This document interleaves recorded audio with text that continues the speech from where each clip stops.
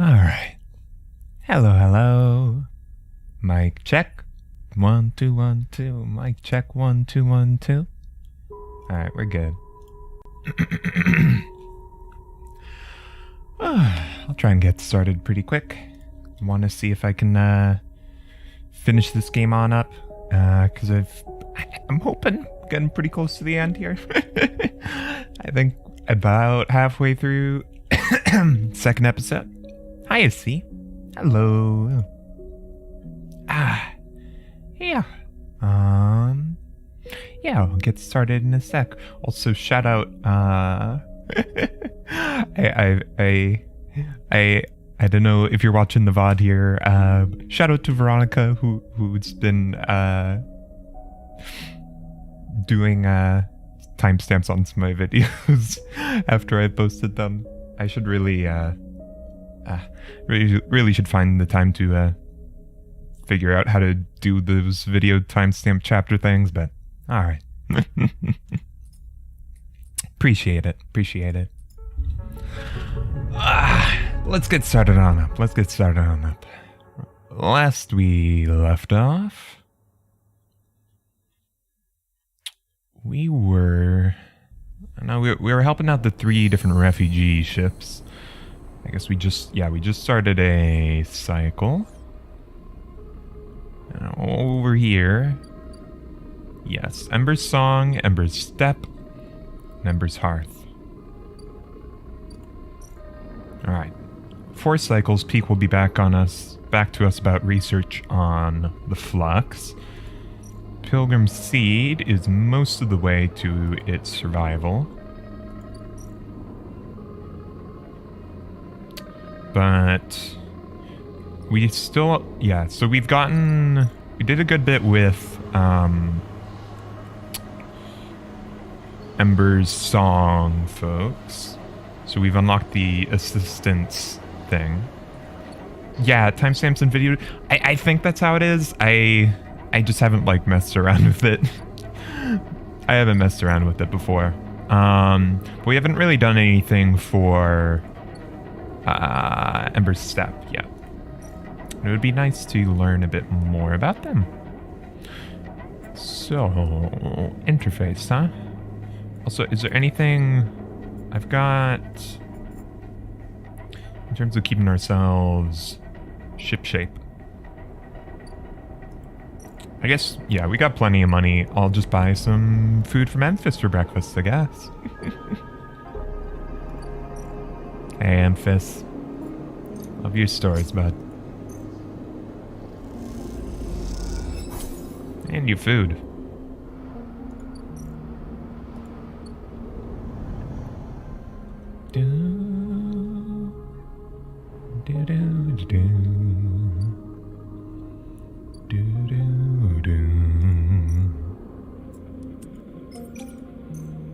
Do really like the music in this game. Alright.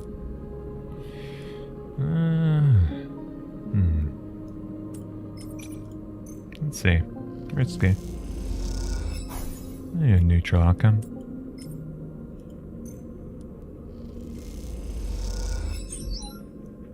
Let's read this. You notice a bug in the wind cycling system and manage to fix it. Aki gives you a knowing look. Seems like you are improving yourself. Is Aki the only one on the Ember Step ship? Is there anyone... we haven't really... Okay, there's a crew. But Ember Step's ship is really abandoned, I guess? It's kind of weird. Alright.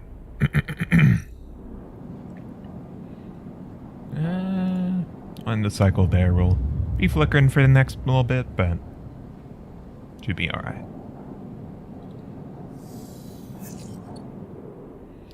I think I've got...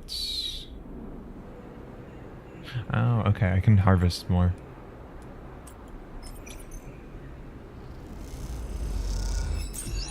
Oh well. More Matsutake. Just kind of hoping for some club head. Alright. Risky. We'll try it. Damn. And that costs us some... Yeesh. Alright. Cost us some condition. There we go. Let's see. I see you've been contributing. Aki stands next to you at the dust house window. I was unsure what to expect when we joined the flotilla on its voyage to the Eye, but after the journey across the system, then the quarantine, and then the flux reaching all the way out here too... Aki stops herself. Thank you. She bows a little. The other ships have only been interested in sending us supplies, but we grow all we need. She gestures at the dust house. What the dust houses need, that is the problem that concerns us. Okay. So they have enough... Ember's Step has enough supplies, they just need... They're just trying to keep their ecosystem alive. Which makes sense. Want to keep your home kind of working, even if it's a home away from home. Ah, well. Shall we go inside?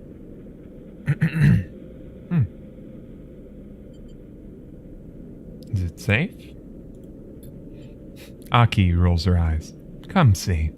She taps away at a panel by the window. Seems only fair that after your help with the support systems, you get to see what it is that you're maintaining. Aki leads you to an opening beside the window. You pass through a dark changing room. You notice Aki is sliding on an oxygen mask and visor. She looks at the swirling dust inside. Inside, it's just like Ember's Step. Thin atmosphere, constant dust storms. Nothing that will bother you. She passes you a mask. The dust isn't exactly pleasant to inhale, however, so take this. You hold it to your face. She leads you through a short decontamination tunnel with its fizzing panels of purifying light, and then through into the dust house. Immediately the wind and heat hits you. You feel the rough waves of dust scattering across your face and peer through the amber murk. Your feet slide on shifting piles of stand. Welcome to Step, or an emulation of it at the least. Aki's voice sounds distant, echoey. The terraforming process only managed to provide a limited atmosphere around the moon, one which is slowly escaping. It's been like that since I was born, so I got used to the idea. You catch her bright eyes through the amber dust. So did everything else that lives there. You feel something hard beneath your feet, beneath the sand, like a coil of rope. Look down. You instinctively look down and see something pale and twisted poking out of the sand. Aki sees you looking. This is Step Silk. It's one of the plants we established on Step. She kicks away some red sand. Like any bast fiber, it can be retted and woven into clothes. I'm wearing some made from it myself. It's one of many species adapted to Step since Solheim collapse, which is why it must be preserved. She stares out into the swirling dust. It is as much a refuge as we are. It is as much a refugee as we are, and the dust house holds hundreds of other such species. You look at the pale, unassuming root threaded thickly through the sand. Aki watches you, silently. Had enough? It will be easier to speak outside. Aki leads you back through the decontamination tunnel, which blasts the dust from both of you, with a burst of metallic tasting air, and into the changing room. Aki hangs up both of the masks, patiently awaiting your questions.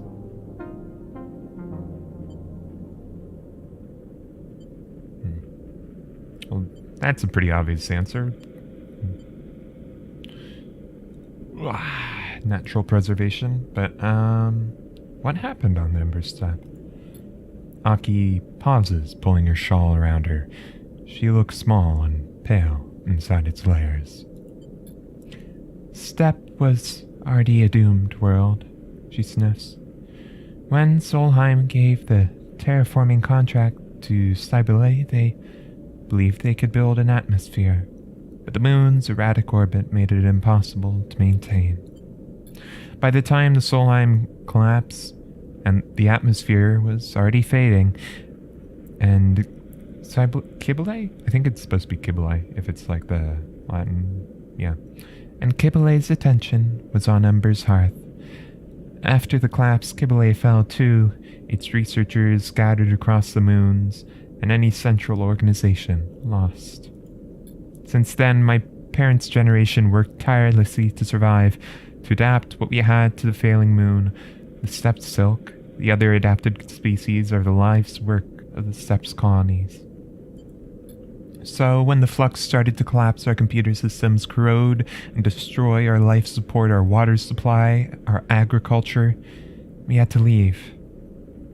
Aki sits heavily on a nearby bench.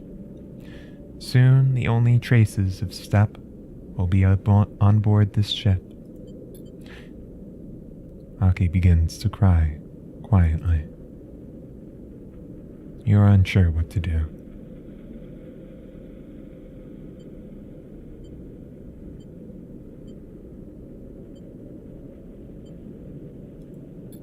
You sit on the bench beside her as she sobs. You understand why this ship, why the refugees from Steppe are so different. Their world was already dying when the flux arrived. Ember's Steppe is a terraformed moon, a partial atmosphere, established colonies, agriculture, and yet when the flux event started, its people had to leave. You think of the eye, and the delicate web of decaying systems it rests upon. What hope does a ruined station have against a wave that corrupts, corrodes, and collapses? Aki interrupts your thoughts, rubbing her eyes. Not everyone left. There wasn't room to take all the people and fill the dust houses. My parents, their friends, and many others stayed. She sniffs. We carry the step for them.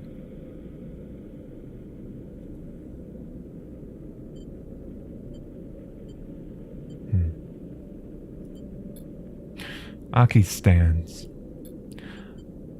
I wanted you to understand the importance of these dust houses, of what they contain. She leads you back out into the corridor. If the flux events continue to reach out to the eye, we need to build protections to ensure their safety. Aki meets your eye.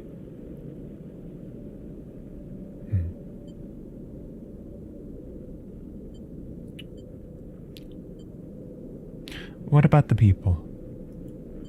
Aki looks away. We aren't idiots, Sleeper. We chose to carry this burden.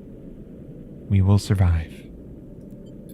These dust houses are already decaying. I have seen it. She stares into the dust. We had thought that they would last longer, but that last flux event... Help us. Aki looks at you. Please. Alright. I will. When you're ready, we will begin the preparations for reinforcing the dust houses. We need to be ready for the next flux event. Aki's eyes shine with the last of her tears. I will see you soon. Aki drifts away down the corridor, leaving you alone once more at the viewing window, watching the ragged, delicate traces of the moon known as Ember's Steppe. Alright. So, preservation. If the dust houses are to preserve their closed biomes, they will need shielding against the flux and protecting from their slow decay. Repeatable action. Intuit +2. Also repeatable. Huh. Step silk care.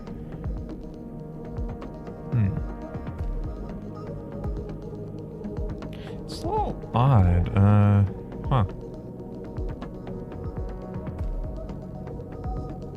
Like this one's dangerous, but then like this one gives more like completion? A little odd. I mean, maybe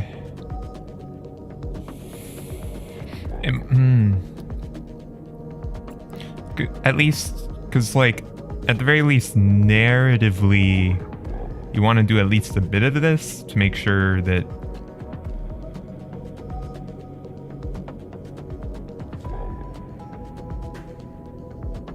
yeah, because like narratively this is a lot more specific to just one species of the hundreds, whereas this protects everything, but it's a little weird.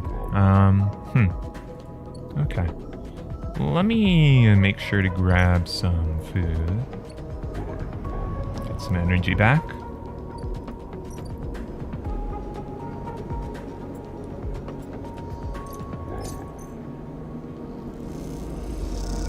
Okay, odd choice. I mean, I don't know.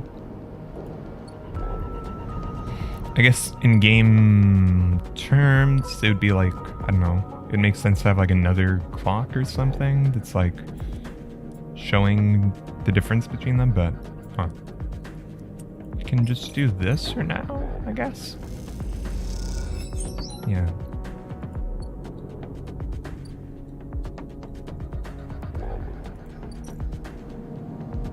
Alright, on the cycle here.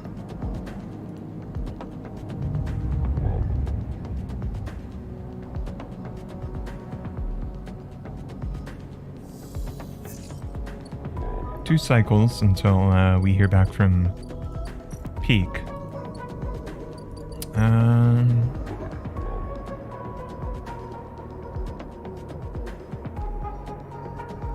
We can probably... How much did this give? Oh yeah. Okay. Let's fill this up. Continue. Soul finds you deep in the layers of the pilgrim seed, working on a patch for a life support vent. You hear him coming, his suit hissing as he does. I had to ask around to find you, he smiles.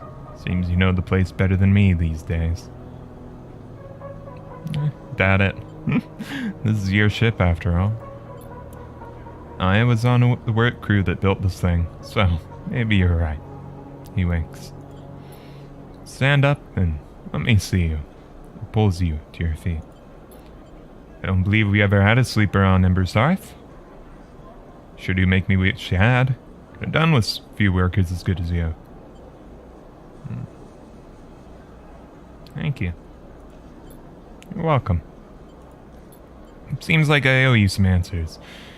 Seeing as you've been working hard on the Pilgrim Seed these past cycles. Kind of forget what I like.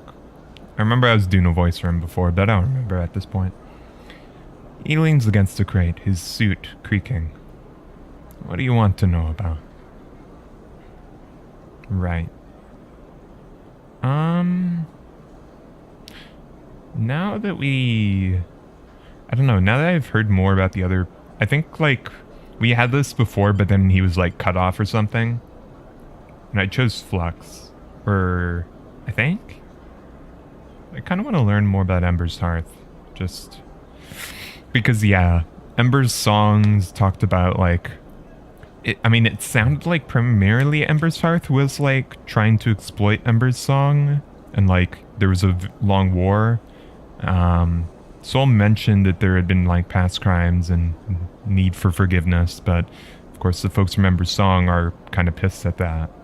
And then I don't know how Ember's Step factors in entirely, but I know Ember's Step needed supplies from Ember's song as well, and was, I think, like, allied with Ember's Hearth. So but let's hear more about it.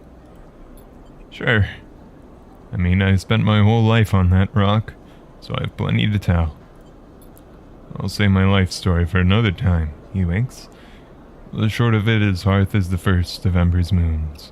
The biggest and most populated, which is down to the successful terraforming systems Kibble set up back when Solheim owned the system.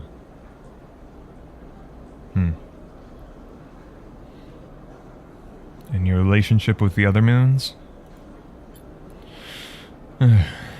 Depends on who you've been talking to. You shouldn't mistake me for a politician, Sleeper. That's for others to do. He gives you a look. But Ember's Step was a test ground for the terraforming tech that Hearth was built on, while Ember's Song was the extraction site for the raw materials and energy needed to make it work. You can imagine that might lead to some tension. However, despite what people might say, Hearth was never fully stable. He shakes his head. Kibble liked to talk it up, but after they pulled out and Solheim left, our people discovered they'd have to keep the systems running themselves, or the place would soon up as dry as steppe. Hearth was good as long as the evaporators kept running, kept filling our skies with clouds. Even after the collapse, our people kept those things going, turning that subsurface ocean into a periwinkle blue sky. Sol smiles. Flux ended that, though. When they failed, the rains failed, and the harvest with it. Sol pauses. And soon, you have the city without a way to feed itself. That's when we, some of us, made the decision to set out on this place and look for another future. Right. Anything else you wanted to ask? Yeah, let's see what else we can ask about. So that's interesting. Both Step and Harvest have had to leave people behind, haven't they? I don't know if Song has, because I mean they were mainly the extraction moon, so it's quite possible that they had a lower population, low enough that everybody was able to go on the ship. But Hearth and Step had to leave people behind, which is a damn shame.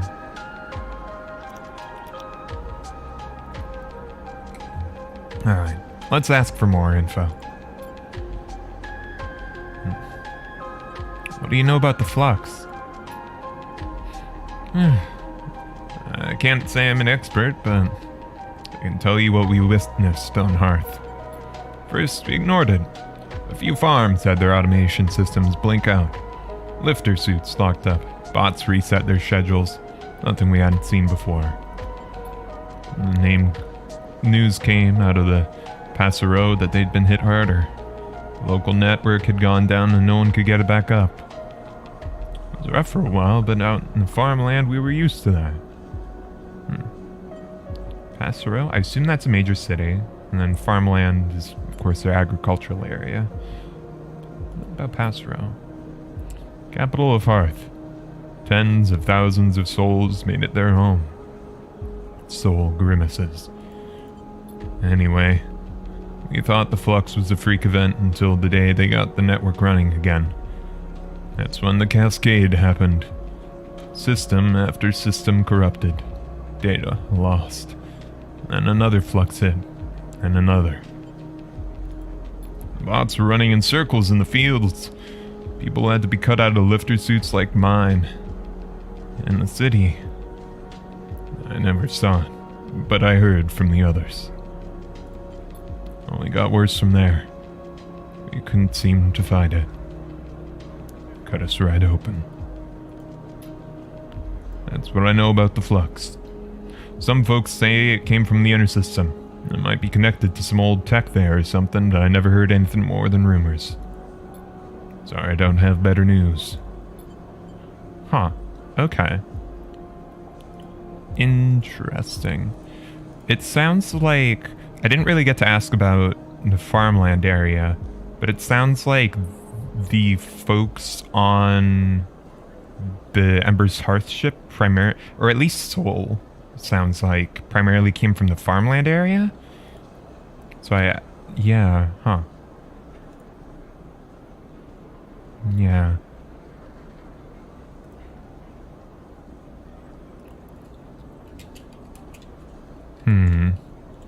So yeah, I guess they maybe had to leave the city folks behind too. Maybe the city ISAo folks had another ship. They haven't come here, so.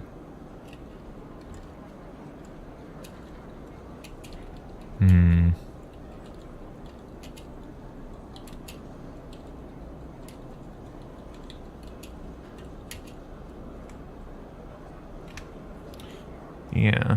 Let's see, yeah. Let's ask about Soul's life story, eh? You want to know about me? I'm not sure that was part of the deal I was thinking of, Sleeper. Unless you're asking about this.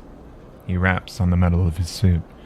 In case you haven't guessed, it's the only thing keeping me vertical. He adjusts his shoulder piece. It's a lifter suit, made for work in the fields. We had to modify it so I could walk around after the accident. And that's all I'm saying, Sleeper, 'cause, to be honest with you, I don't owe you more than that. You want to know about the flux, about Ember's Hearth? Go ahead. Don't pry into my life, and I won't pry into yours. Soul lets the silence sit, staring hard at the floor. The suit seems to loom over him, looking more like a burden than a support. With the bars around his head, you suddenly start to think of it as a cage. Look, I don't mean to be rude. Let's leave it there. There's too many eyes on me on this ship as it is, and I'd rather just slip into the background. Thank you very much. Anything else you wanted to ask? I think I'm fine. Thanks for the answers and your time, Soul. You sure? Do you have anything else to say? Spit it out, then. Something buzzes on Soul's suit. He glances at it and frowns. Looks like time's up, Sleeper. Okay, yeah. So we exhausted all of them and then kicks you out. Soul stands, flexing against the suit. He takes his cane in his hand. Keep it up, Sleeper. He smiles as he leaves. You're making me think I need to start making new plans for this place. And with that, he leaves. And you wonder what he means. As he creaks away down the corridor, you can't seem to help but feel there's more to him than he lets on. So, Stepsong and Hearth 1 part is ready now. Let me turn the light on in here real quick.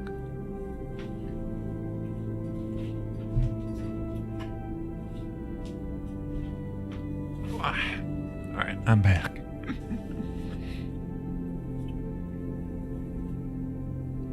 Yeah,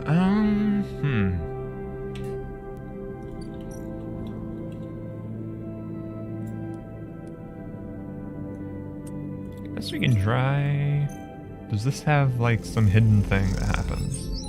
No, just +2 to preservation. Alright.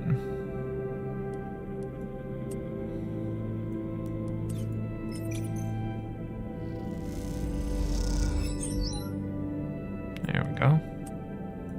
I guess we'll just finish this one up, huh? And we'll have to finish up song. Alright. Preservation.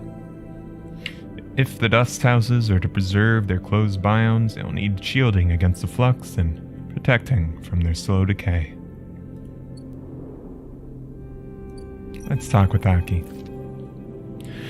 You and Aki stand side by side at the viewing window in silence. The dust swirls and you glimpse the twisted root systems of the steppe silk through the ochre haze. After all these cycles, you feel a strange connection to a world on which you've never set foot.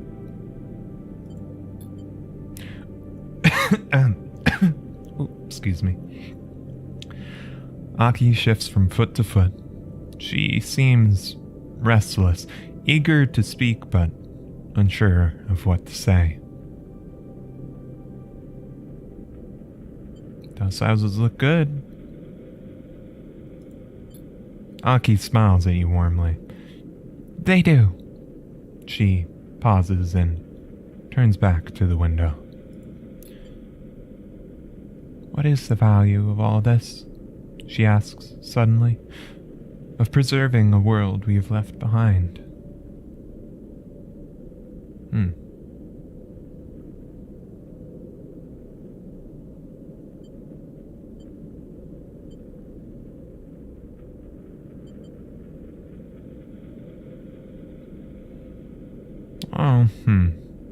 Those are answers. They don't quite feel like fully adequate answers.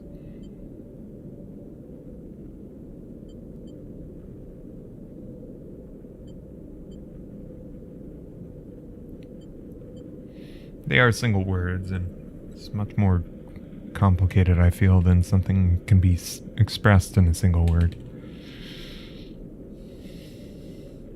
I suppose we have to choose.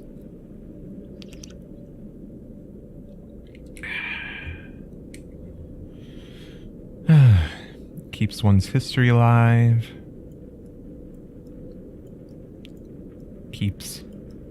Conserves animals and plants and all other kinds of life forms that would be snuffed out by entropy otherwise.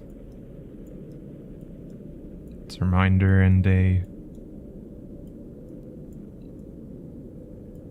physical memory of one's culture and the environment that shaped it. So, I feel like all three of those work, but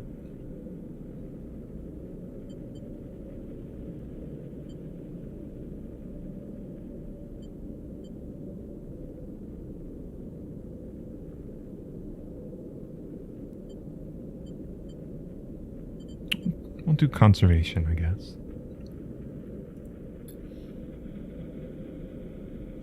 Aki is silent for a moment.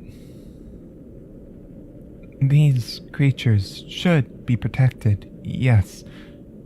But for us, their conservation is conditional.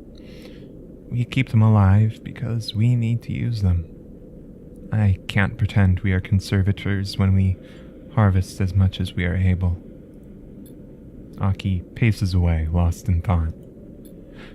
I'm grateful to you for helping protect the dust houses, for ensuring their slide into decay is delayed, even inverted. But now I find myself at an impasse. The stability of the dust houses changes things. It makes me aware of how blinkered we have been. Aki stops to look at you, her posture somehow different. If the ecosystems of steppe, if its people, cannot grow to meet the future, why preserve it? She frowns. Are we just slaves to the preservation of what came before?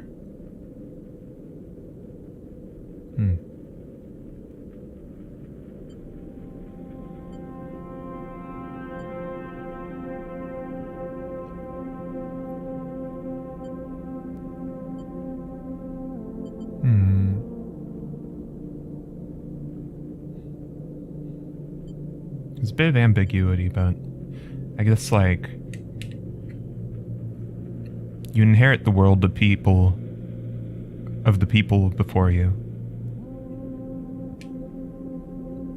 And you have a degree of obligation to not necessarily preserve it, but bring it forward with you. Change and be changed by it.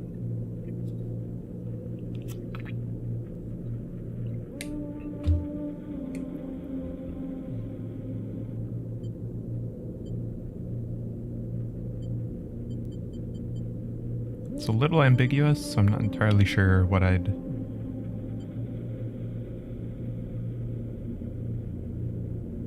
choose, but oh well. We'll make our choice and come what may.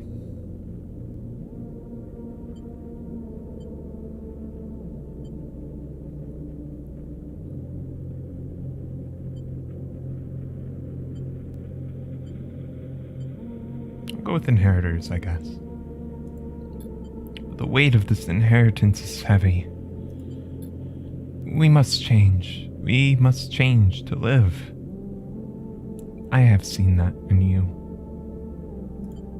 The steppe, these people, this ship should serve more than heritage, than history.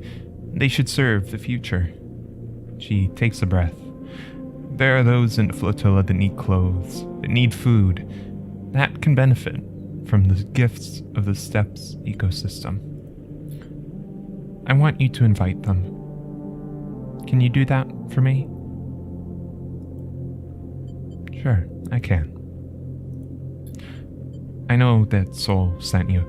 You can tell him Aki, captain of the Wind's Long Shadow, invites all the people of the flotilla to come. Alright. You want to know about the flux, no? About its purposes, its origins. You wish to protect your home as we could not. I'm afraid I don't have much to tell you. It is an exotic wave of sorts, an energy that passes through matter. It shifts the very charged particles which run through our electrical systems. It is possible to shield against, as you would radiation, as we have done with the dust houses, but only while it is weak. The flux event here was much like the first ones we felt on Ember's Steppe. Localized, destructive, but bearable. But in time, its strength grew. I don't know if it will be the same here, but... She pauses. Hi, by the way. Hello. It is coming from the center of the system, from the closed orbit of Helion's star H1. That is all we could uncover. She is silent for a moment, unsure of what to add. I'm sorry, I cannot offer more, but you are always welcome upon this ship. I hope I will see you when the others come. She squeezes both of your hands. I hope this ship, these dust houses can be more than a museum. I hope they can be a home. With this, she turns and leaves, and you feel that word, home, resonating within you like a struck bell. Yeah, alright.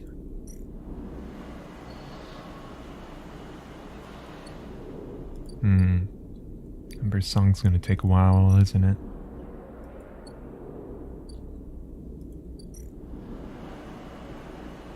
Need at least 6 actions on it.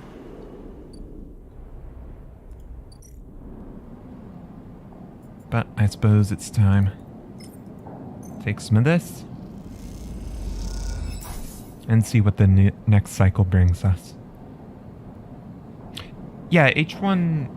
I mean, since it's H1, it could be a dual star system. I'm not sure, but it sounds like one of the stars of the system that the eye is in. As far as I understand it, yeah. Ember is some sort of a gas giant, likely around similar sort of distances, you know, Jupiter or Saturn. And then the eye is likely farther out past that orbit. Maybe somewhere around the range of Neptune or Pluto, though of course can't be sure if... it does sound like they're... whatever sort of groups and stuff are... This is like an... humans are interstellar, it seems. And so, it does sound like there's other systems that people have been to. So I can't be sure if, you know, this is, I guess, Sol system. Our solar system. But... you can speculate, certainly. Let's... do some jobs. The Axis houses an overflowing job board of engineering tasks requested by the crews. You can help out there.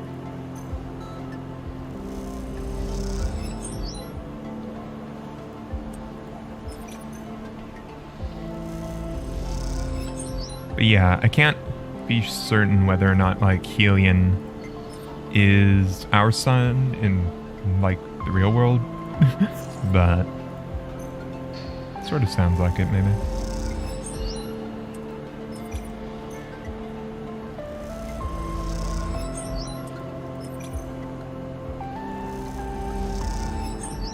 Alright. On the grind. Next cycle.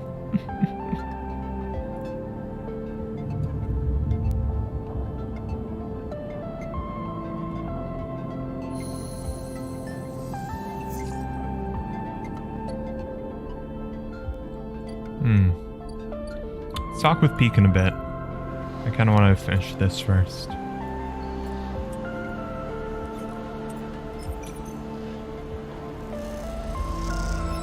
Continue. Sleeper. Peter calls to you as you cross the axis. He is standing by the same railing as you saw him at last time, and he beckons you over. I've been hearing things. He gives you a sidelong look. Good news, I hope. Mostly. Peter smiles. He rubs his hands together nervously. You wait for him to speak. You know, on song I was the teacher. He glances at you, anticipating a response. Alright.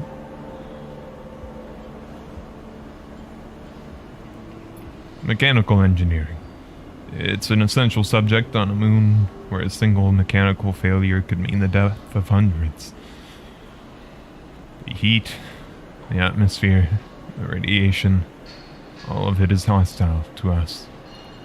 My students knew this. Their work, their training was respected. As long as they were careful and respected Song themselves, they would have their choice of colony placements. They were always in demand. And I was respected, surrounded by friends and colleagues. Always able to call in favors and repay them, like for like. He frowns.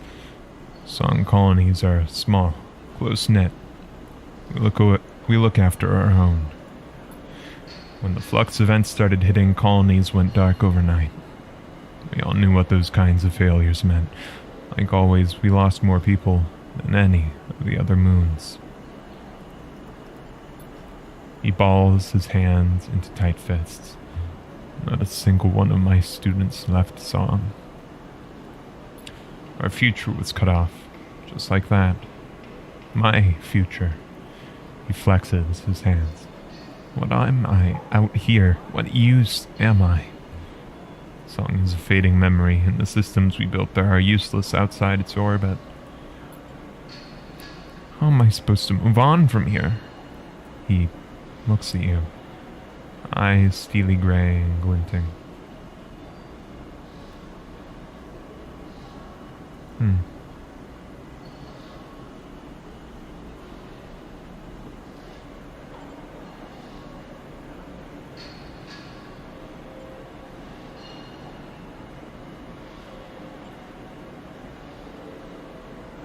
Perhaps he could find someone to teach.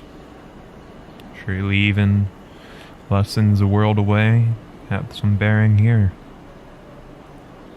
Peter pauses, thinking. You don't give up, do you, Sleeper? You just keep going. Peter shakes his head. You remind me of a student of mine, one who entered the program from one of the smaller colonies. They didn't have the advantages of some of the others, but they were stubborn. Stubborn as hell. By the end of the program, they were the most skilled of their peers. They didn't get the best assignment, maybe because they didn't spend much time making the kind of connections that would help you get there. But that didn't matter, because I knew they would make the best of anything they set themselves to do. Peter is smiling now, buoyed up a little by the memory.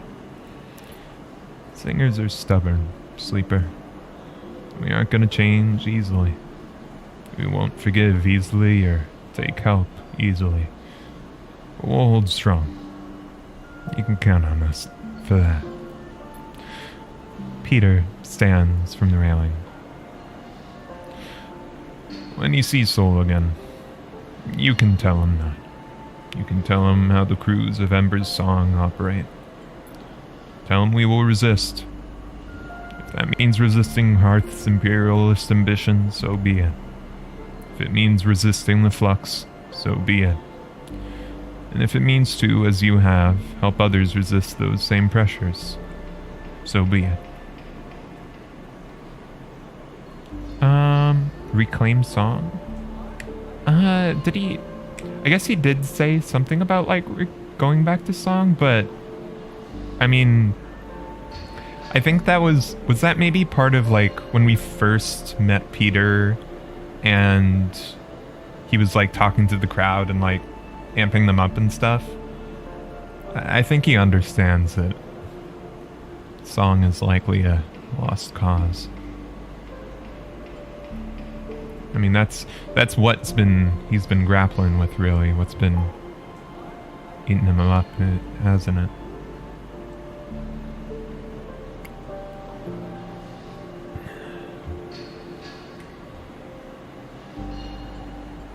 But he's still staying to his, like, I don't know, core values, you know? That stubbornness, that refusal to be pitied or refusal to be pitied or to be exploited.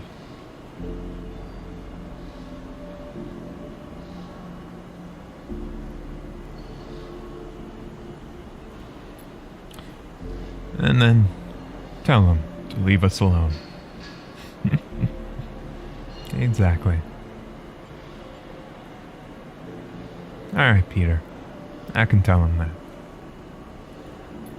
He turns his steplighter and heads off towards the center of the Axis' hub.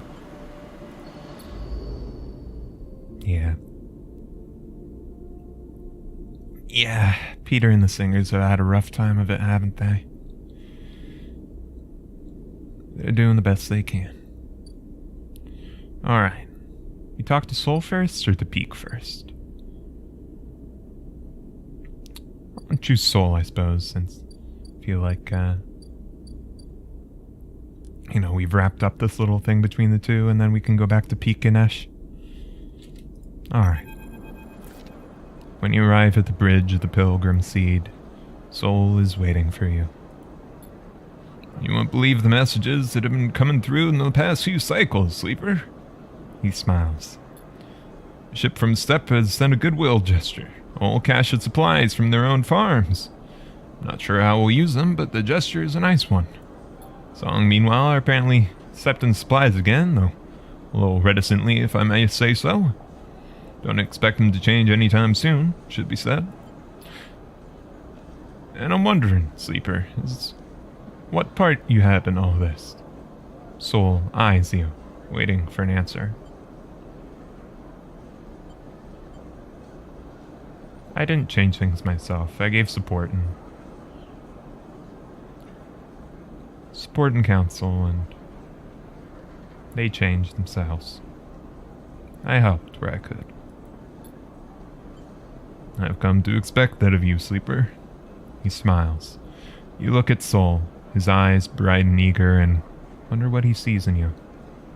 Are you a tool to be used or an ally? It can be hard to tell. I want to show you something.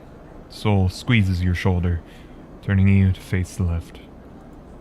He leads you along the axis of the ship towards the engines, the clanking of his suit accompanied by the constant hammering and welding that fills the echoey bulkheads of Pilgrim Seed at all hours. With the cordon lifted and shuttles able to go out to salvage scrap and barter for supplies, the ship has become a place of transformation, moving towards some state yet to be revealed to you. You look at Soul. What is his plan here? What is he preparing the Pilgrim Seed for? Or is his sharp eyes simply focused on making it through to the next cycle? Suddenly, Soul stops in front of a large bulkhead door, like the seal on the front of a dry dock hangar. He signals to someone in a cabin high up, attached to the wall, and they begin the process of opening it up. The Pilgrim Seed was built as a short-range freight carrier, you know? The amber warning lights on the bulkhead door send spinning shadows across Soul's face. We built it to ship the entire harvest from thousands of farms to the silos at Passero. Yeah, so it was a farming transport ship, wasn't it? When we realized we needed to leave, it was the biggest ship we could muster. And somehow, she's carried us all the way out here. We led evacuation.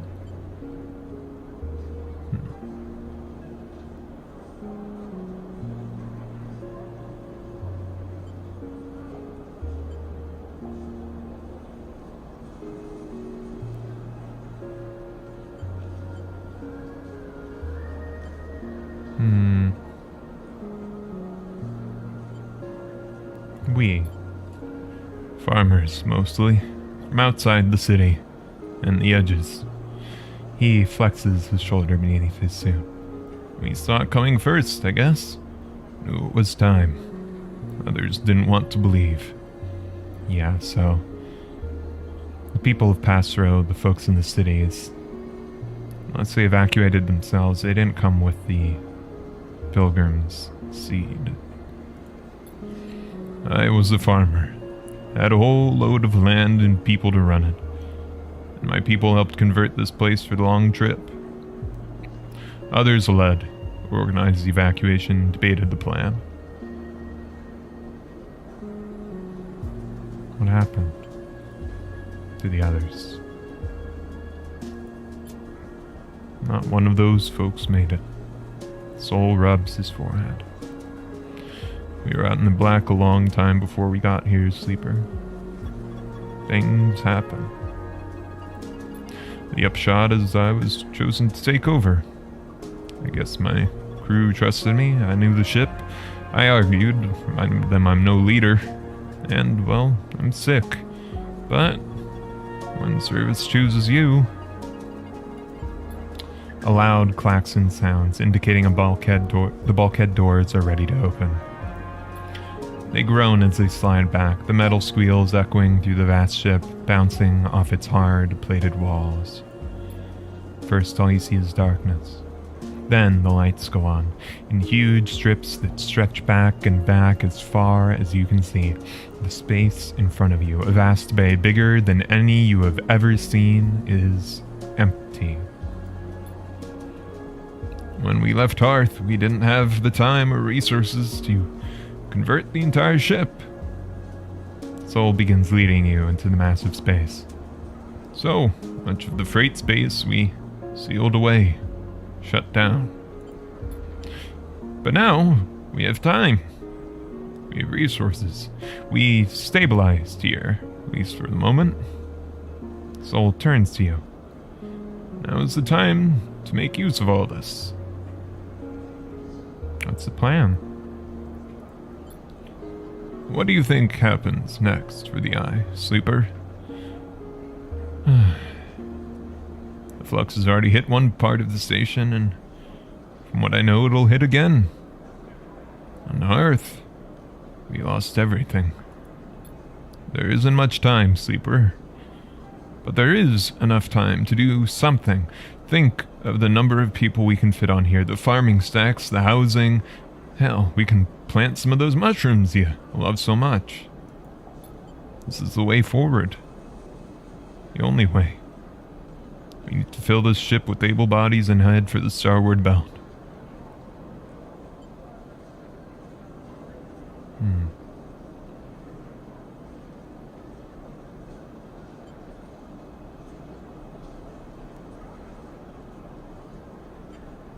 Damn.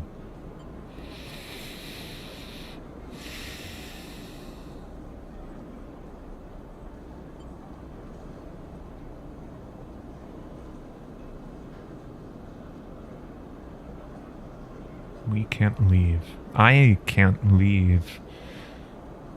Because without Gardener, There's no telling how it would be possible to get Gardner onto this ship.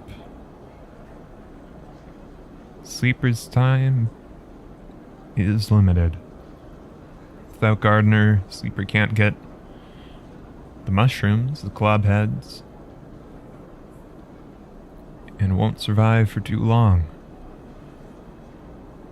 So we can leave, or at the very least I can't leave. That's what the people of Passeru said to us, Sleeper. That's what we said to each other. But we left. I want you to help me. You know the Eye. You have connections. You can work hard. I've seen it. Soul meets your Eye. I know you are like me, Sleeper. You didn't choose service. It chose you.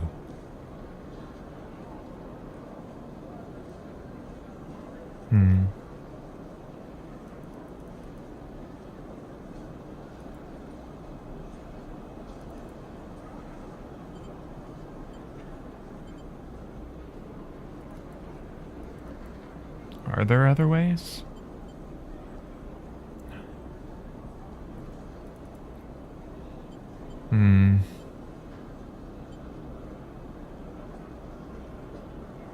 Yeah, I don't know. Maybe there's other ways, but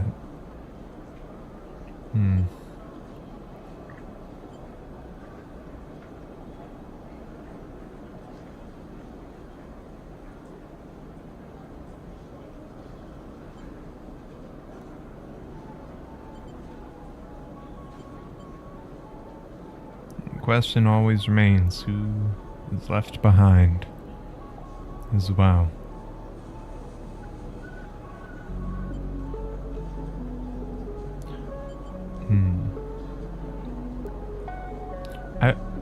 I'll say this, I'm not sure. Yeah, we haven't talked to Peak about Flux yet, but yeah, maybe there's other ways. If you know them, go ahead. But I'm telling you, this is the opportunity we have now. I know it's a lot to think about, Sleeper. Trust me. Soul begins to lead you back out of the bay. Think of what we can do here. The flotilla can't last forever. We need more than just farmers to make this work. We need to build a new world for ourselves. I've heard that out there in the belt there are people who've been setting up since collapse, making something of their own. That's our future. Tucked away in those rocks, far away from all of this. I didn't bring my people here just to let them die somewhere new. Soul crosses back over the threshold of the bay and signals for the operator to close it up. The door groans, and Soul waits for it to stop.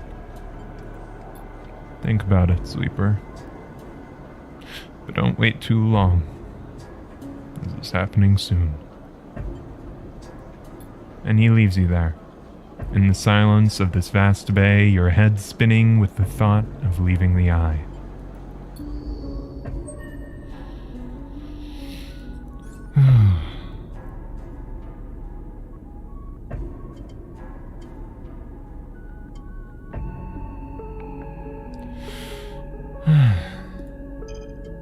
Hard to kill.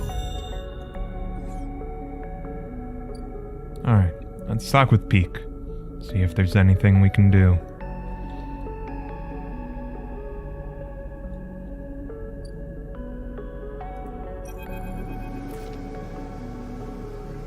Have you ever heard of con channels, Sleeper?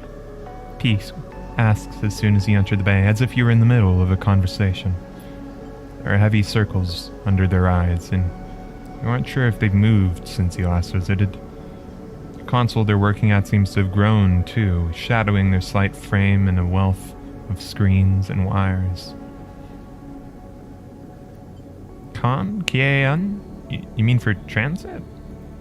Yes, exactly. Peak turns to face you.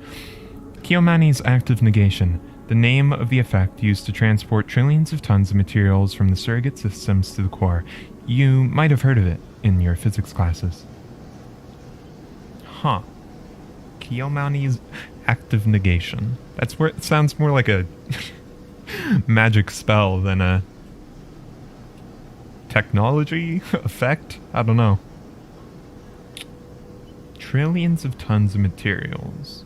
The effect. At XPR, they hammered the principles into us as kids. KAN. Peak recites the definition as if in the classroom. A process of collapsing spatial causality along the Euclidean distance out between 2 points by negating mass simultaneously at both ends of a geodesic curve. Huh. Essentially, KAN channels allow for the near instantaneous transport of raw materials between systems. They require huge volumes of energy, of course, and decades of construction, but once the KAN channel is established, it opens up a system for infinite exploitation. Ah. So, teleporter technology, basically. Bending space to, move things about. Having a bug at an end of string and bringing the ends of the string together. The backbone of surrogacy is what KPR called them. They may not be able to send anything more complex than a rock through them. Complex machines and people are, shall we say, reconfigured by the process. But for raw, particularly pure materials? Whoosh. How does this relate to the flux? What I was trying to find out is whether the Helion system, this system, ever had a KAN channel. Con channels are vastly expensive to build, to run. Not every surrogate system has one. Many use fraction drive ships to transport their materials to the nearest hub, but Solheim... Peak smiles. Solheim spared no expense when they established this system. There's a con channel? Yep. They shut it down before the collapse. They couldn't run the sender receiver station anymore, but it was there. It still is, as far as I can tell, closely orbiting our star. That sounds like what Aki from Ember's Step was saying about the origin being very close to Helios, very close to the star. In fact, Peak grins. They've been building to this. I'm sure it's still there, because one of the issues with con channels are the massive waves of exotic energy they can produce when cycling up. Flux. Exactly. Peak's face suddenly drops. Someone is starting up the channel.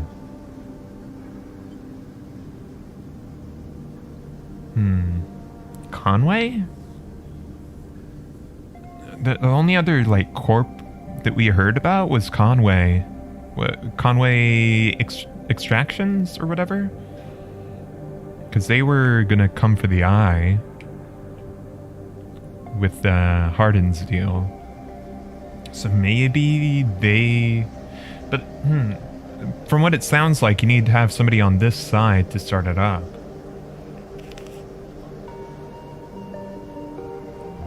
Also, just I don't know, starting that up all just for a single station at the very edge of the system? There's probably something bigger going on here. But yeah, why? And who? And why? And what? All of these questions are important. Why? Who could be starting it? Peak sucks in a breath. That?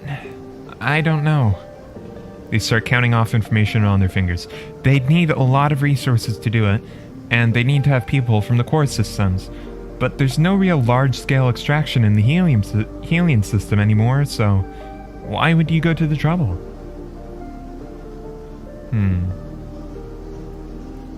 Just to trigger it, maybe? The flux, the wave that Con produces, it's a side effect, a problematic one, but it isn't a destructive force. If it was, the core systems would never have been able to use it. So why are colonies collapsing because of it? Why is it chewing through systems, the kind of industrial system set up to function within the range of a once active con channel? Peak is getting frustrated. That's true, because the channel was active during the time of Solheim, and all the Embers colonies were established by Kibble under Solheim contract, so... yeah. It could be maybe it's a freak accident, like the con platform is like descending into the sun or something and burning up in orbit. I don't know. The moons of Ember have been terraformed since before the collapse. Yeah, just like I said. They would have had to deal with the flux. Yet, everything we've heard from the refugees says it brought down every system they had. Peak falls quiet, thinking it all through. Your mind drifts too, thinking of the con channels, those vast acausal highways that prop up the core systems and their endless appetite for resources. Yeah, the collapse, maybe. This system's been quiet for decades. Solheim collapsed. Most corporations gave up their claims, and apart from the Celis ships that came to work on the sidereal horizon, no one from the core has come here in all that time. You shiver as you imagine the attention of the core, the systems of logic and exploitation that created your suffering, turning towards the Helion system. A floodlight turned to this dark corner. Right, because yeah, SNARP is from the core systems, aren't they? And yeah, Sleeper specifically escaped here to because yeah, it is sort of, I guess, a backspace where not many people come through. Not explicitly, but I assume that was the implicit reasoning for Sleeper going this way. A shrill beep catches both your attention, and Peak rushes to a screen, one showing a crude map of the station. On it, individual markers begin to flare up with insistent chirps. Peak looks puzzled for a moment, and then her face drops. No. They lean in close. This doesn't make any sense. Bad news? The flux nodes are appearing elsewhere on the station. I set the system to alert me to other flux nodes near the epicenter of the flux event, but these are everywhere. The hub, the low end, the shipyard? How can that happen? The only reason we saw flux nodes here was because it's the most run-down part of the station. They're barely shielded, but others appearing so far after the event. You're going to need to get me the data from these nodes, and quickly. I'll keep looking at what I have here, but I need to know why they're popping up everywhere. Right now? Right now. We can talk more about con channels and system history when you're back, but this needs our attention right now. Peak turns quickly back to the monitor, their eyes following scrolling screens of code spewing from the newly fluxed nodes. You leave quickly, but the struggle to shake the image of the spotlight from your mind. You feel watched as you cross back into the Pilgrim Seed on your way to a shuttle bay. You hurry onward, eager to outrun your fear. Okay, so, bring them flux data. Maybe it would have been good to grab Icebreaker. I don't know... Do flux nodes count as agent nodes? I'm not sure. Regardless, let's cross over.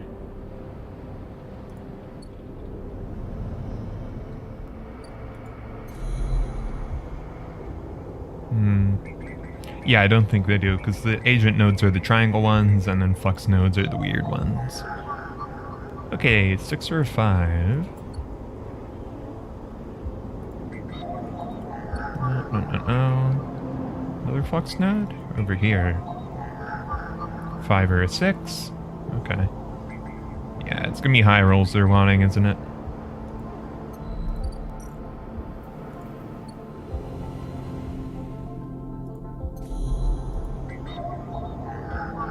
Four or a 6. Okay. Oh. I just noticed something interesting. We've got a bar again, don't we? I did... Wait, it's only up in the... It's only up in the hub.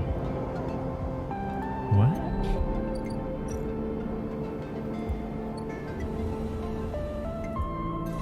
Yeah, up in the hub, we have a progress bar in hacking. Maybe Navigator's up there? Oh, if Navigator got corrupted. That's not good. That's bad. That would be real bad. Alright. Flux data. Reroll. Oh, perfect. Just what the doctor ordered. And a 5, because I think the one up there needed a 6.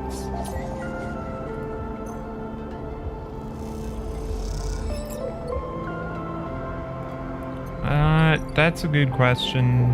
We'll see. Yep. Okay.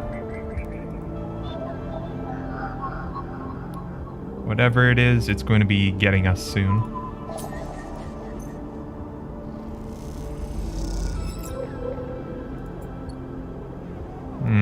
Yeah. There was just a spooky noise.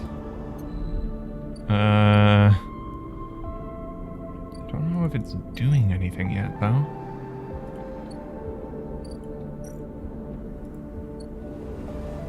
Maybe the fact that I didn't trigger it while I was up there helped or something? I'm not sure. Well, got our data.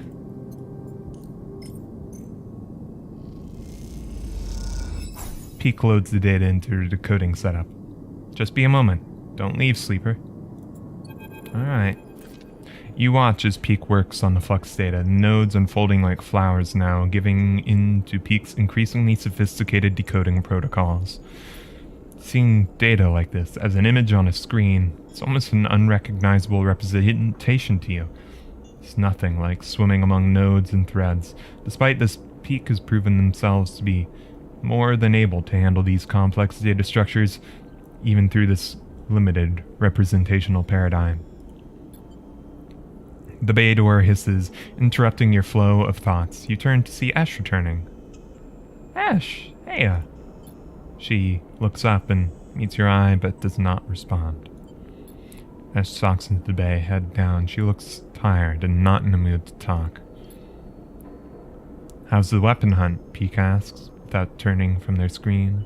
Right, there's the explosives too, still. I was kind of worried that, like some singer folks might try using them, but mostly seems like tensions are low right now. Slow, unsuccessful, tedious. Ash slams a bag down on a crate and hops up to sit on it. You still unpicking balls of yarn? With the sleeper's help, Peak smiles. They brought me some good stuff to cycle. Maybe they could help you find the weapons you were smuggling. It's clear Ash doesn't appreciate Peak's tone.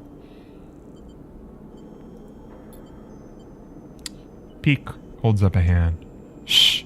They lean in towards his screen. Son of a... Oh no.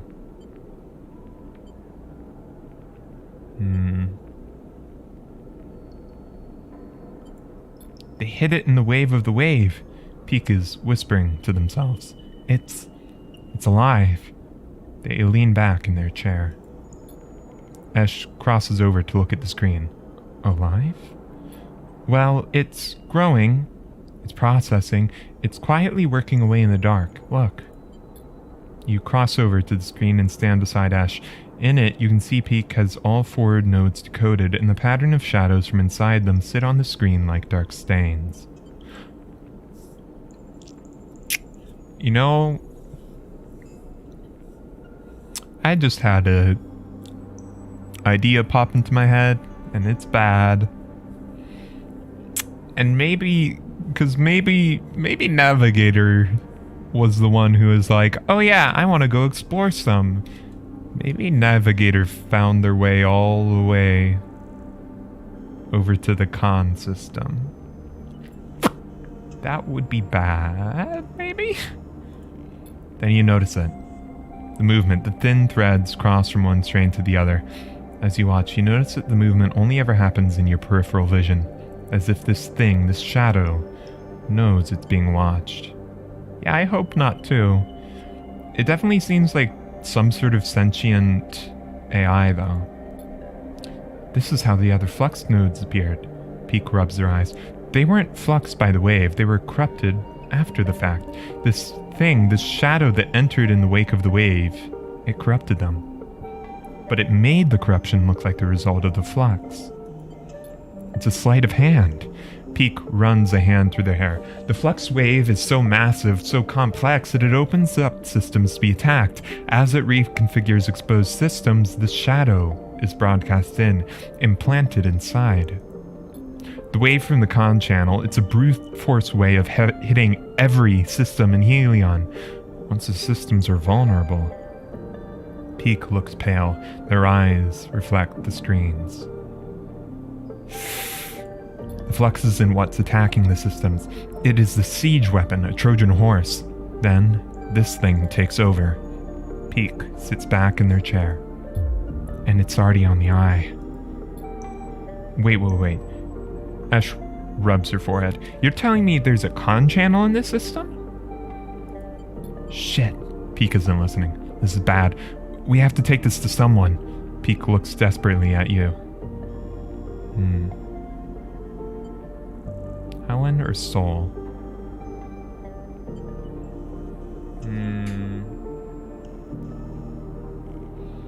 Enemy action? Yeah. I mean, no disrespect to Soul, but, I mean, farming's a bit more his job. I feel Helen's what, like, I mean, I guess, yeah, I don't really got an idea of how many, like, no disrespect, but Soul's got a bunch of farmers, and Aki's, you know, they're maintaining their thing. Maybe Peter? Damn SNARP. I don't know if it would be SNARP. This doesn't seem like an SNARP thing. SNARP was more like robotics. The SNARP's a lot more like, yeah, like robotics and cybernetics and stuff, right? So it doesn't really match up with SNARP, but maybe. I just feel like Helen might be. I know we've had a bad start with Helen, but I feel like Helen's probably a bit more qualified to work on this than Soul. Like, Soul's fine. He's just, I don't know about going to a farmer for system maintenance. Yeah, we need to go to Helen, even if it's gonna suck. Is that wise? Ash cuts in. Havenage haven't exactly made good decisions lately. They are the system administrators, Ash. They need to know. The argument rages between them, and as you watch them shouting, you feel sick. After a while, they stop running out of things to say. An unsettling silence descends on the bay. I need more time, Peak says quietly. I need to look at solutions, try to build up a case, collate evidence. We mess this up. They look down at their hands. Ash goes to speak and then thinks better of it. Not a word, Sleeper. Peak meets your eye. Don't tell anyone until they are ready. With the tension among the refugees, Soul won't be ready to hear this, and Helen and Havenage are still mired in some kind of crisis. We tell Havenage they're likely to react badly, and even with the flotilla stabilized, Soul is also not going to react well to this. I need time to build a case. You're too twisted up in this, Peak, Ash says quietly. This is not our place. We don't owe... Stop, Ash. Peak slumps in their chair. Just stop. You leave them like that, exhausted and troubled, and head back out into the Pilgrim Seed. When you close your eyes, you think of those shadows, that movement at the edge of your vision. Something dark, growing in the station like a parasite. You feel sick. Your vision blurs. What comes next? You stop in a corridor and take a breath, putting a hand on a rumbling metal wall. For now, the eye keeps spinning. For now.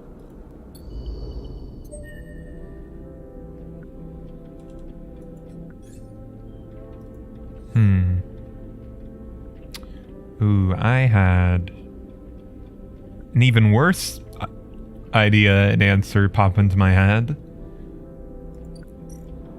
Which is, if this thing can infect stuff, like parasitically, what are the chances that it infected the refugees' systems on their ships? And it wasn't actually... I mean, I guess it was the wave from the thing. Because these couldn't have created the wave. But maybe they transferred the virus? Maybe? That would be bad. Also not help with Havenage.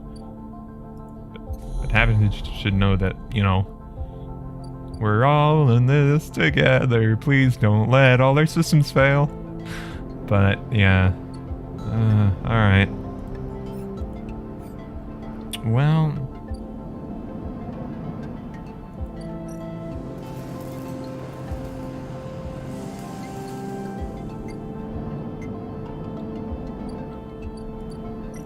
suppose we can do this. I still haven't finished this sort of quest thing.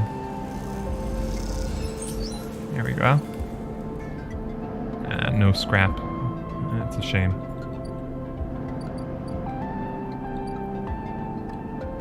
Alright. Let's go by emphasis. So I'll buy some fungus. Yeah. Things are getting rough. Things are rough. But we have a couple of 2 cycles until we hear back. So, yeah. End the cycle here. Need to get some scrap next cycle. Maybe harvest some fungus spores. And see what we can do.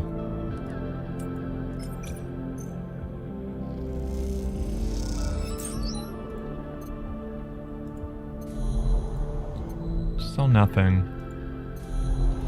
I do wonder, maybe I did end up like missing something in the hub. Not sure.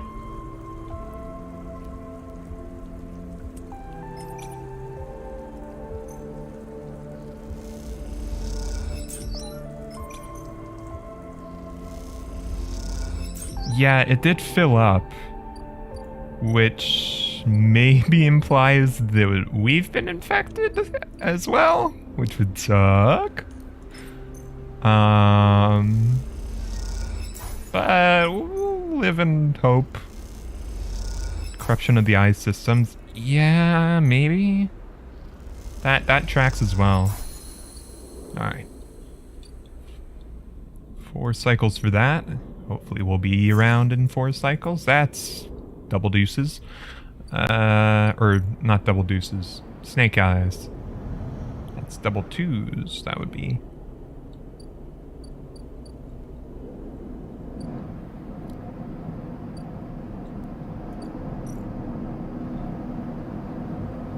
Yeah.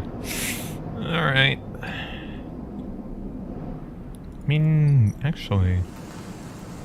it's dangerous, though. I don't know. I want to mess with that.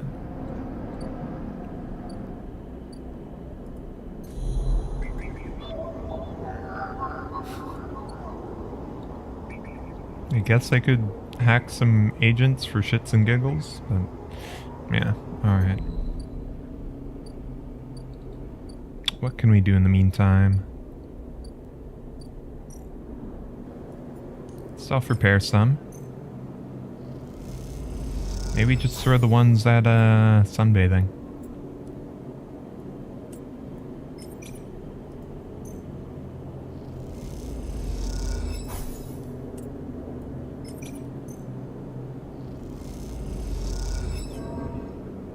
Alright.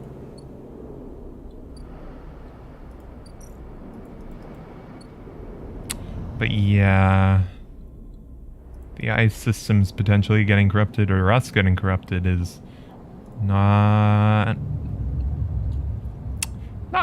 a great thought to be having over our heads.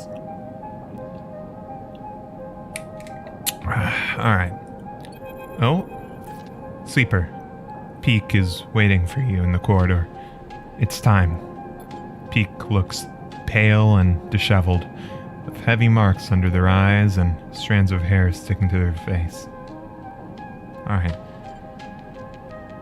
I don't know what we're doing, but ready as they'll ever be, I suppose.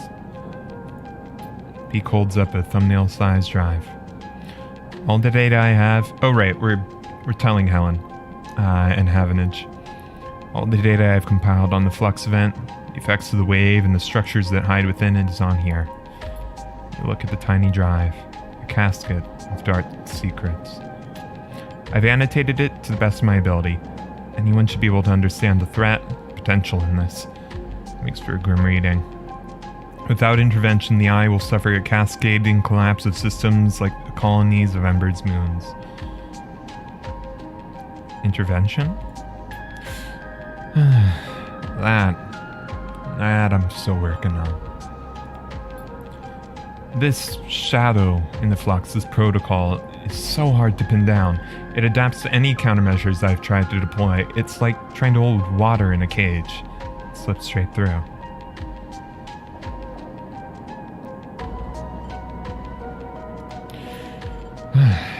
Peak closes their hand around the drive. We need help, Sleeper. This is about everyone on this station. We have to set up a meeting to tell someone who can do something about all of this. Yeah. Again, I'm gonna say Helen. Perhaps. If anyone can protect the eye, it's Havenage, but their internal politics will make it hard for them to act. But even listen to us? Perhaps. Maybe we've been thinking about this all wrong.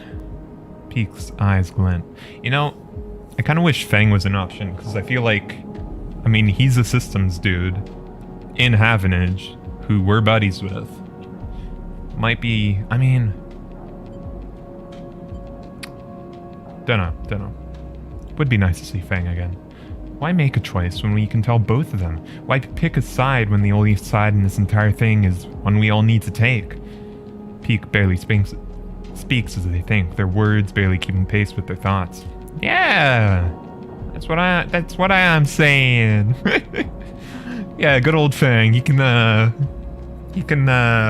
take off shifts from work at it. We need to resist this together or we will fail. We need everyone on board, Sleeper. It's the only way. Send the data to both. Yeah, that's what I'm saying. I'm glad you see it too. Another flux event is coming, I'm sure of it, and I'm not sure we can survive without help. You need to do this, Sleeper. I can't. They open their hand and hold the drive out for us to take. You know Soul, you know Helen, they trust you. To them, I'm just another spacer, but you are a part of this place. Hearing someone say it to you hits you hard. You are a part of the eye. Peak is right. But right now, that feels more like a weakness than a strength. I've set up a data relay at the cordon. It's neutral ground. Take the data and send it out to Havenage and the flotilla. Once they receive it, they will come. You can be sure of that. You'll meet them there. Take them through it all. No one could do a better job. He tucked a strand of hair behind the ear.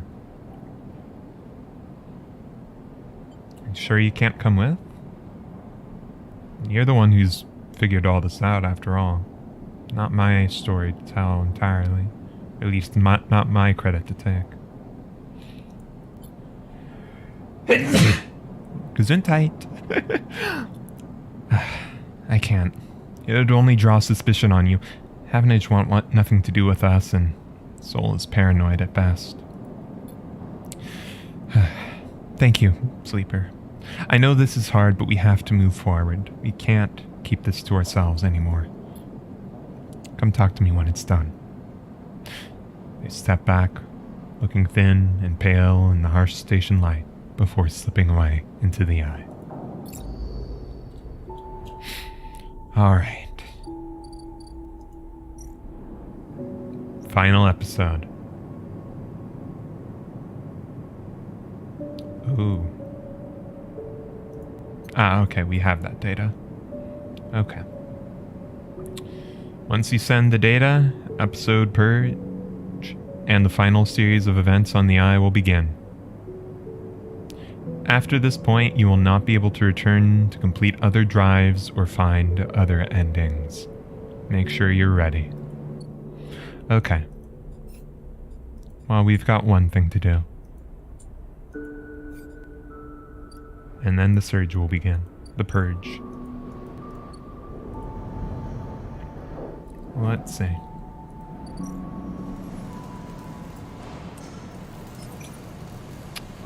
Alright, Lemon Mina. See you soon.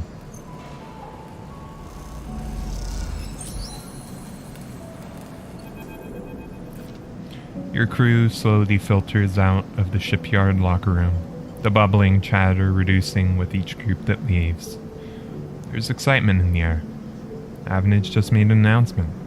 Assembly teams are done. Sat on the locker room bench, you feel the sidereal out there, its hulking mass now intimately familiar to you. Over the past cycles you've watched it grow, be assembled, you have walked through its veins and welded its bones. Now it is ready for the final stage. It will go to testing now, then enter a final process of sealing and resealing, checking and rechecking before it is deemed suitable for its generational trip. But for now, your work is done. Can't help but feel proud. A cough interrupts your thoughts. It's Lem, changing out of his work gear. Mina nowhere to be seen. He smiles. She'll be ready soon. I know. Where's Mina? You two are fast friends, huh? She's being watched at home. Now I'm on the work team, I can afford a bit more help. Was on the work team, I mean. We are all out of a job now. Not that I'm complaining. Lem comes to sit beside you on the bench. It's got to be in her best shape when she carries you. Mina, me out of here. So confident? Why not? I figure I'm due a lucky turn by now. He rubs his hands nervously. No use in wondering what if until the draw anyway, and there's a few cycles till then. Lem is right, but the odds seem unlikely anyways. How many are working in the shipyard? Hundreds? 1,000? You've certainly seen more faces than you can count pass through.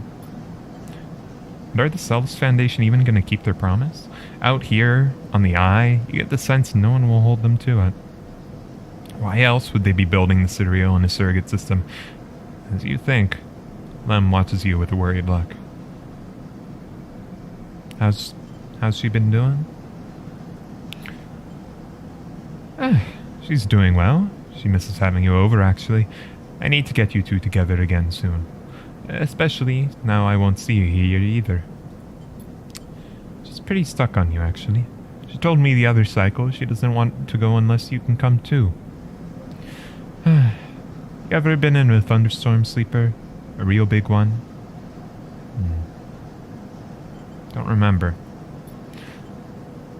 It's something else. The sound, the smell, the rain hammering down, the whole sky stretched out and bruised, roaring and huge. The place I was born, New Pembroke, a dry old rock in a Conway system, had 2 seasons. One of them was as dry as bone, dusty, ugly. The other one was a long storm, a side effect of the terraforming efforts, they said. Rain used to rattle off the roofs like bullets. It washed the dust away, turned the streets to rivers. It'd sing us to sleep, and wake us in the morning. We'd wait half a year just to see it again. The best day was the one where the first drops fell.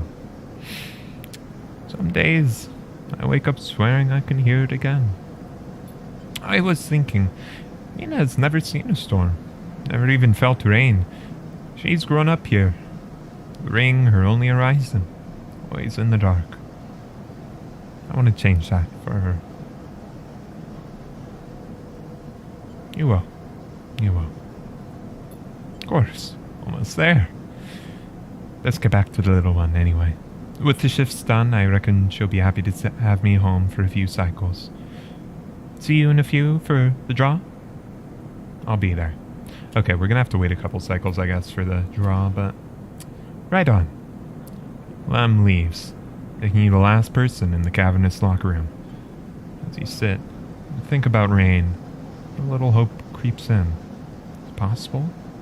Could the Sidereal really take you to a planet? A place with weather, skies, life? You get up quickly because you can think of it before you can think about it anymore. It's too soon to hope. Too dangerous. There's work to be done.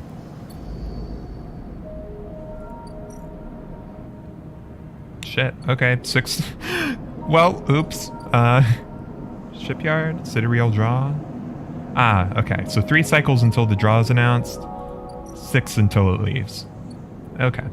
Well, in the meantime, I can do some farming and the like, I guess. I can try and speed through it since I don't think there's going to be too much dialogue or anything like that. Yeah, maybe it would be good to get a good stockpile of scrap going.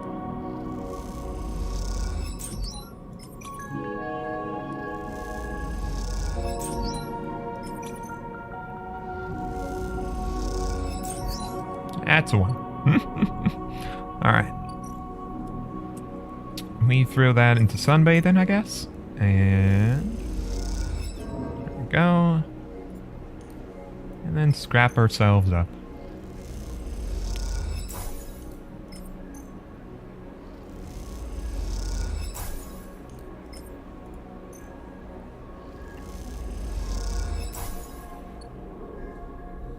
Alright.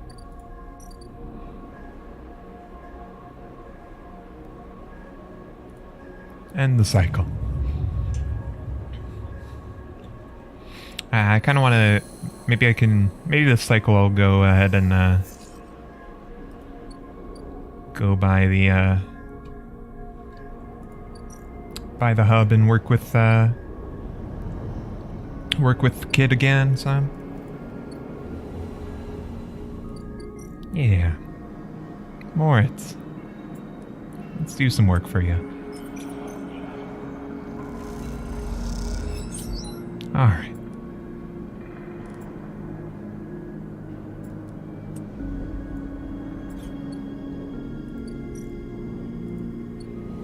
Let's just do, I guess, 1. We'll use the 6 on the waste and then see what happens.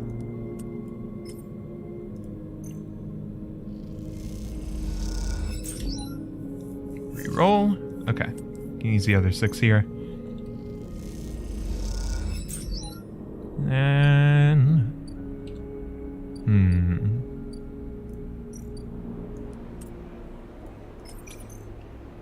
Maybe use that to, with Moritz as well.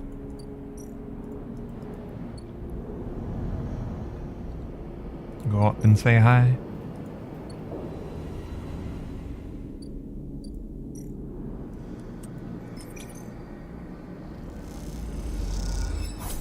Neutral outcome. Alright. Start it up. And next cycle.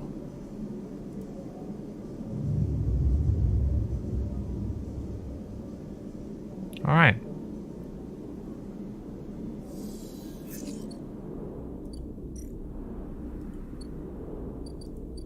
Maybe another bit of work with Moritz. Yeah. Moritz and I chatting about business.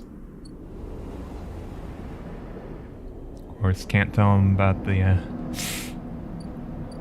more dangerous things going down. It's an awkward thing. But alright. Wastes it is.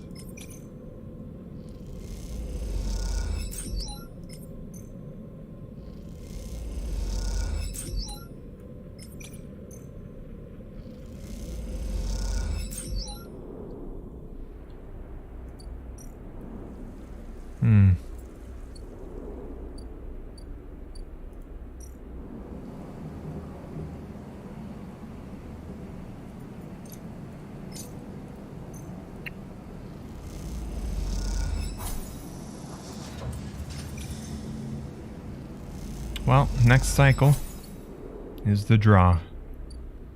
And it'll be time to harvest things. But alright.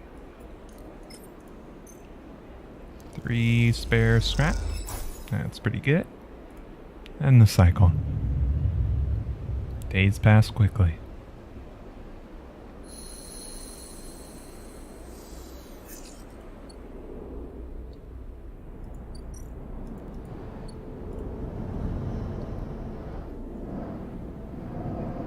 Here we are. Lem and Mina. The crowds have already gathered by the time you get to the shipyard, and you recognize faces among them, people you've worked alongside with on the Sidereal. The intervening cycles have turned their excitement to anxiety, and few of them smile at you. Instead, the nervous energy of the crowd fills the space, creating a feedback loop of growing tension. Also interesting seeing the Sidereal at its new direction. You pick out Lem and Mina and work your way over to them, pushing through the crowd. He silently raises his eyebrows at you, his anxiety obvious, but Mina flashes you a big smile, unaware of the tension. "Robot!" she shouts, reaching out to you. "Hey, Mina." She waves frantically, grinning. "Quite the turnout, huh?" Lem glances around, pulling Mina close. "I don't think patience is one of this crowd's strengths." The sound of an argument towards back catches your and Lem's attention. He is putting it lightly. This place seems set to explode. This isn't very good. Lem doesn't dare answer, but the look in his eye suggests he agrees. Let me do an announcer voice. This is Aster Anghart of the Sealess Foundation. The announcement echoes from the speakers at the shipyard entrance, and shouts of "Quiet!" rapidly follow.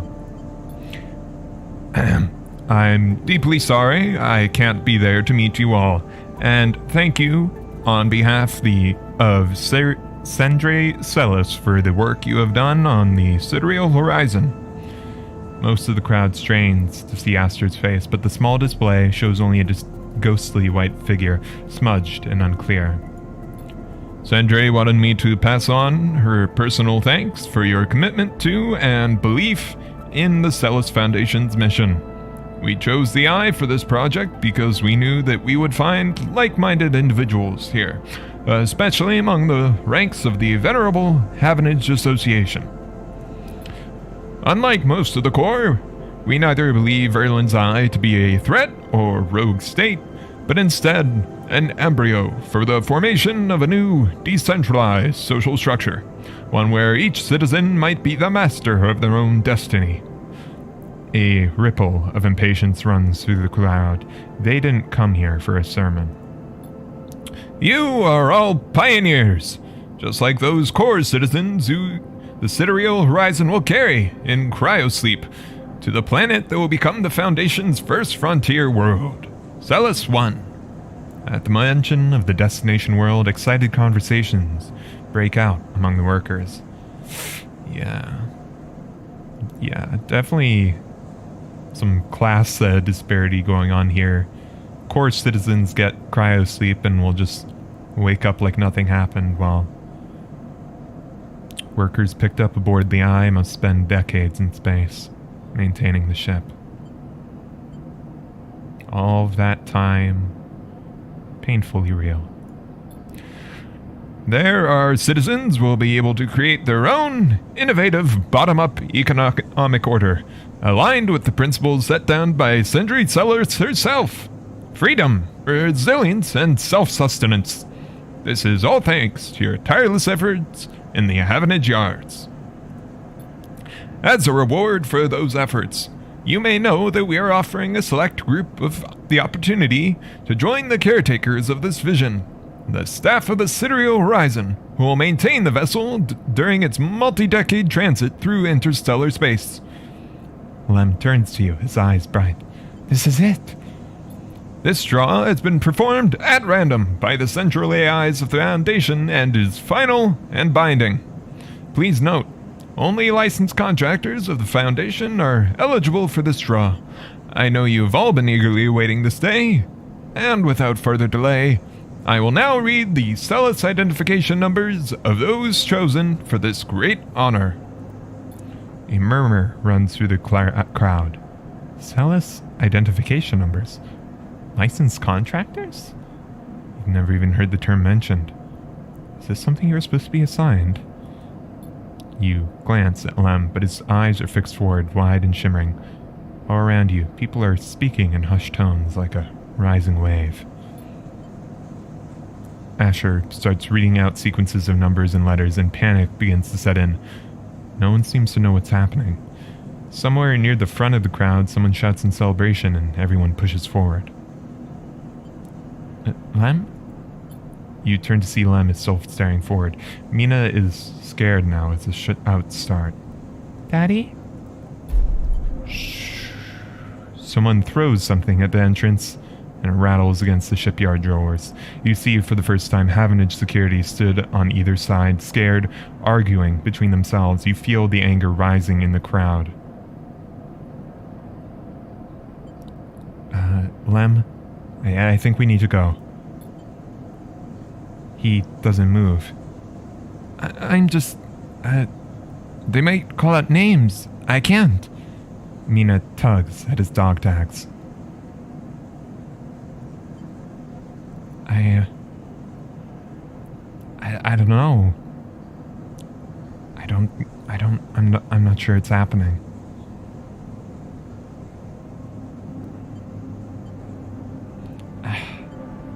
I don't want to leave them alone, though. But I don't want Mina or Lem or me to get hurt. I don't know if this is gonna happen. Lem blinks rapidly and then turns to you. He opens and closes his mouth and looks down at Mina. He sees the fear in her eyes and understands. It's time to go. You lead Lem and Mina out, shoving people aside. As you do, you hear the sound of scuffles emerging at the front of the crowd, of metal canisters bouncing off the shipyard walls. You keep your head down and walk away, the sound of Aster reading off the ciphers echoing above the chaos like some strange mantra. When you turn to Lem, there are tear tracks running down his cheeks, and Mina is sniffling into his jacket. You feel the sadness rising in you too. They screwed you. Screwed all of you. You were never even on the list. The feeling is as unpleasant as it is familiar. You stare ahead into the tunnel as the security sirens sound out, a signal for the coming violence. Oh shit, that just straight up fails to drive.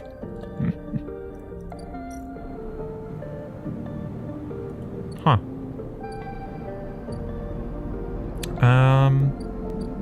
Yeah, okay. Oh dear.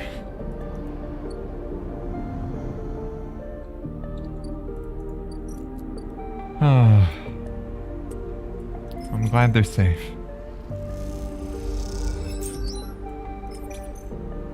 Alright, we got some clubhead. More clubhead.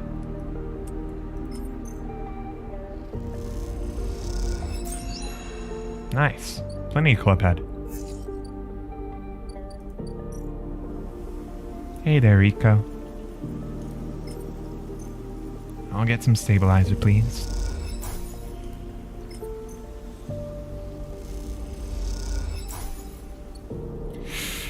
Yeah, I mean, maybe.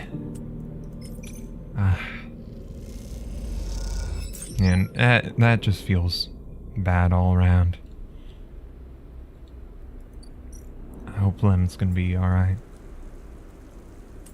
Let's try this. Damn. Shit. Should take some energy. Lem and Mina's unit. There's a note on the door of the unit. Sleeper. Gone to find work. Lem. Yeah, I shouldn't have put off this storyline so long. I feel bad for doing that. But...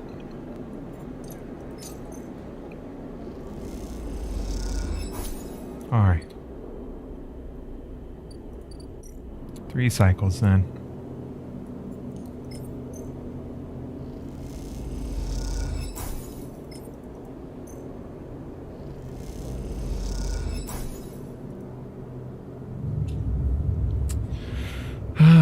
That's rough. That is rough.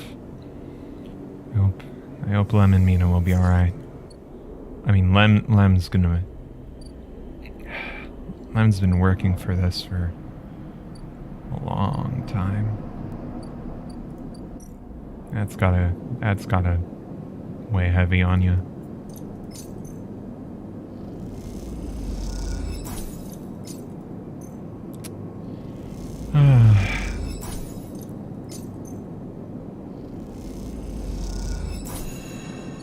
Plenty of scrap, though. That's something.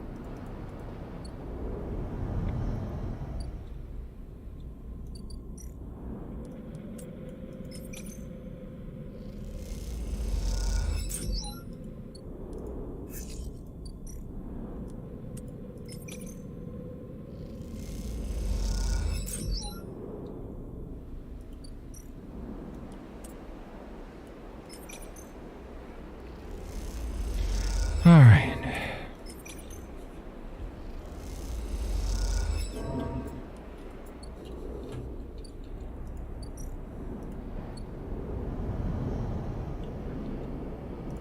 Kinda wanna go up and see more. It's just again.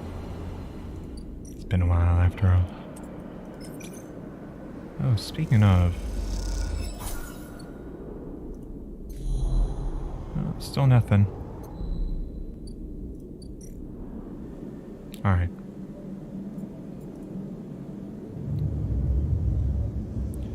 Alright.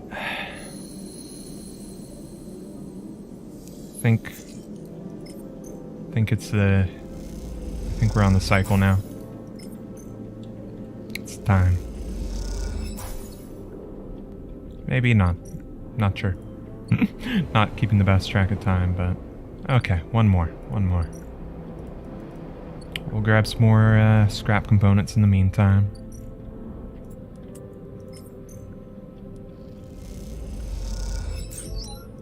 Can be loaded on these things.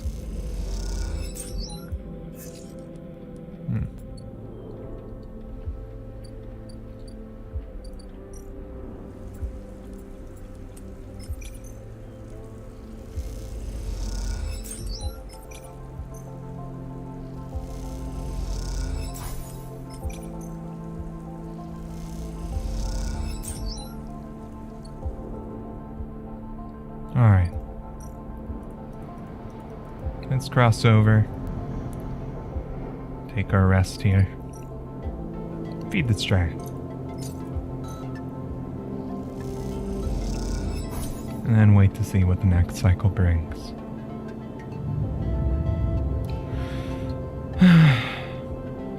Alright.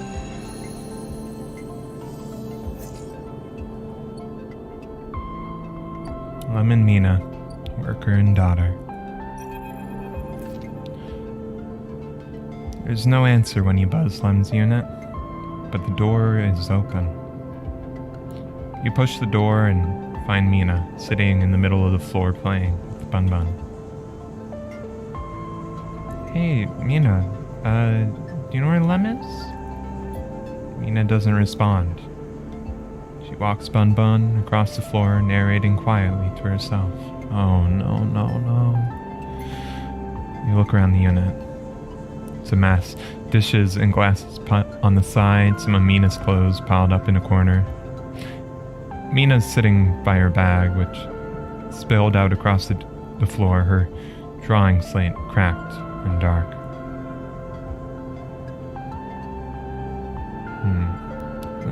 Let's tidy up a bit. I don't want Mina to get hurt or nothing. You start the kitchen units, piling up the dishes in the auto wash and wiping them down. You pile the clothes up next, folding them neatly. Mina watches you quietly as she plays, curious but silent. You've just started to look at fixing her cracked slate when Lem enters. Sleeper, what are you... He pauses and looks from you to Mina and back again. Never mind. He drops a bag by the door and slumps onto the couch. You doing alright? Lem lets out a weak laugh. You forgot the past few cycles now too? Oh, wish I was so lucky. Look, now's not a good time. Can I help at the very least? Help? Unless you have a ISAo ticket or two on you, I don't think there's much you can do here. He pinches the bridge of his nose. You understand, they never even put us on the list, right? I've been all around the rim looking for work, and I've run into more than a few from the crews. Turns out only long-time Havenage members were issued those Celis ID numbers. They never planned to consider us. Havenage say they didn't know that was what they were going to use to make the draw, and who knows, maybe Celis pulled the wool over their eyes. What does it matter? All those hours in the yards for a hand-to-mouth wage, and nothing else. He slams his hand down onto the sofa. That can't be it. Well, I can look around. Maybe there's something. Well, it is. He looks at the open door again. They are moving the Citadel up to the hub now, you know. That's where it'll depart from. They're bringing in a ship with all their cryosleep pioneers and transferring them up there in microgravity before loading the crew.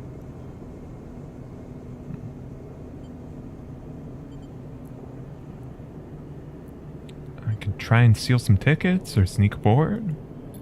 There's no tickets, I was joking before. Just those ID numbers, coded to someone's identity. No stealing that. Look, we'll be fine. We always have been. Just need a little time. We all had our hearts set on that trip, is all. Mina comes over and climbs into his lap. Smiles. Maybe I can get you on board. I missed you these past few cycles. I missed that optimism. Look, you want to go up to the hub and ask around. Be my guest. I can't get up there with Mina down here, and I'm sure the Citadel will bring a crowd. But be careful. This kind of thing always attracts scammers and thieves. You find any way on board, you take it. You need help to get there, ask me. But for now, me and Mina here are sticking to the eye. She looks up at him and smiles. Alright, Lem. I'll see what I can do. No, thank you, Sleeper, for coming by. You stand to leave and Mina grabs your hand, eager to give you one more smile. Then you're out, back in the walkways of the low end, already thinking of plans to make this right. We'll see. Perhaps. Perhaps it can be made right, perhaps it cannot. Meantime, let's go by Amphis. barrier woes and fungus.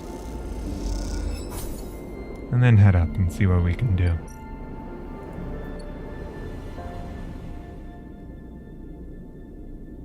Sidereal Dock. Departure terminal.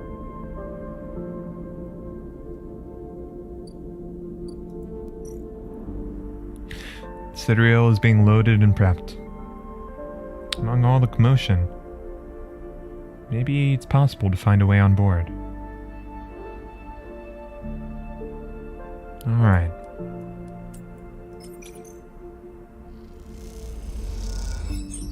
You scout the loading crews going back and forth, noting their plans and entryways. Maybe it could work.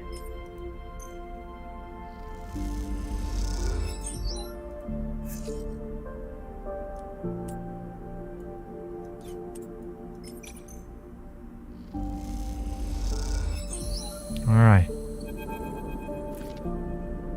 Quite the achievement, isn't she? Sindri Celis must be proud. You recognize the resonating voice of Castor immediately and turn to see him, hooded and tucked into the shadows near the viewing platform. Good to see you again, Castor. I see you remember our game. Good. He looks around, but the platform is clear. I'm afraid you'll have to wait for a rematch. Microgravity makes Tavla a little difficult. He smiles broadly. Castor walks out to stand beside you on the platform. The telltale clunk of magnetic boots accompanies his slow crossing. He notices you looking at them. I don't much like it up here. I hear there was some trouble at the Avenid shipyard when they announced the result of the crew lottery. Yeah, they screwed us. I know. An ugly business. Cells are too used to the way things work in the core. Exploitation's the only logic they know. You know why they built this monstrosity on the Eye? Money? That was a part, perhaps, but there are cheaper shipyards.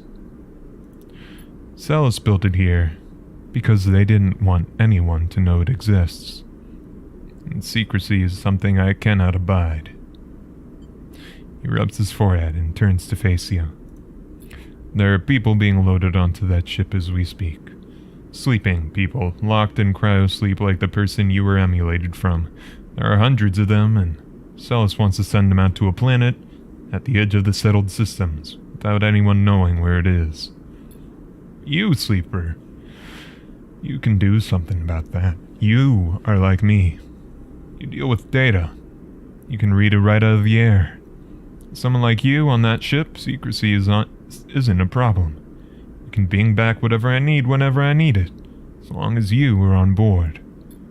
With you on the Sidereal, and with some minor modifications, you can be my eyes and ears. I'll keep track of Celis' grand project through you. In short, I can get you aboard, Sleeper. I'm gonna need you to help me. What if I disagree? Then I doubt you'll find a way onto that ship out here. It's not just me. Yes, your friend, Lem. That can be arranged. It's difficult, but not impossible. The condition is, of course, that you go too. Ooh. Castor clunks closer to the window, watching the tugs wheeling around the Sidereal. It's a simple offer. The only one that will get you back on that ship. Please consider it. He turns away, silhouetted against the ship. To make it happen, I need your assistance, as I said. There's a Celis Foundation ship docked in the now empty shipyard. I need data from its servers. This will allow me to produce the IDs necessary for your transit.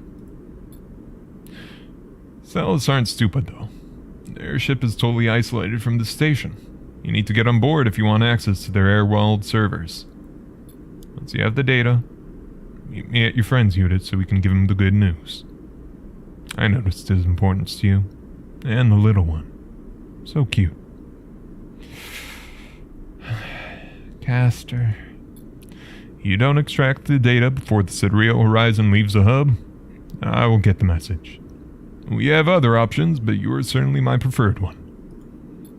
But be sure when you act, Sleeper. Once you take the data from Celis, you'll set off a series of events that will be likely hard for you to untangle yourself from. Either way, I recommend you stop asking around up here. Bringing a lot of attention to yourself. It's only a handful of cycles until departure, Sleeper. Make your decision.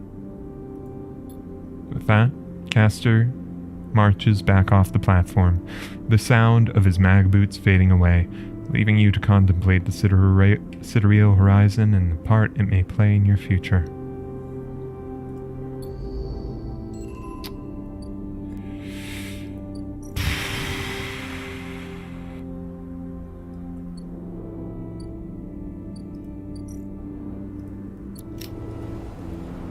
That's...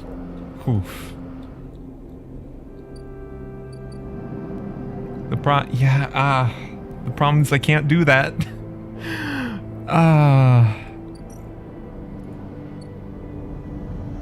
Okay.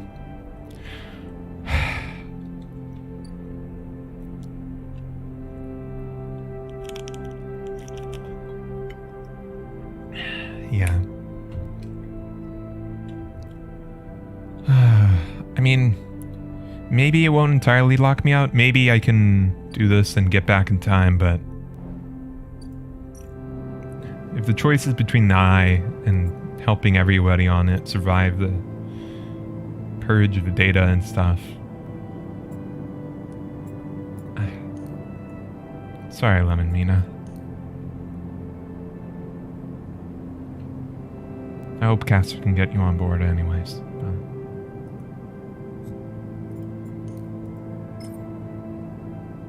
Here goes. Alright.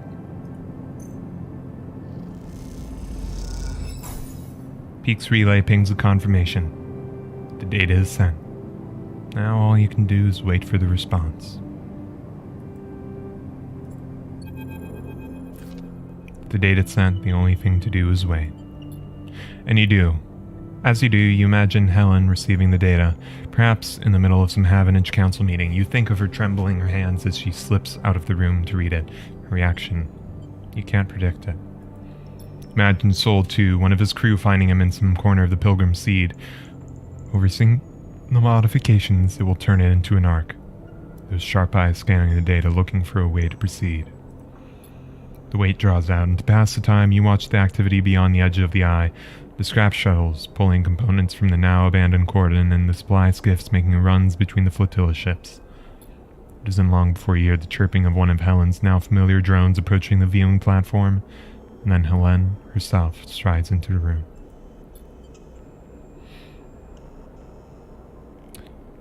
Where did you get this, Sleeper? Helen holds up a slate, scrolling with streams of flux data as she enters. I need to know your source.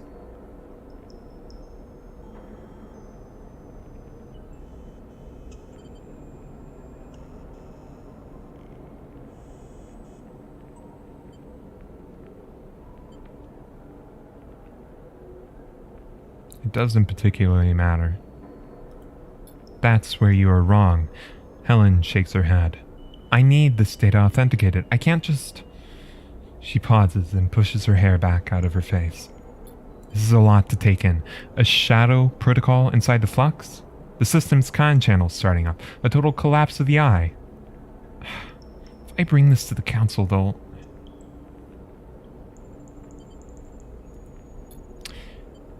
Do you know what has been happening with Havenage, Sleeper? Since the refugee ships started arriving, things have changed. It's chaos. No one can settle on a single issue. There's division at every vote. But in a division, only one group prospers, the hardliners, because as each councillor gets tired of the arguments, gets tired of the compromise, they become attracted to the easy answers. The flotilla is to blame. The refugees are opportunists. The eye must be defended. And now you're telling me they brought something to the eye that will cause its collapse?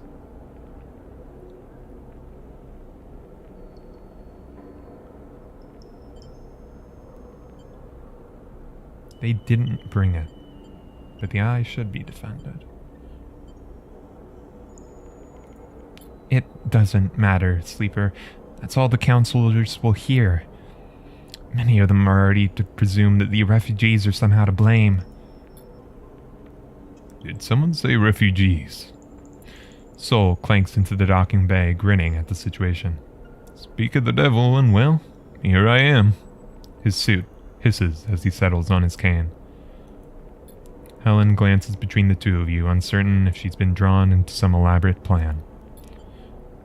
Sol holds out a hand to her. So, I believe we've spoken remotely while the cordon was still up. We're all eyes here. Sol raises an eyebrow. It seems a little presumptuous, doesn't it?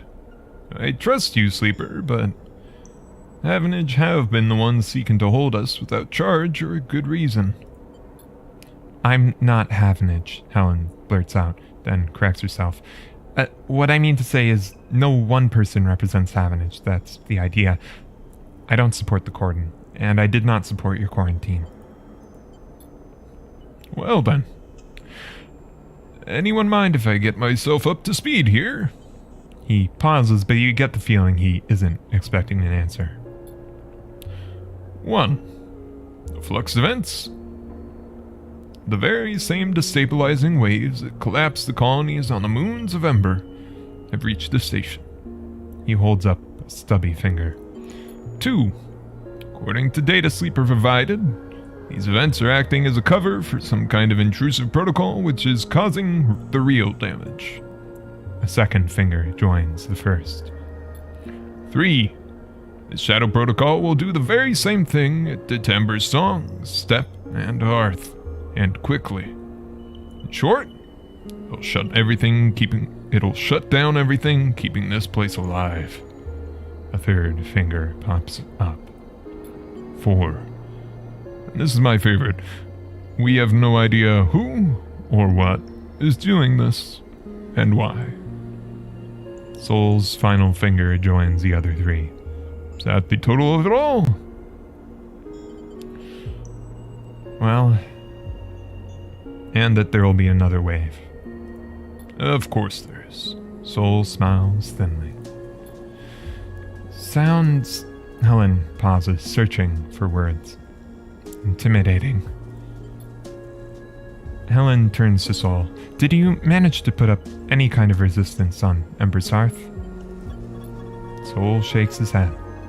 That's why we are here.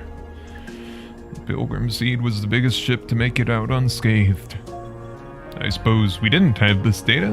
We didn't know what was eating up the systems. We all thought it was the flux. And I imagine you, Sleeper, and whoever helped you uncover this might be able to figure out a countermeasure. We can try. Alright. So that's the start of it. If you'll forgive me, Sol cuts in. Part of why I was able to survive as many as I could on Ember's Hearth was that I gave up hope early. Sol shifts his weight, his suit hissing. There were endless strategy meetings, system reboots, tests and trials, but I just got on with working on the Pilgrim Seed, with getting people on board. So when the second and third and rest of the flux events hit, we were ready to go. So, if I can offer you some advice, Miss Not Havenage, give up on that line of thought you have now, that hope. Start the evacuation now. Right this cycle. Sol looks out of the observation deck towards the Pilgrim Seed. I've already started the process of converting the remaining volume of the Pilgrim Seed for human habitation. With Havanage's resources, I dare say we could finish the job with time to spare. I know it's hard, and I know it's sudden, but you have to give up hope. We have to run. There will be no heroes here. Just those that keep living and those that don't. Helen listens in silence, making calculations. She looks out at the bulk of the Pilgrim Seed, which, despite its vastness, is dwarfed by the eye as a whole. Something flickers in her eyes. She opens her mouth to speak. She stops, frozen. Let me think. I need a moment. Helen paces, and as you watch her, you realize how young she is and how lost she is in the systems and protocols she has to navigate. You can almost see the strings and ties that bind her, glinting like webs in the wide space of the observation platform.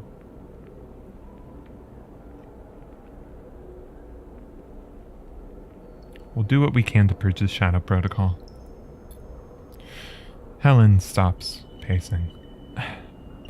With what resources? The data you sent me, this thing is a shadow. Uncontrollable, untraceable. Perhaps with the full contingent of the Havenage Systems Department, but that would require hundreds of work orders to be overlooked. Maintenance schedules abandoned. Getting that through the council. Would that even be possible? She glances at Sol, who is patiently watching, patiently listening. We do it without them. If we can get Fang on, we can get hopefully a good bit of systems. Impossible. Helen looks at the slate again. I will take this to the council. Force them to listen. Force them to act. You both jump as someone loudly clears their throat nearby. Your eyes jump to the dark entryway that Helen emerged from just minutes ago. What a cozy little meeting this is. A man steps from the shadows, dressed in the same style of Havenage overalls as Helen.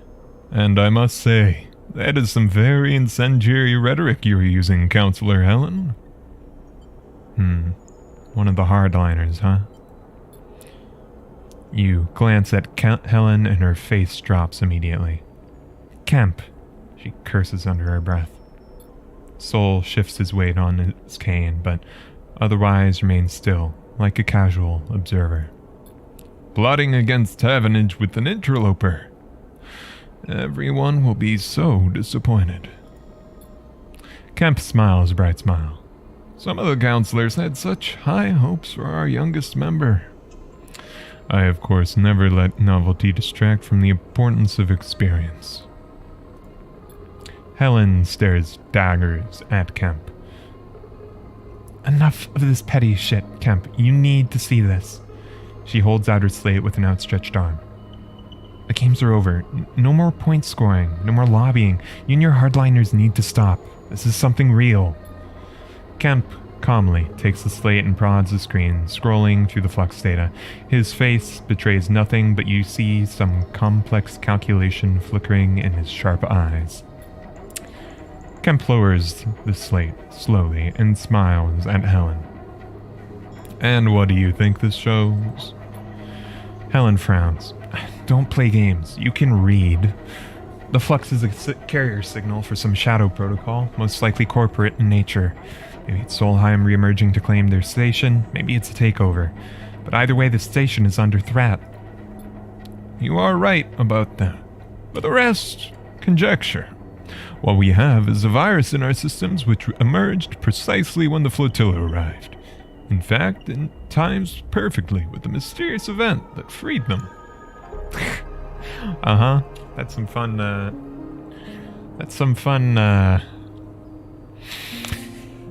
correlation to causation you got there, bud.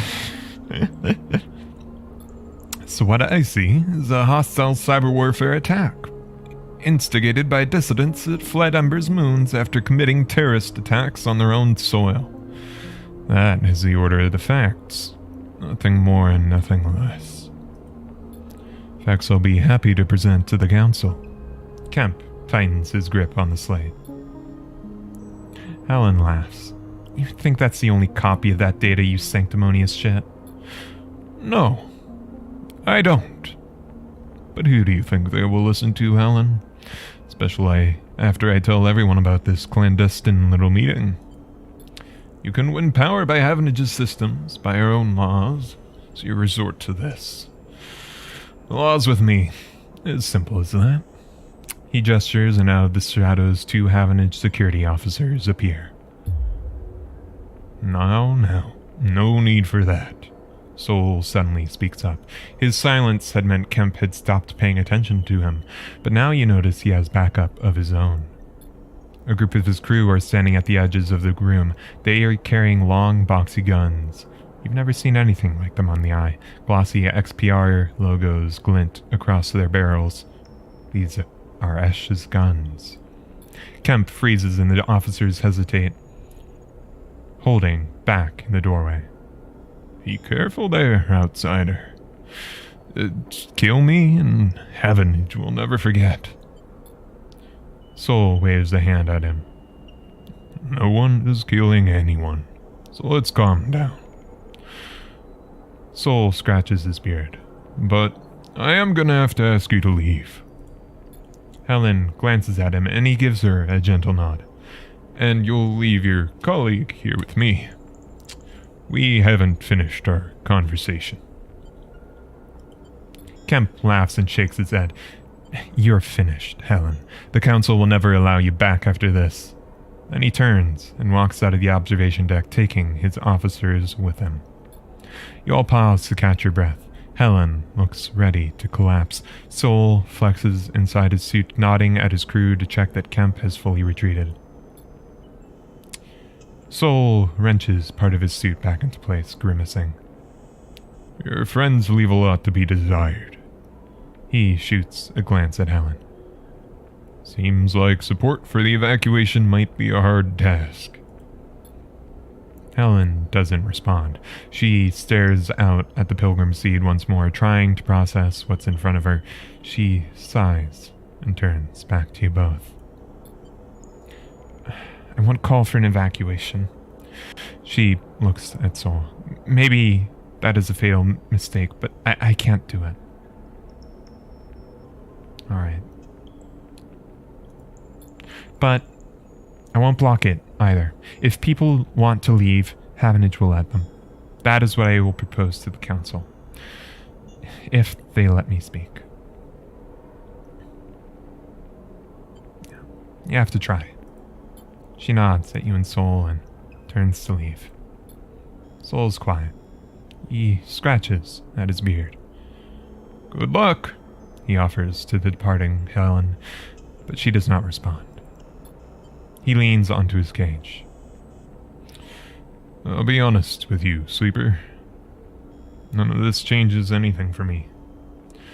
Pilgrim Seed will be going in a handful of cycles, whether Havenage wants it to or not. How long?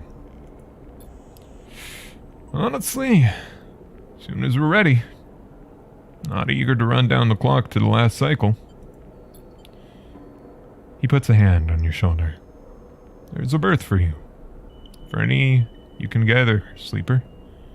How much I owe you. And Helen? I wouldn't hold out much hope of her coming around, Sleeper. She's too tied up in all this. Won't let her leave, even if she wants to. Hell, I'd say the same thing about you, but you do have a habit of proving me wrong. My crew will take me up from here. Don't you worry. Oh, and thank you, Sleeper, for sending the data. I appreciate the extra info. And I'll see if it can help us stir up the Pilgrim Seed against any future Flux events. If we had you back on the Ember's Hearth. He pauses, suddenly losing his appetite for discussing the past. Of course, we're going to need all the help we can get. If you can spare some time, come to the Pilgrim Seed. Help me get it ready. Bring others. There's a future to be earned here. Cycle by cycle. We'll be leaving as soon as we're able. If you want to help us get there faster, well, you'd be welcome. He meets your eye. Well, just don't keep me waiting. And he limps off towards his waiting crew. You pause for a moment to let your thoughts catch up. Peak will want to hear about all this. They should be your first port of call. Alright. Evacuate the eye. Hey, Peak. As you enter the climbing briar, you immediately have to jump aside as Ash, lugging a massive crate across the cargo bay, pushes past you, grunting an apology as she does.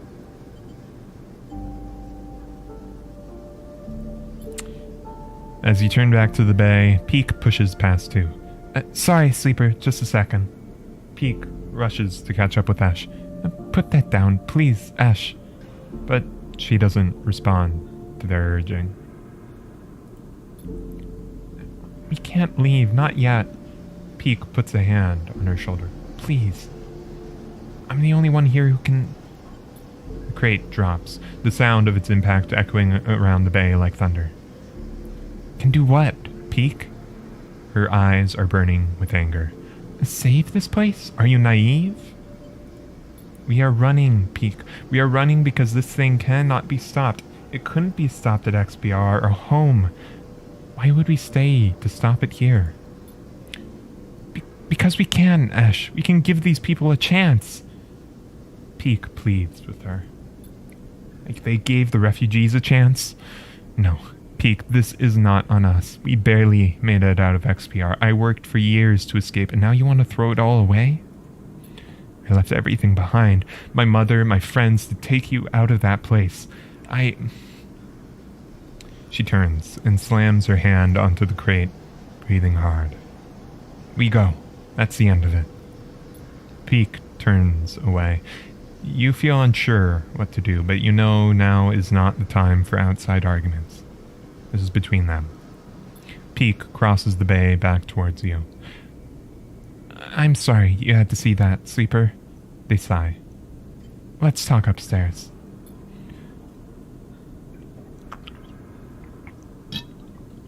Excuse me. Drinking hydration. Alright.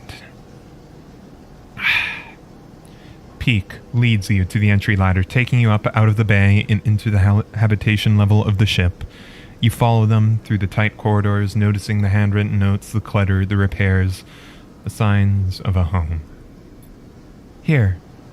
Sit. Peak gestures to the broad mess table with its curved couches, and you slide in on one side. Peak sits opposite.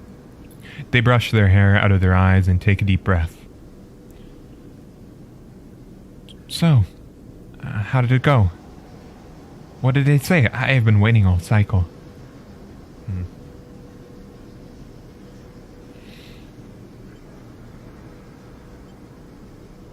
Tell them about the evacuation. Peak nods and slowly as you tell them about Soul's plan to equip the Pilgrim Seed to take as many refugees as they can from the Eye. You admit you don't know how long you have before he leaves. An evacuation. Peak shakes their head. It's insane. Soul surely knows this can't work. He just wants to keep running, to hold on to what he has. I can't blame him. What did Helen say? Peak looks increasingly troubled as you tell them about the hardline counselor Kemp's sudden appearance. Damn, then Helen's gonna have problems of her own to deal with. Looks like we won't be able to count on anything from Havenage either. What stopped Kemp from arresting her? The guns. Peak rolls their eyes. Of course. Those are the guns Ash managed to smuggle through to the refugees. The ones she didn't tell us about. Another thing that's on us. What's on us? Ash is standing quietly in the doorway listening. You don't know how long she's been there for. Peak looks up at her with tired eyes. Sleeper found the weapons you smuggled from the XBR. Ash freezes. She glances between you and Peak as if this might be some sort of elaborate joke. The flotilla used them? Ash moves out of the doorway and enters the room. What happened? Peak interrupts. Be thankful that they didn't. They used them as a threat. That's all. Good. Ash folds her arms. You get the feeling that she knows Peak will not approve. Peak goes to speak, then decides not to take the bait. They glance at you. I'm sure you've heard enough of us arguing the cycle, Sleeper. But our introduction of those weapons into the equation are just another reason why we cannot simply run away. Esh looks away, but says nothing. She surely knows they cannot absolve themselves of responsibility here, so what is motivating her? I realize she might be still trying to protect Peak, even from themselves.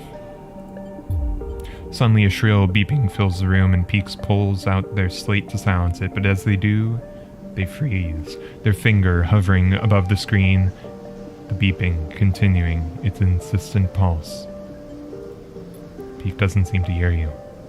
They blink with glazed eyes at the slate, then they let out a long exhale and tap the screen. The beeping shuts off, leaving a ringing silence behind. Ash frowns at Peak. Planning to explain? 12 cycles. Peak looks vacantly up at you both. 12 cycles till the next flux event. They shake their head.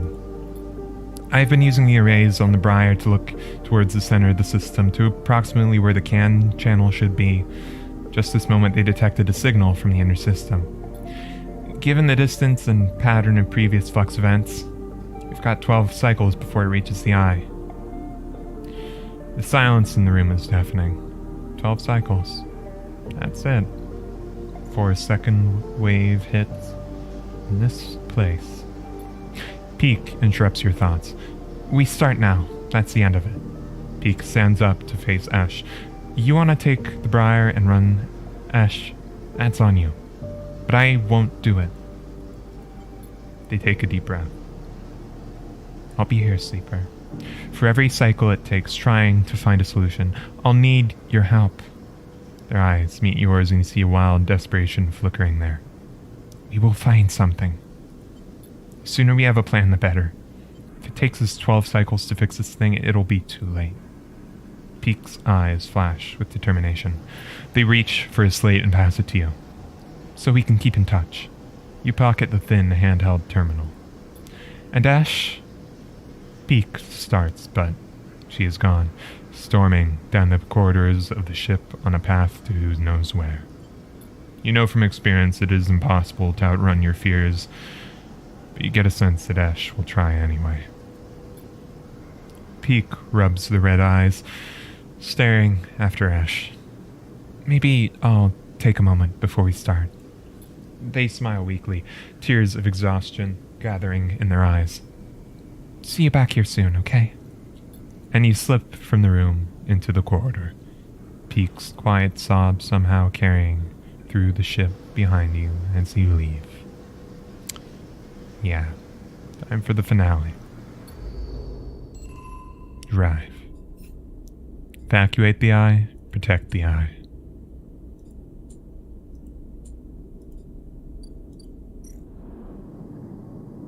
The next flux event is coming. It can't be stopped. The sooner your preparations are complete, the better the outcome.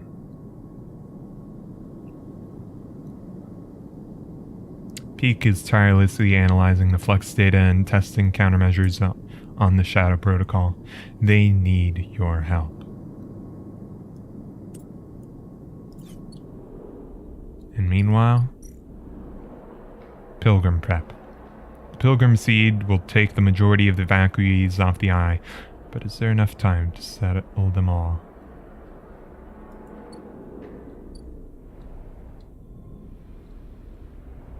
Alright.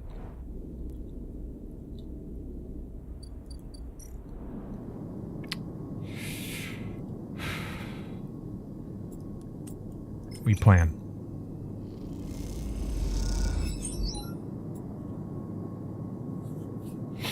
Alright.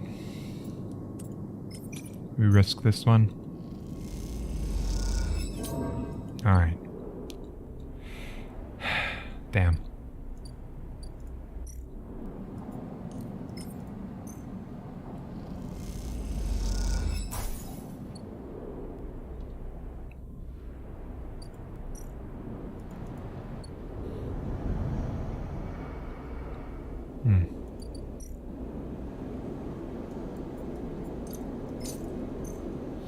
I understand why I can't do it, but it does feel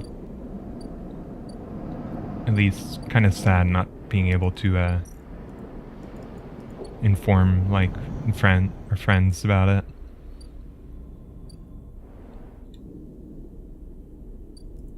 Alright. We rest. Next cycle we'll hopefully have this plan.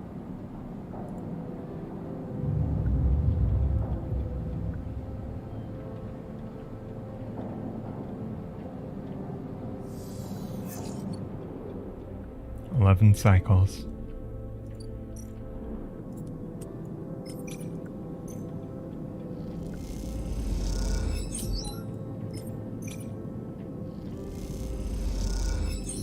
Alright. Peak beckons you over to the wide mess table where they've set up a terminal. The hours of bleary-eyed work have left you both drained, and Peak looks ready to collapse. You slide onto the curved couch beside them, something dark and malevolent filling their screen like an oil stain. I'm sick of looking at this thing. Shadow Protocol. Not quite. Peak's eyes seem to glitter in the screen light. This isn't what you think, Sleeper. Not by a long shot.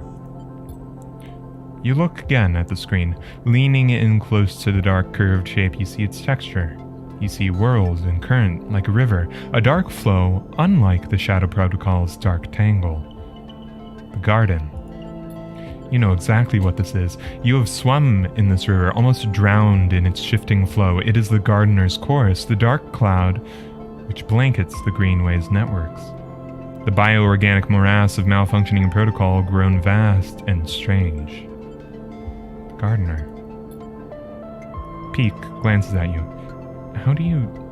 They pause. Have you met them? I have. Peak shakes her head.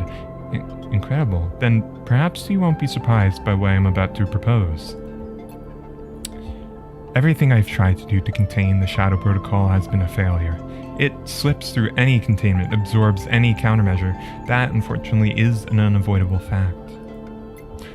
But yet the eye still spins. The Shadow Protocol is being slowed, partially contained. It has spread across the station, as we have seen, but in reduced pockets and fragments. So I started to look outside of our test cases, outside of those fragments we've been poking and prodding in our little lab, and look what I found. Peak taps a key on their terminal, and you realize the screen is showing a recording of the data flow inside the eye's networks, sampled from hundreds of points across the Greenway.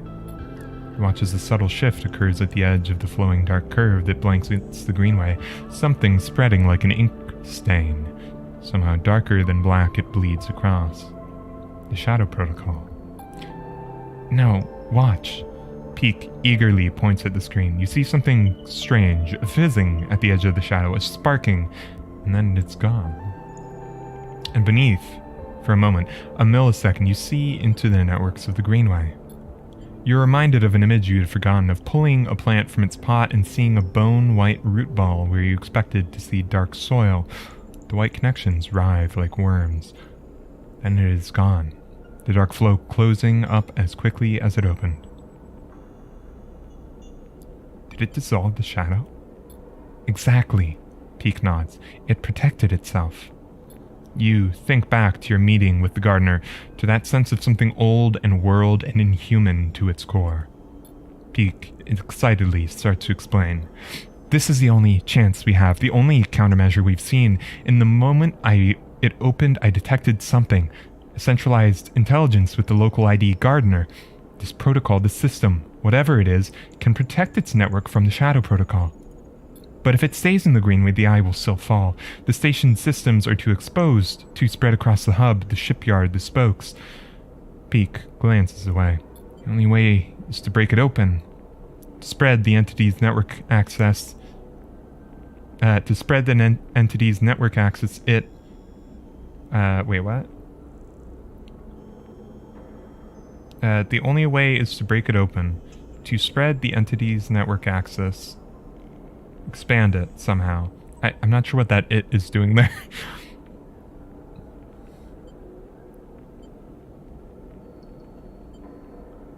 I've been inside there, Peak.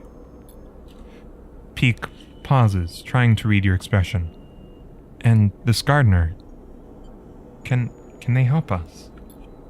You try to remember what that strange being said to you, but all you remember is the feeling of dissolving into that network, the heady mix of growth and decay, the ceaselessness of it. Would they protect the station? Or would they simply dissolve it? Suppose they might. Gardener was, at least, even if they're dissolving things, they were helpful. They created bioengineered plants, or not plants, fungi, to help the people of the station, so hopefully they would keep that philosophy. Peak stands up and walks away a little. They lean against the countertop, their head hanging so low that their long hair touches the work surface. You hear them breathing deeply. I don't know, Sleeper. I really don't know. It's a chance. Maybe. They shake their head. You know as well as Peak that this is it. You know it because over the past cycles you've run every simulation, every possibility you could think of, and it's still come up with nothing.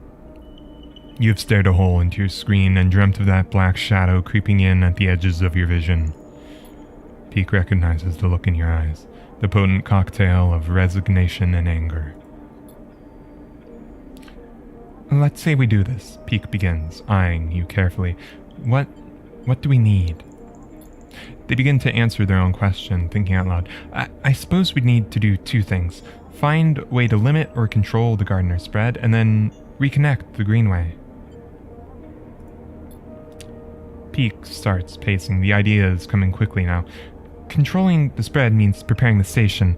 Limit the gardener's network to key systems. We don't want it taking everything, we just need to protect the station's core functionality. Then we need to reconnect the greenway. Hook it back up to the main line of the network. Those systems we prepared, they should connect and gardener will spread along the paths we prepared. But that's just my theory. If we don't prepare correctly, the gardener might not spread. Or it might spread to everything. After that, things could well get worse. Yep, that's the risk. One hell of a risk. Peak sits back at the terminal and brings up a map of the eye. Rotational control at the hub, life support, free spoke, power routing, the Haugen shipyards. They stab at the map with each one, marking them in red. Then there's the central core, as I understand it, somewhere on the rim. I need to find it. They push their hair out of their face. We seed the gardener in all these places.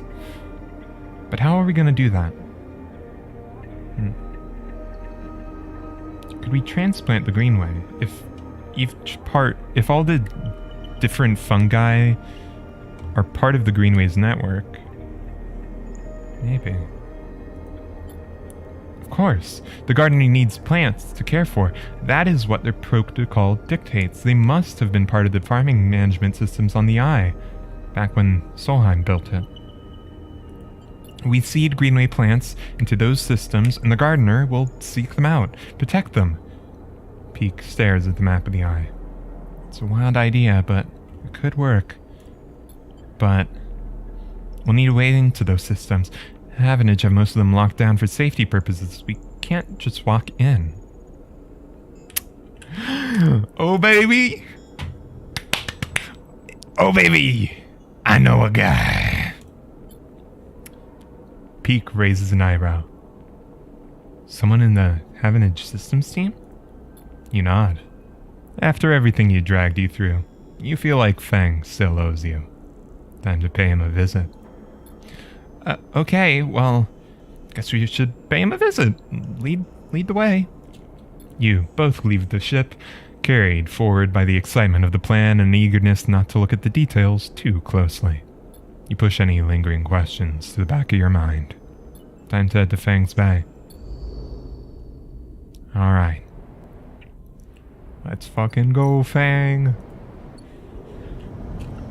You asshole, leading me on for like a good 20 cycles before, not even more than that, like 30, 40, before actually giving me my freaking tracker removal shit. Okay, Fang, we need to talk. And they're not in the bay. He's always like this, isn't he? No one in the offices upstairs seems to know where they are. Your lone clue is an out to lunch note. Uh-huh. Of course. Oh, baby, double sixes. There we go.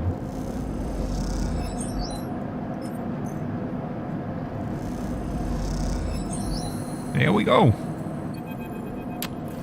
That's it. No more wasting time. Peek sighs and pulls out their slate. They crack open a box on the side of the bay's shutter and wire the slate to what's inside. Maybe your friend has a half-inch pass card or something. Something they wouldn't mind if we borrow. Alright, be quick though. Peek nods without looking up. Going as fast as I can. Yeah, Fang.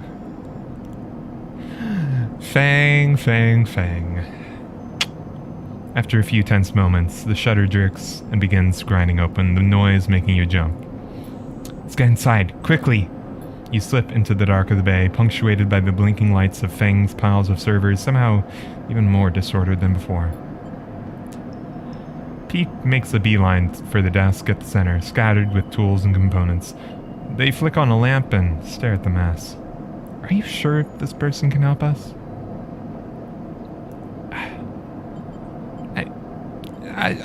They probably, yeah. You're interrupted by the sound of footsteps from the entrance. Someone's come in behind you. Peek freezes. I could swear I closed this shutter when I left. Fang leans on a stack of servers near the entrance. Must be getting forgetful. He grins at you. Where were you? Fang gives you a look. A hello would be nice. Especially given that you and your accomplice seem to be busy rifling through my things. Fang raises an eyebrow. Thought you'd come rob an old friend. Is that the plan? We need your help. Fang nods. You're here about the flux. Peek nods and is suddenly giving Fang their full attention. Fang smiles, pleased with himself. Guessed as much. I saw changes in the old system architectures almost immediately. Some of them have been running since the first days of the station, so when I saw new patterns, shifts in logic, I knew something must have happened. These past cycles, I've been doing a total inventory of the core systems, from the hub to the rim. Surprised myself, to be honest. Didn't think I had it in me. Beak seems unamused. And what did you find? That's the thing. There's something all twisted up in the systems and protocols, but every time I look at it, it disappears. Pang Pang! No. Peek finishes. Fang turns to you. They always do that? Peek ignores him. It's a shadow protocol. Masks itself somehow, bedding into the gaps between the systems in the negative space. I need to stop scratching my nose. I'm sniffly, I think. Maybe. Not sure. Something's irritating my nose at the least. New ship name. I guess so. Sure. Fuck it. Why not?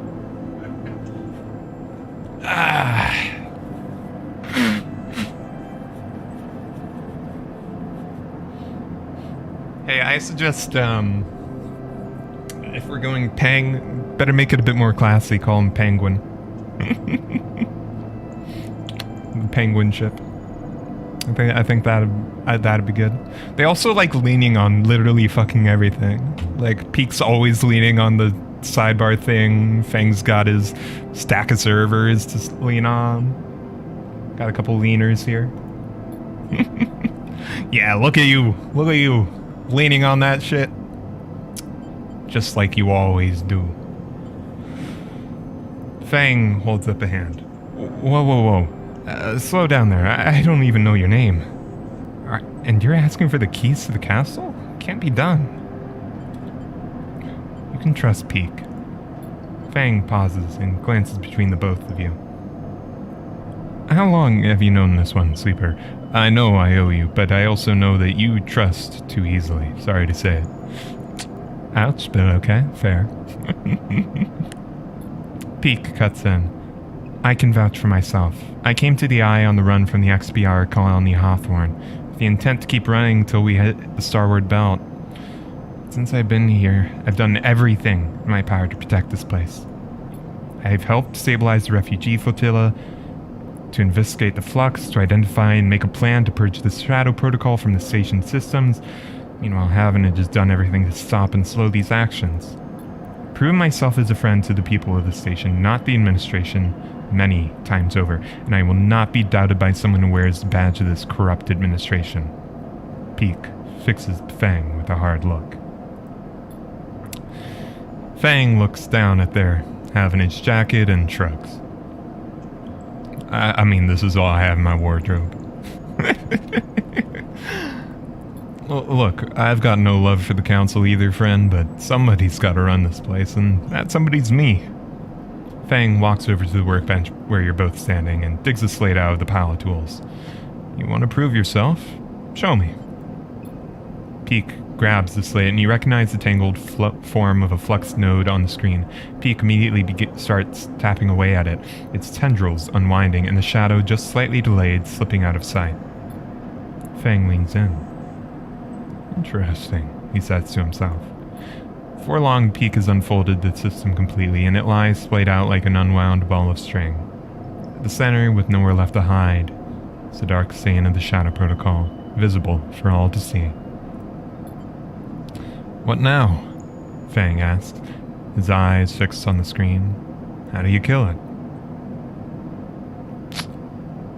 That's why we're here. Let's let Peak answer, actually. I think Peak can explain better. There's one entity on the station that we've seen purging the shadow. The gardener. Fang frowns. Who's that? Some Greenway hacker? Peak glances at you. Excuse me? More like an avatar of the Greenway itself. You explain the gardener to Fang, the feeling of descending into the flowing river of consciousnesses. You explain the networked chorus, the non-human collective of voices. You tell him of the farming AI's offer to help you to be networked into the chorus, dissolved into its flow. And you explain that by granting it access to the AI's major networks, you hope to reinforce them. Fang is silent for a moment. And you want to let this thing out? That's the kind of stupid plan I'd dream up. He pauses. I like it. Big smiles. This place is rammed with weird protocols and forgotten intelligences anyway. What's one more ghost in the machine? We try to limit it, of course, Peak explains. That's why we want your help to access the Eye's major systems. Seed some of the gardener's spores into them to draw the gardener's focus to those places. Fang whistles. So the way we save the Eye is growing mushrooms in all the service stacks. Sleeper, congratulations. You found somebody weirder than you. To be fair, it was my idea. Peak goes to argue, but Fang holds up a hand.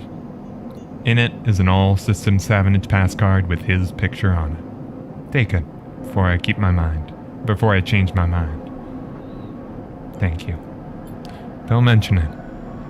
In all honesty, Sleeper, I was on my way back here to start tearing the place down. Shadow Protocol had me spooked. So if you're telling me you have figured out a way we might fight it, no matter how crazy, then I'm glad to help. Can you come with us? No, Sleeper. I have to keep on with my work here. Strengthen those systems, back up the data. Worst comes to worst, I need to rebuild. I won't let this place die. The last pieces of my parents are here, among the data. Alright. Good luck, Fang. Goodbye. Fang embraces you tightly. Stay safe, Sleeper. You take the card and leave the bay with Peak. Once you're outside, they stop you. We should split up. Peak looks worried. We've wasted enough time as it is. Head to the facilities in the hub, the free spoke, and the far side of the shipyard. Seed the gardener there. I'm gonna find the core control center that's somewhere on the rim. They hold up their slate. I'll send you a message on your slate when I have something. Good luck. They squeeze your shoulder and you exchange fearful looks. You know, deep down, that Peak isn't sure that this will work. But they've decided to act, to move with confidence. For that confidence, you're very thankful. All right.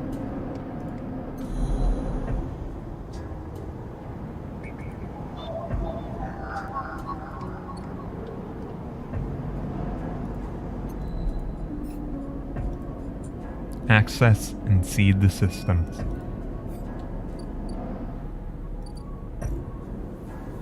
Power reading. Implanting greenway spores into the system here should bait the gardener into extending their protection to this vital system. I'm glad I've got a good bit of stuff, huh? The Celis ship. Bluff past security, observe and explore. Right.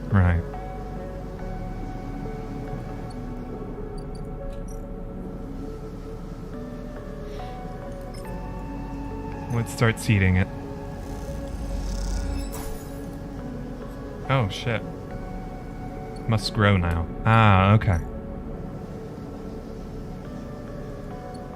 Oh, okay. Yeah. It's a 3-part thing, but that's for all the different 3 parts. Okay. Life support. Implanting spores from the greenway into the station's life support control system feels like madness. Is this really the solution? Alright.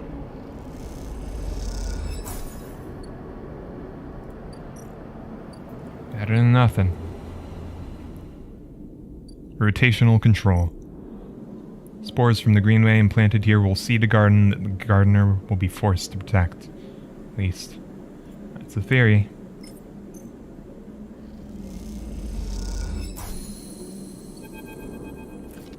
As you leave, the slate peak gave you chirps insistently. You check and see a message. Found a possible entry to the core facility in the low end. Meet me here, ASAP, Peak. A blinking marker gives her position as on the free spoke side of the main block. Better head to the low end. Alright.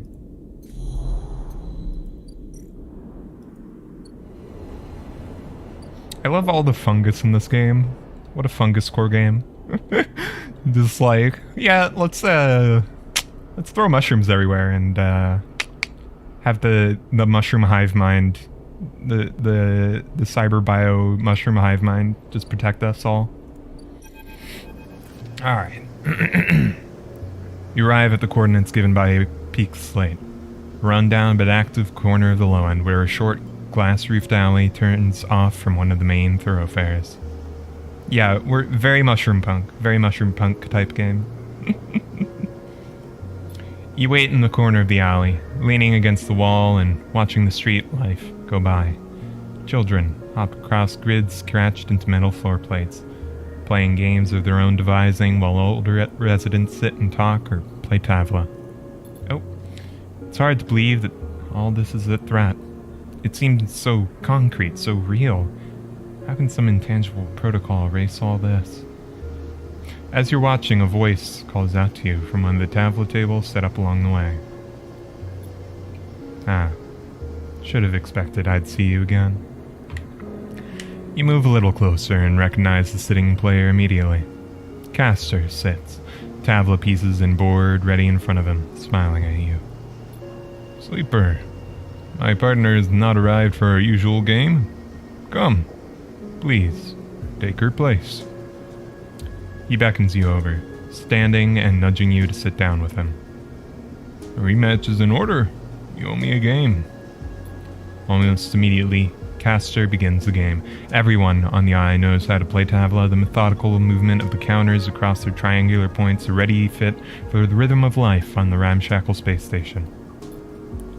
Most games begin in the same way, with each player moving with independence, focused only on achieving their optimal early game setup. But there is a moment in each game where it becomes necessary to notice the other player, to anticipate the crossings of counters across the board, the point of contact when routine becomes negotiation and negotiation becomes conflict. As this moment arrives, the subtle shit in the... Not the word I meant to say. As this moment arrives, the subtle shift in the texture of the interaction, Caster begins to speak. I find myself surprised by you, continually, Sleeper. He looks over his glasses at you. The way you conduct yourself, for example, suggests an anxious refrain, a defensive, protective quality. But in your Tavla game, I see only a risk. How much have you been watching me? Let's not be paranoid. You are aware of my interest in you, are you not? Risk is, of course, necessary to play Tavla. To move a piece is to expose it, but it should be done with calculation, with proper analysis. Then, if the piece is taken... Caster moves the counter, taking one of yours with a practice swap, placing it beside the board. It is already accounted for. But you move forward with abandon, as if risk was just a secondary effective action, a consequence, not its primary guide. He gestures for you to take your turn. A cause.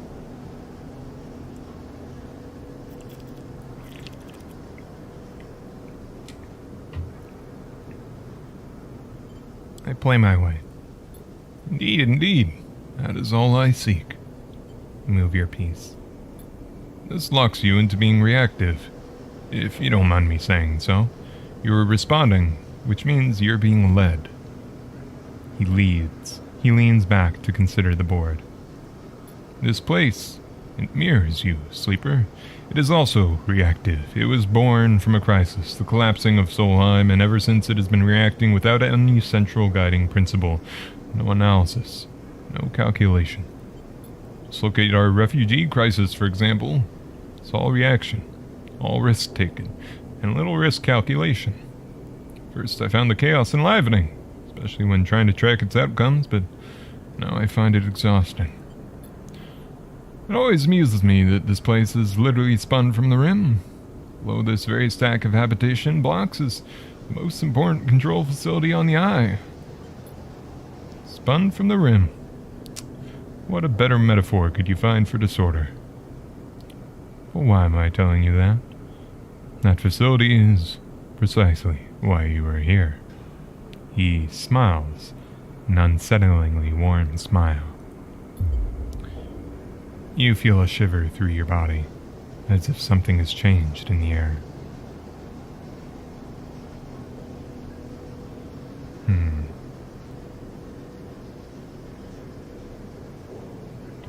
What does Caster know about the flux?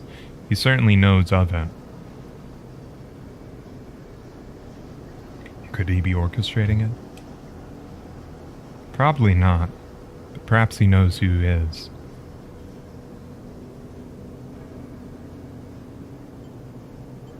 What is this? No words come out of your mouth. You feel removed from yourself, watching from behind frosted glass. Your eyes dart from side to side. Inertia sets in. Caster is still smiling. The risk you are planning to take here, Sleeper, is not yours to take. Caster's tone is unshifted. He speaks as if this is still some casual conversation between passing acquaintances. You are leaping towards a chaotic outcome with no respect for risk. You see, calculating outcomes. That's my specialty. That's why I am here. I was hired as a conduit for risk, as a collector of data that might pertain to its arrival. He removes his glasses to clean them, and you see something flicker across their surface, a shimmering stream of characters. This system, this station, is already theirs. Solheim's collapse meant a corporate fire sale. Assets changed hands. My employers, Senate Stat, bought out the entire system and for the past decades have been its one valid owner. He polishes his glasses diligently. But to possess this system, the H1 system, Helium to you, well, that is a matter of risk, of how much force, how much cost, how much conflict the clearance would take. He replaces his glasses. That risk must be calculated against the favorable outcome. In short, how much is this place worth to us? For a long time, the answer was nothing. H1 could offer nothing that would warrant the risk. But the markets change, the demands shift, and Senate staff, we analyze, we follow, we respond. He puts his glasses back on his face. H1 is about to become the most important system in this part of the galaxy. He glances around. A lone con channel operating within range 7 or so of newly surveyed resource-rich systems. A frontier town that feeds the gold rush, so to speak. So here we are, re-evaluating the risk, reclaiming our property, starting up the con channel and clearing the way for what comes next. He sits back looking at the board. He gestures. Your move. Castor, you son of a bitch.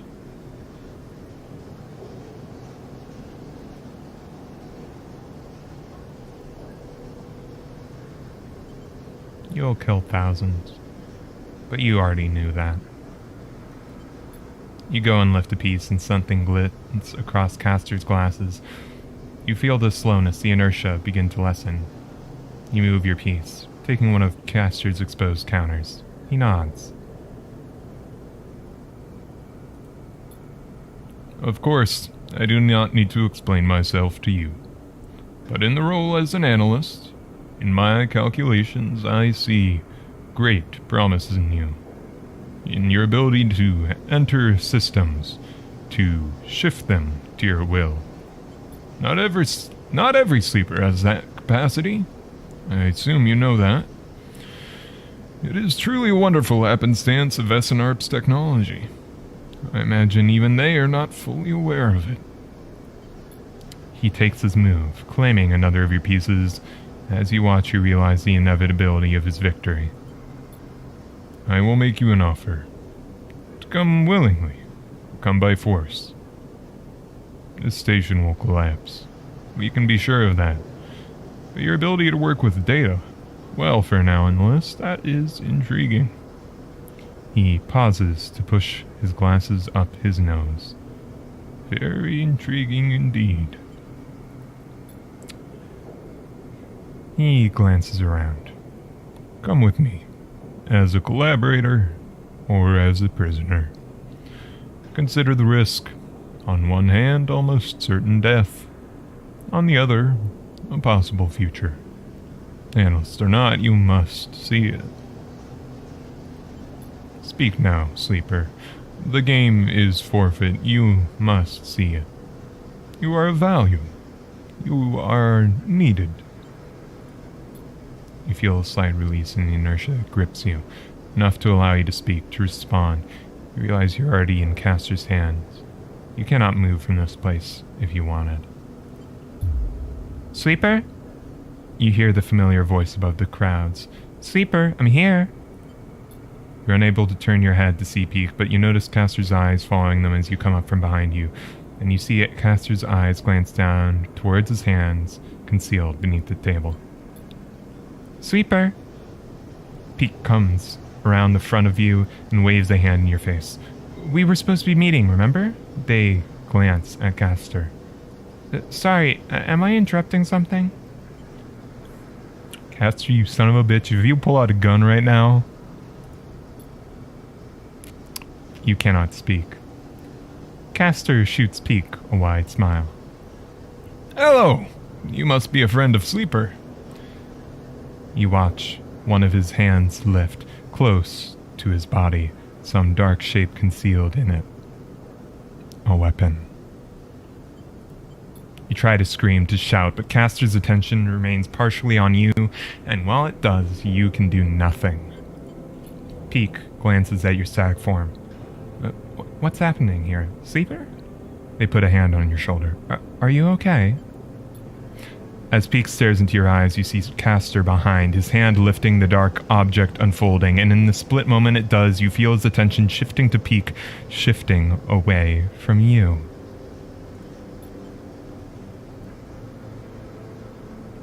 As you do, you feel the inertia lifting, and you know this is the only moment you will have to act.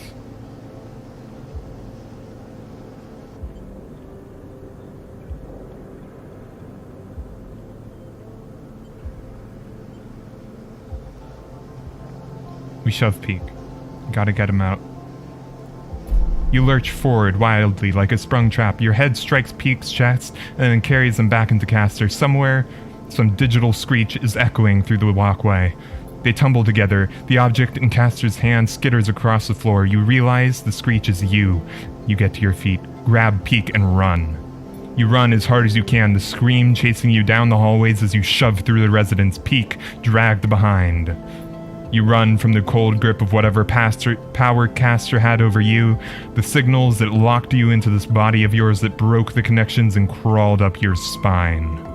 Eventually you stop, both you and Peek collapsing, heaving, breathing into the cold metal floor. When they are able to speak, Peek asks you to explain, and you tell them everything Caster told you about Senestat. About their claim on the Helion system, their reactivation of the Khan channel, the Helion system's growing importance. It flows out of you in desperate gulps, unable to believe your own mouth as you hear these words coming back to you. All you feel is the need to push back against the cold hand on your shoulder, the vast cold eye that is turned to look at this system, the ghost limbs of corporate control that are extending their reach. Peek is quiet for a long time, and they speak. We have to finish this, Sleeper. They meet your eye. We have to complete the seeding of the systems. We have to set Gardner free. It's too dangerous. Huh? I wonder... yeah, sure.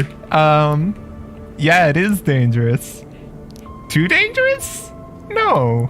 Fuck no. No, compared to the alternative. Much less dangerous. Let's go for it. You're right. If the choice is between Gardner and these people, I will choose Gardner every time. Their eyes are cold and steely. I would choose anything over them. You and me, sibling. Broers don't work. We got the non-binies here.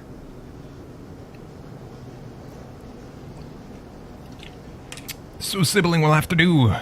Let's go, Sib. Alright. You and me, Peek. We do this.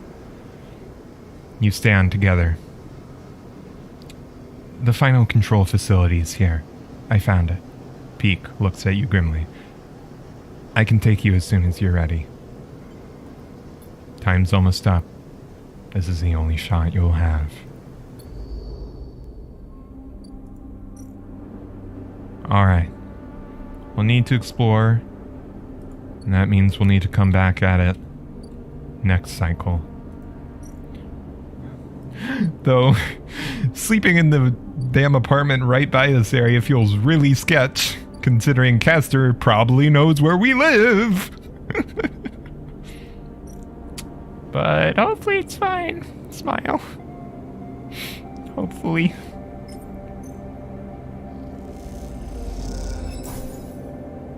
Here it goes. Yeah, just thinking back to Caster's offer from that other ending, those potential. He was just wanting us as a corporate asset for his corporate overlords to monitor the other corporation.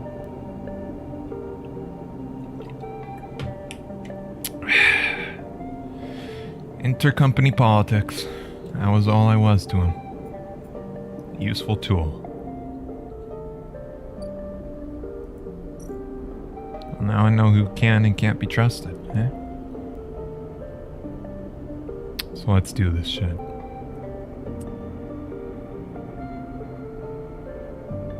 Hack facility.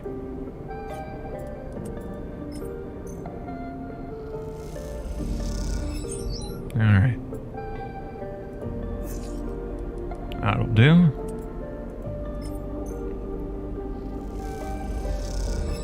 These ones we'll have to gamble on.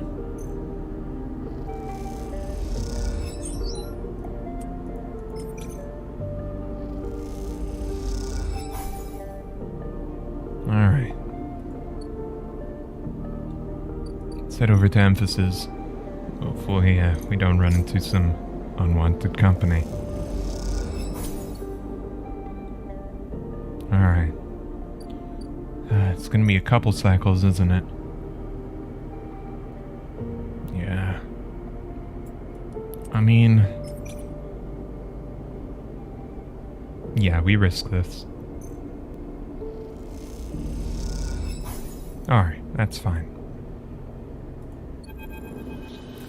Sleeper, here! Peak calls to you from across the flickering corridor. An elevator to the core. They smile. It's kind of messing... I've noticed it's messing up Peak's pronouns a couple times. I think somebody didn't proofread quite enough. Oh well. It's been a long set of cycles hunting for a path through the derelict layers of old Solheim offices and workshops. Finally, here it is. Path down to the core. You rush over to Peak. As you do, doors grind open. The dingy-looking elevator flickering as they do. You look at Peak, who nervously gestures for you to get in. I don't know how to feel about this. We hadn't fully explored it, did we? I don't know if I trust like that, but let's go in.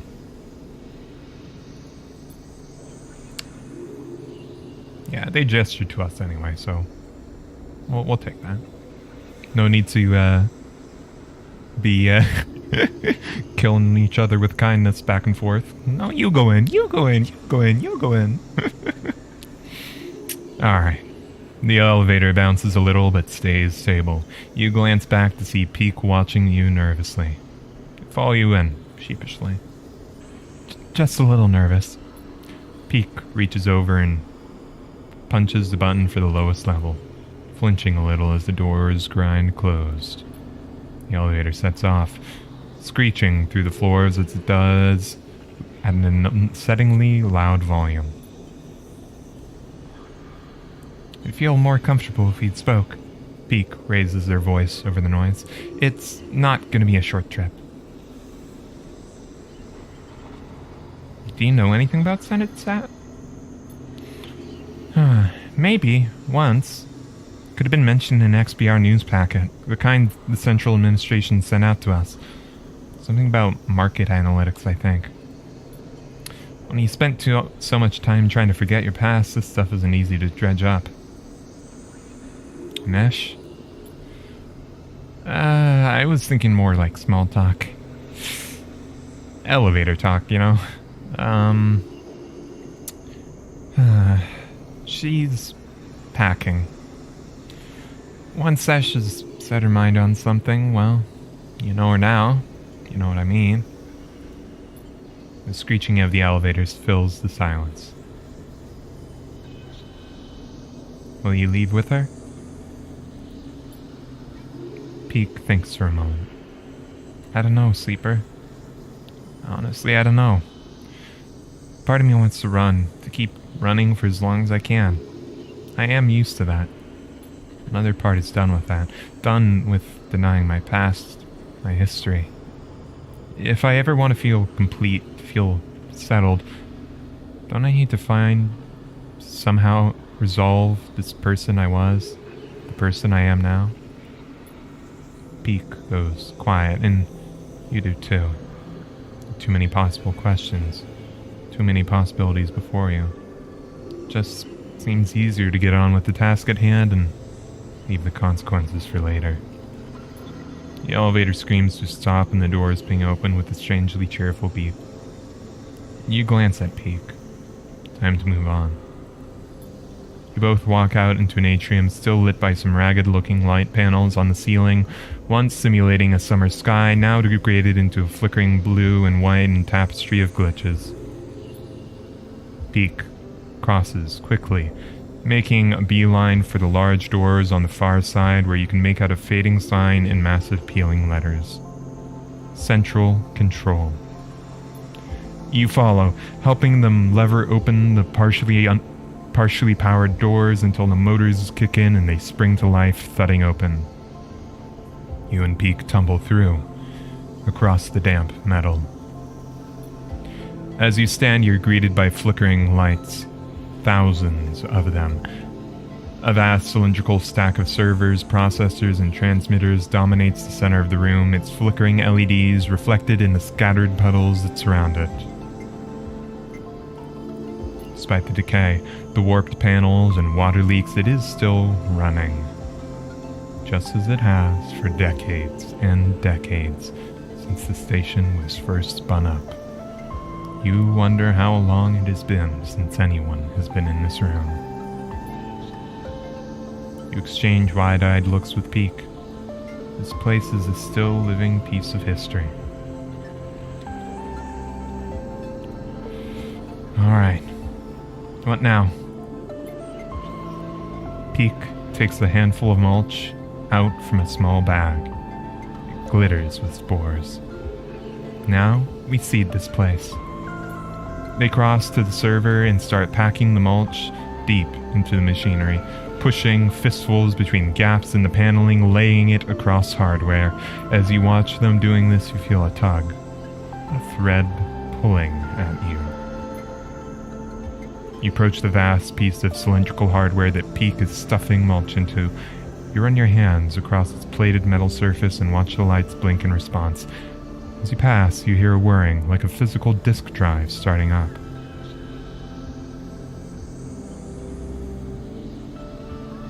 Lean closer.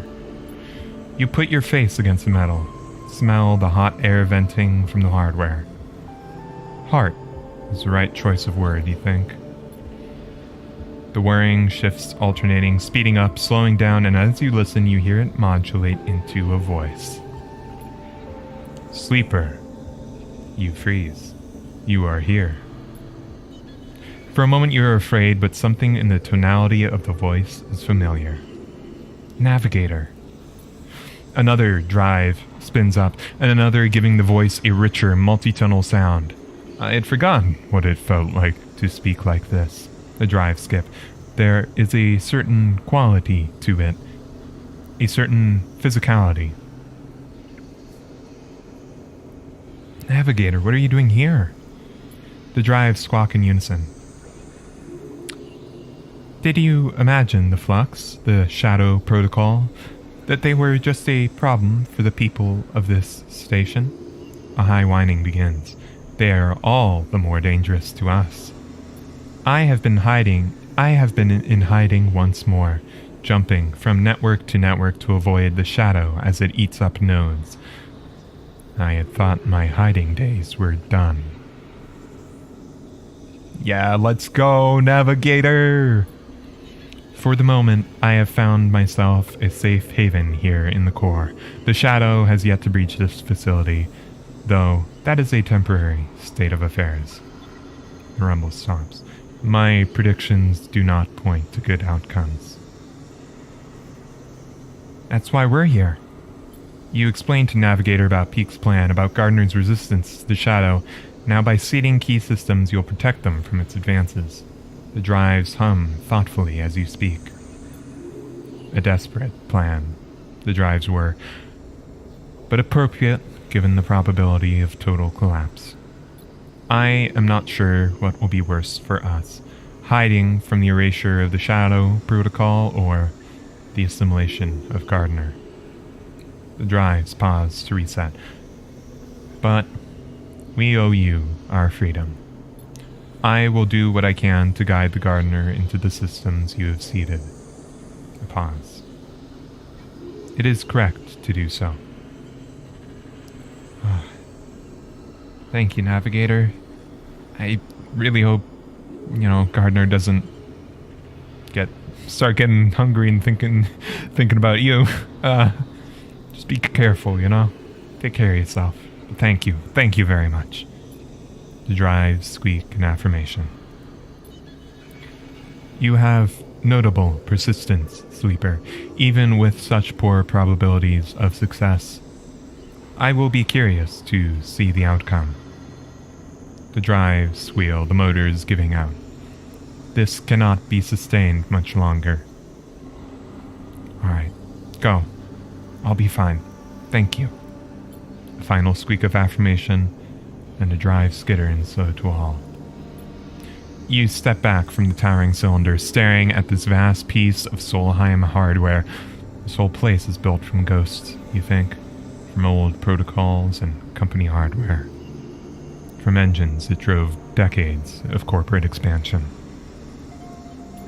Is the eye proof that they can be shifted, bent, forced into new configurations that allow for new ways of living?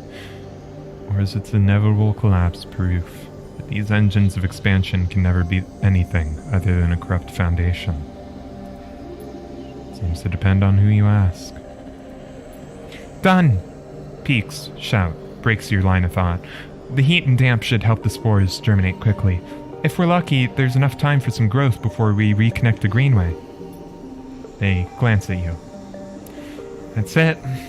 All the facility's seeded, they sigh.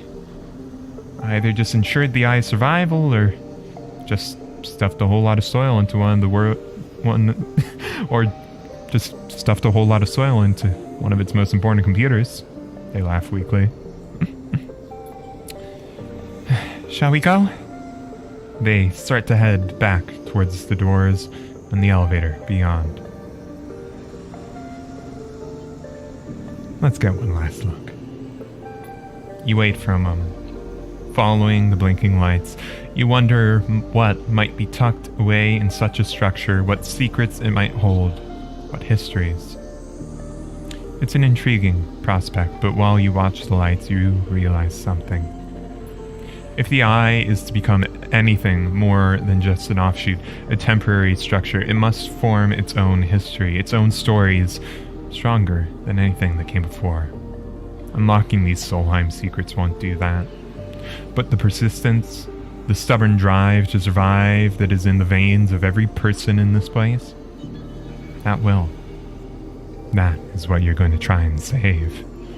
You turn your back on the core and follow Peak back into the elevator.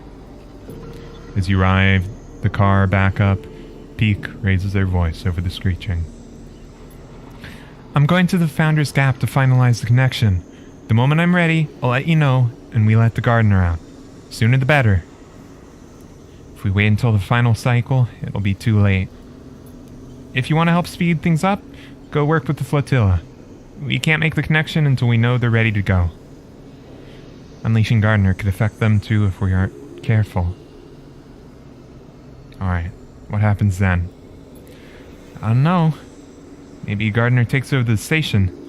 Maybe they don't even react. I can't think about it any longer. You ride the rest of the way in silence. When you reach the top, you go your separate ways. Before you do, Peak embraces you, burying their face in your shoulder. You stand there, together, for a moment, spinning with the eye moving relentlessly towards an unknown future, and then they let go and slip away. The pressure of their hug fading like a bruise as you begin to leave. Drive complete.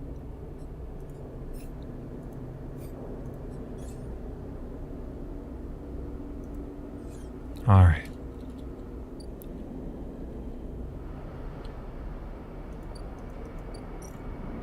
Let's get the hell out of the low end. I don't want to see Castor's face again.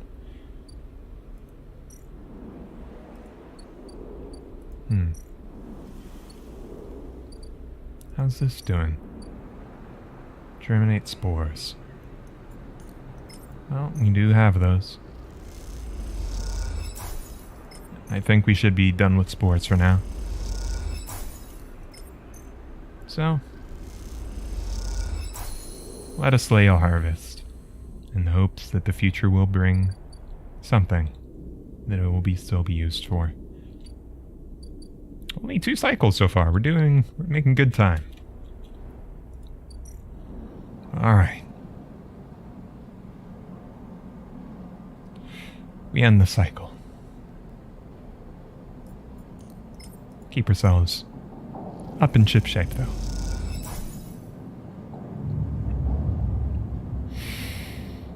Alright.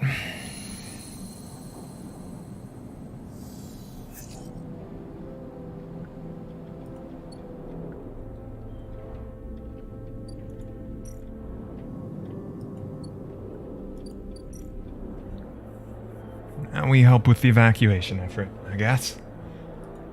Meantime, let me grab just some food. Keep me going. Thank you, Emphis. Hope you'll be alright.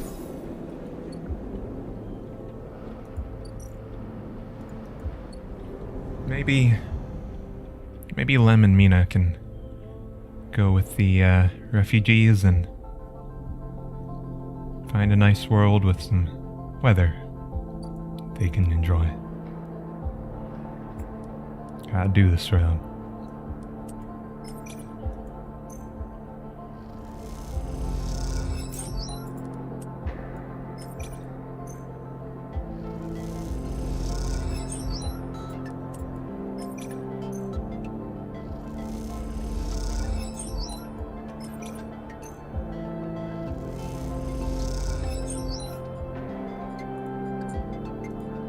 Make sure we're tracking that. Reroll. That's not gonna work too well.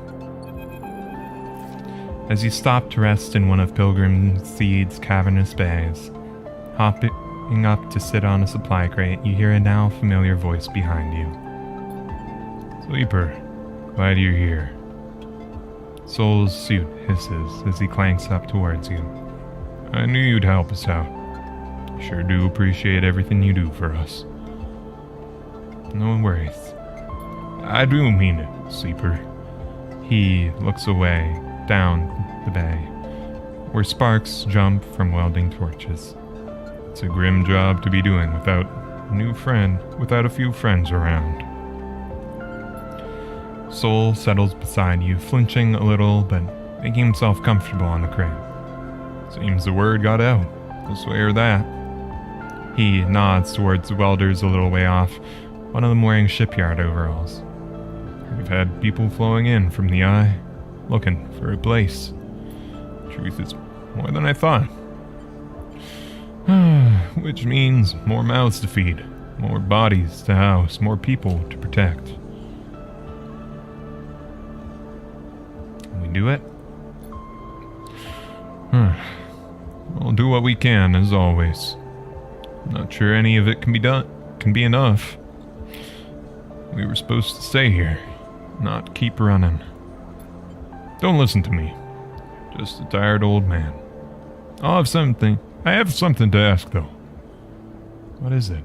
Oh yeah, we also can explore that place further, right? We can explore that. I guess? Because we didn't fill it up. There was still like 4 ticks on the clock left. I should check it out. What's up? With all these evacuees, well, we need a change in plan. Pilgrim Seed can't do it alone. We need the others to help out. We can carry them, house them, but that's all. Now, you settle down, the folks from Members Step, and they send us supplies grown in those dust houses of theirs. If we could get more... He nods to himself. And then the song crews. What we need for them is scouting and security. We don't need docking access of theirs, but with some careful scavenging, they could be our fleet. These folks, they know you, Sleeper. You earned their trust already. He put a hand on your shoulder. I sent my requests out, and they seem to be complying, but I need you out there making sure the work gets done. Time is our greatest enemy now. I need your help speeding things up. You ask too much? It's the fucking apocalypse. Alright. Alright then. He climbs off the crate, his suit hissing as he does. Think of it this way. Either way, you won't have to deal with much longer. Unless, of course, you were planning to come along for the trip. I should stay. I think I'll stay. I understand. Sol waves a hand and starts off towards the bay's entrance. The crackling sound of the welding quickly covering up his clanking suit. You watch the workers, the shipyard contractor chatting among them, already looking like he belongs. You push the thoughts of escape, of home, and of the future to the back of your mind and get up. There's always more work to do. You better head to the other ships in the flotilla, just to see what can be done. Alright. We need to talk to them, but just real quick, I want to take a look. What more secrets were there to the control facility? What more could there be in those halls down below the rim?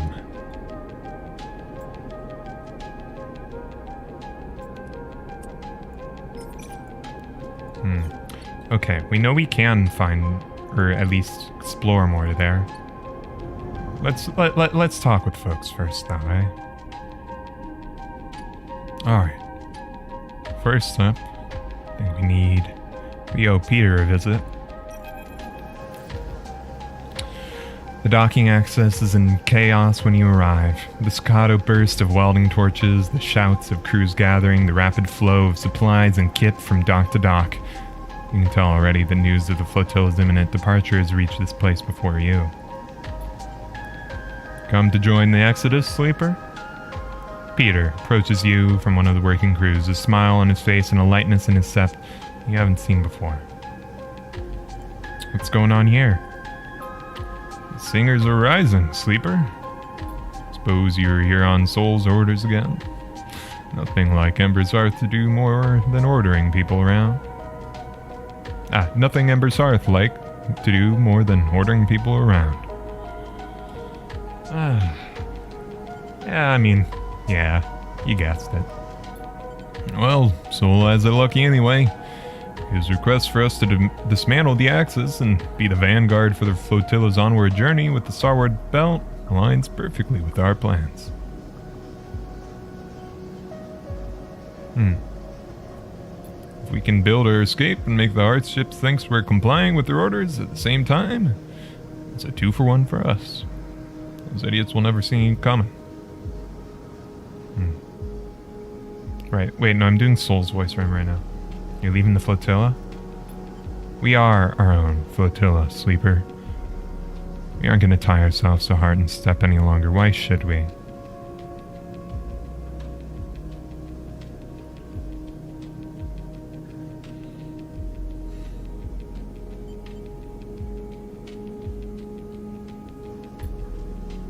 Peter looks down. Look, nothing against you or yours, Sleeper. We have to get out from under the shadow of step and song. Hearth? You mean Hearth, right? You mean Hearth, right? This is the time. We won't let the flux catch us again. Not a chance. And for the first time, you see fear in his eyes. Want to help us make that leap? Grab a torch. Talk to a crew. You're welcome to it. Every person here is free to prove themselves.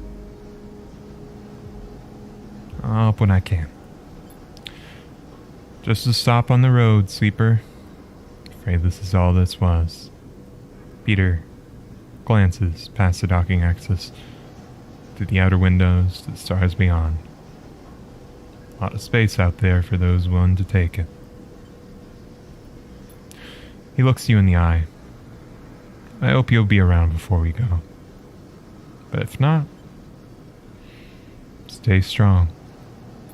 And with that, Peter thumps you on the shoulder and heads back to his crew, with a purpose, a direction visible in every step of his rapid stride.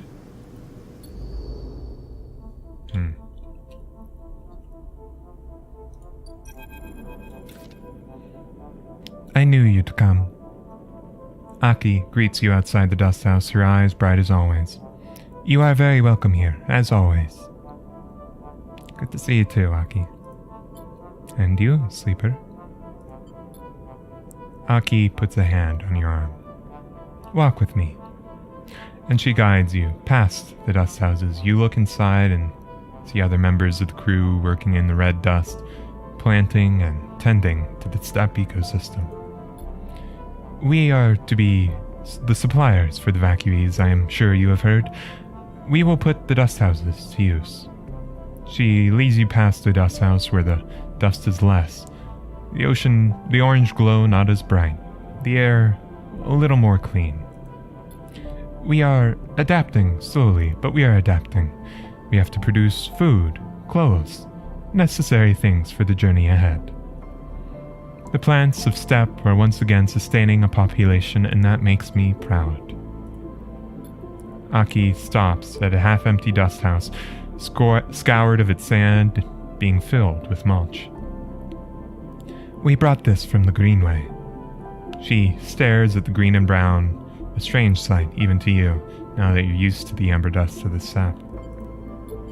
I admit, it is hard work for us. We are not familiar with these plants. Can you help us? Aki meets your eye. I can do what I can. Of course. Sorry. I know the eye is suffering, that it is at risk. I know what that is like. Thank you. Appreciate the understanding. I wish I had a lesson to share with you from our loss on steppe. But for the moment, I cannot see what that might be. If it gives you meaning, the work here is steady and worthwhile. But if you do not have time, I will not blame you.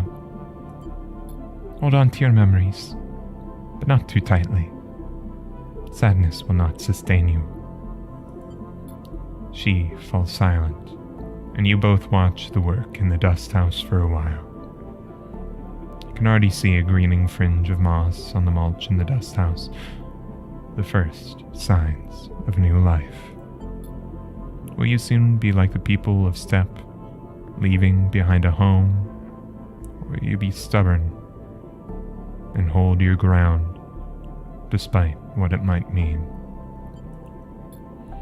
You wait a little longer with Aki, the moment a welcome suspension in time, or a moment in this rush towards an end. You glance at Aki, and she puts a hand on your shoulder in solidarity. After a short while, Aki sighs. It is good to see you, sleeper. Perhaps we will see each other again before we depart. She walks away, fingertips brushing against the glass of the dust house windows.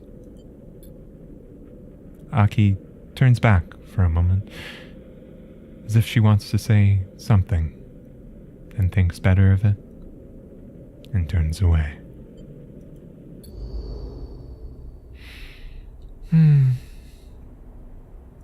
So,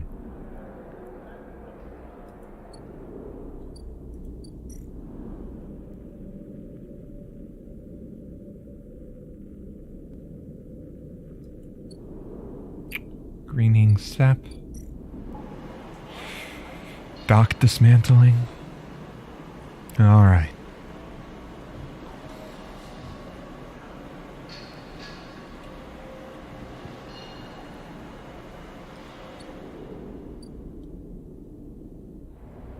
What do we do?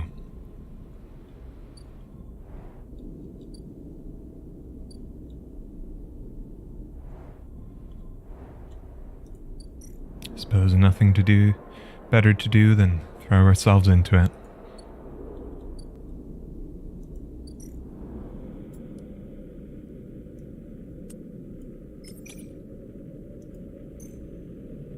Harvest automation. Damn. Well, we will try again next time. We still have time left available to us, and we will use it as best we can. But the end quickly approaches.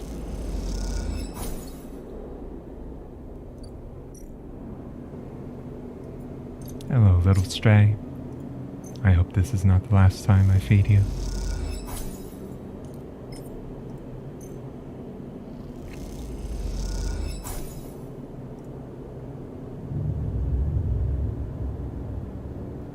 Alright. A third of the way towards the next flux wave. I would like to know what lies deep beneath.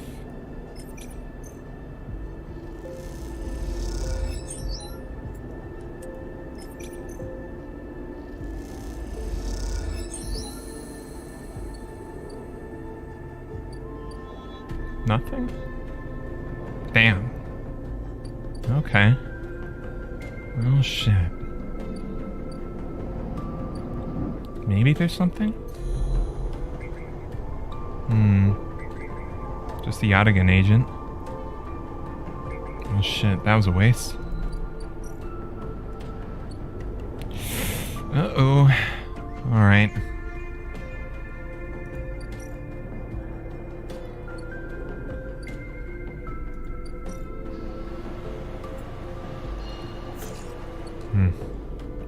We'll do our best.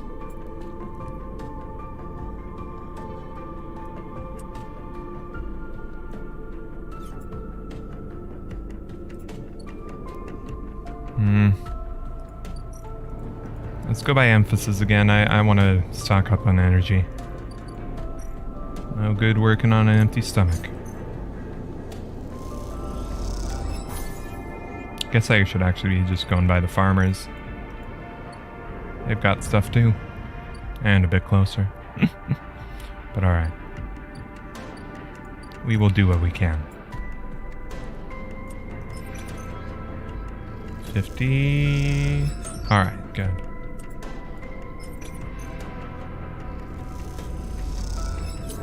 Fuck.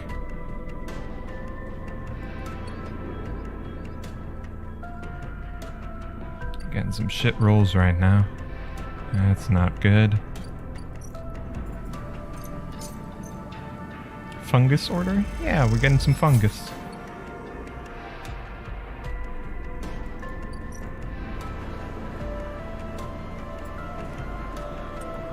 Let's try it.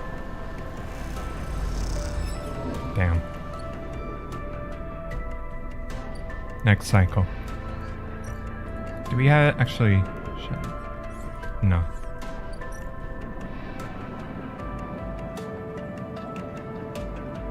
Alright. Yeah, we eating a fungus burger. Eating a mushroom burger. Eating a burger with no droll fungus. Alright.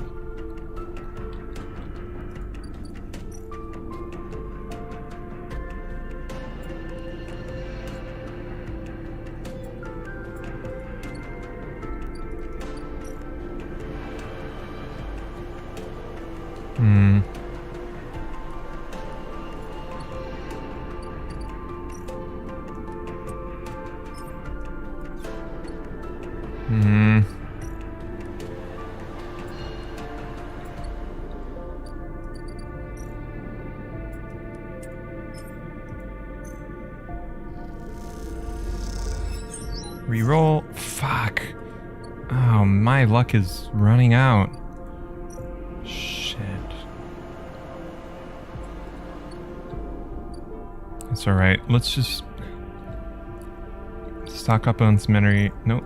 Wrong spot. Stock up on some energy. We'll take the hits as they come.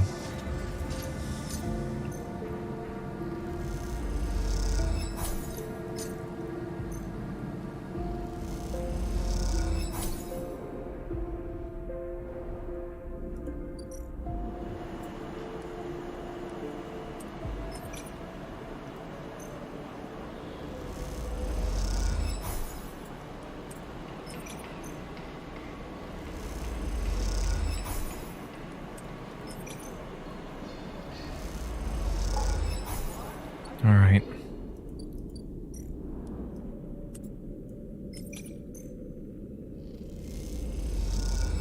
Okay.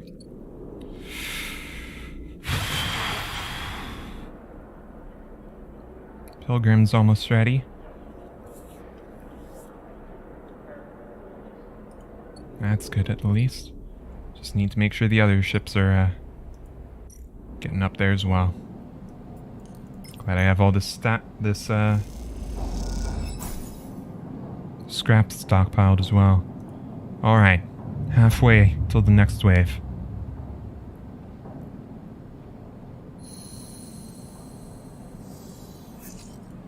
Alright, these are a bit more manageable.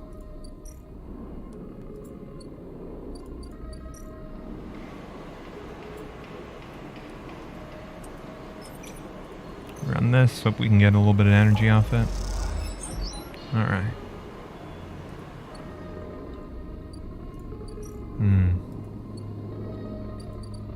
Make sure Pilgrim Seed's got enough.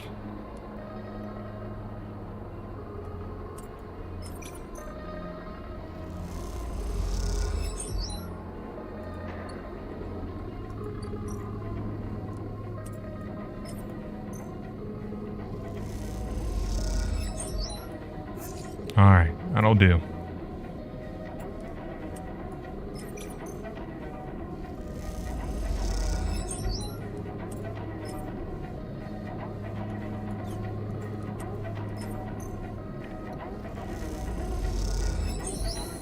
Continue.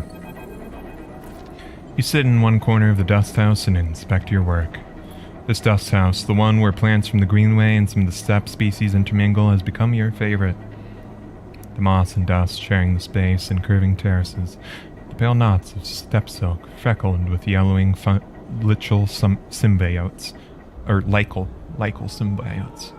It is a hypnotic arrangement. You look down and see the intertwining fungal threads and dust-caked roots and feel a little glow at pride at what has been achieved. You hear the entry lock of the dust house hiss open and assume it is Aki, turn to greet her. Sleeper, I shouldn't have known you'd be here. Rico smiles her warm smile, leaning on her crutch. You must be one of the most green-fingered people on the station. Rico! Now, has it been so long? She smiles a wry smile. No need for any drama. I met some of the steppe refugees in the greenway, and they were gathering plants, and I confronted them. Turns out they were very friendly. Aki was very apologetic, but I told them they were welcome to anything they liked. She told me I'd be welcome to come see, and, well, I thought I'd take up her offer. She looks around the dust house with its strange hybrid ecosystem. I have to say, I'm glad I did. Glad too. I can see that. Rico limps over to you. She holds out a hand. How about you take me on a tour? You take Rico's hand and walk her around the hybrid dust house. You show her how the steppe silk knots help provide a strong base for fungal and lichal growths, and how the dust mixes with the spores. You show her the different species of steppe tubers and the way they feed the soil with nutrients that helps herbaceous greenway plants thrive. She nods along, her eyes bright with ideas. She stops after a while and gestures for you to sit together. I know something is happening with the eye, Sleeper. She looks out at all the plants. We all felt the flux event hit, and everyone is talking about what's next. I came out here to figure something out, to understand what I might do about it all. You glance at her and see the glossiness in her eyes, and I think I have decided.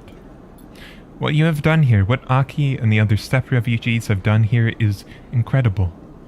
A whole new ecosystem built from the strange, artificial changed remains of two worlds. But I am not of two worlds. I am of the eye. A tear runs down her cheek. Like it or not, I am entwined with the station. I'm old growth. I don't have that much time anymore, and it seems to accelerate with every cycle. She frowns. It blurs together, separates, overlaps, comes back to me in strange ways. The time I do have, that's time I want to spend on the eye, in the greenway, watching things grow. She wipes her cheek. One day, I'll lie in those fields and not get back up. She smiles, and the tear tracks down both her cheeks. And when the green takes me, I'll be so glad. I'll miss you. Rico smiles.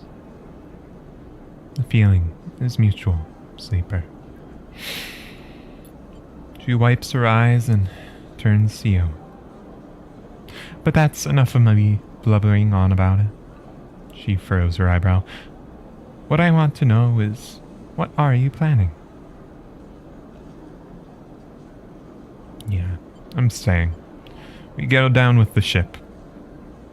I think I've had this decided. We've poured what we can into the eye, and we will help the refugees as they continue their journey, but this is our ship.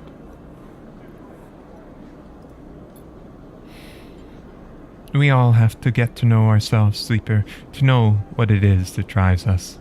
I'm sure you'll decide to act in the manner you follow. But you also have to ask yourself why it is so. She places a trembling hand on yours. Don't neglect that. Oh, she suddenly lifts both hands. Don't let me forget this.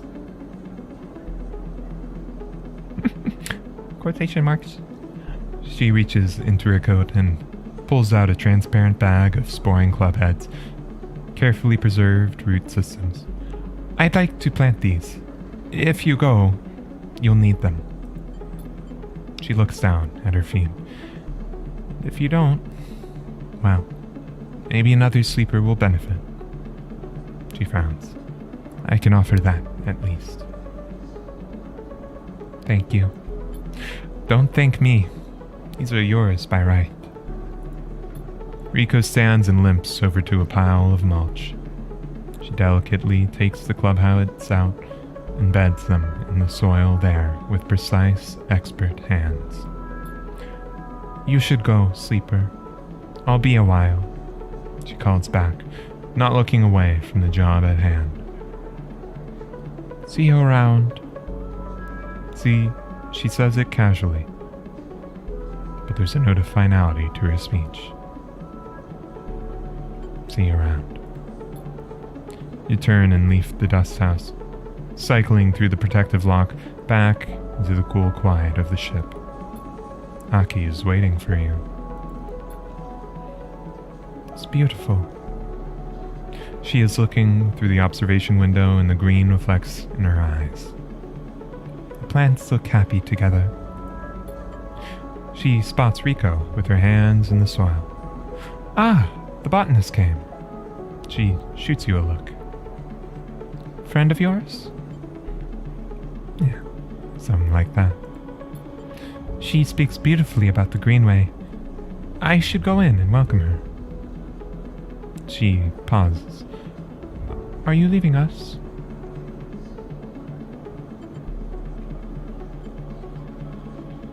Yes, I should be. Aki sighs. The first of many goodbyes.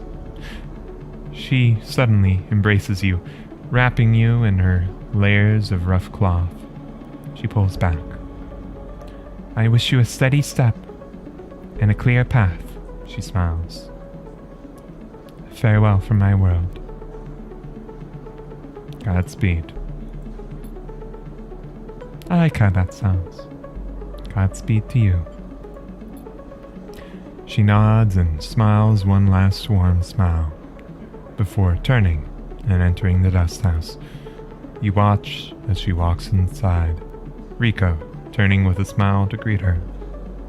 She kneels beside the old botanist and you see her pointing to the clubheads, asking questions.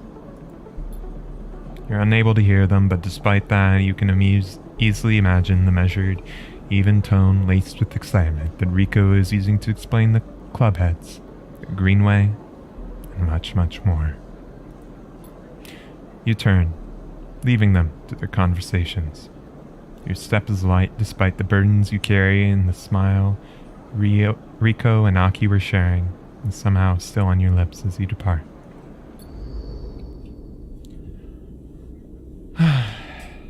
Yeah. Alright. Next cycle.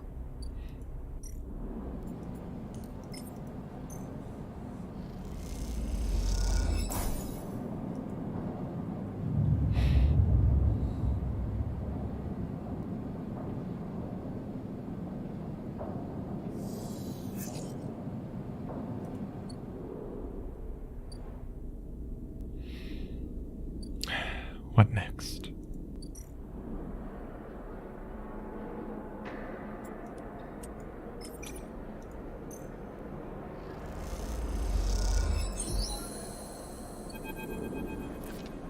They just keep coming. Perhaps the flux event scared enough people they really believe the eye will collapse. Perhaps they're sick of Havenage, of the council's infighting and the hardliners. Perhaps they just want to take a chance at some new future. A place that is anywhere but here. Whatever it is, the evacuees don't stop. They come on the flotilla's shuttles, on their own ships however they can. I've seen so many faces pass that they are almost meaningless now. Prey to features that seem both familiar and distant. You've been helping people.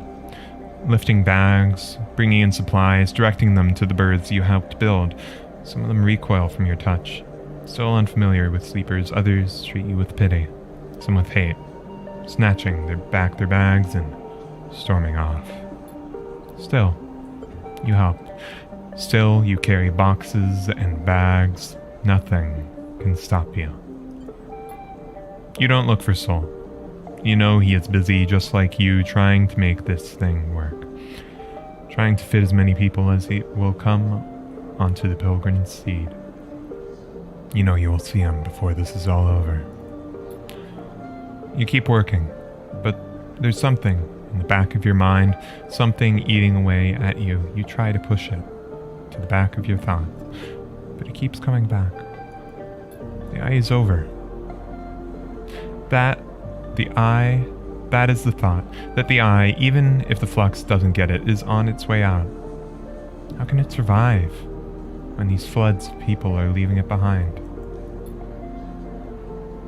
It's a thought that troubles you, because it makes you question why you have held on here so long, in a place that seems so temporary for so many people. Are you just a stubborn idiot? Someone who didn't get the message? Or are you strong, committed, for lasting the storm, for seeing the collapse coming and facing it head on? Because there's something you're sure of now. This place, like all places, is temporary. As each phase passes you, each family packs up and gets on board the Pilgrim Steed, it feels ever more temporary, ever more fragile. Which means either it desperately needs protecting, or desperately needs to be left behind. choice is yours.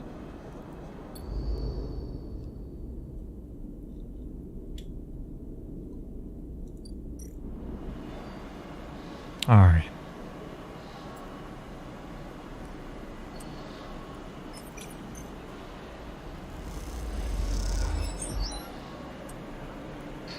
We do what we can here.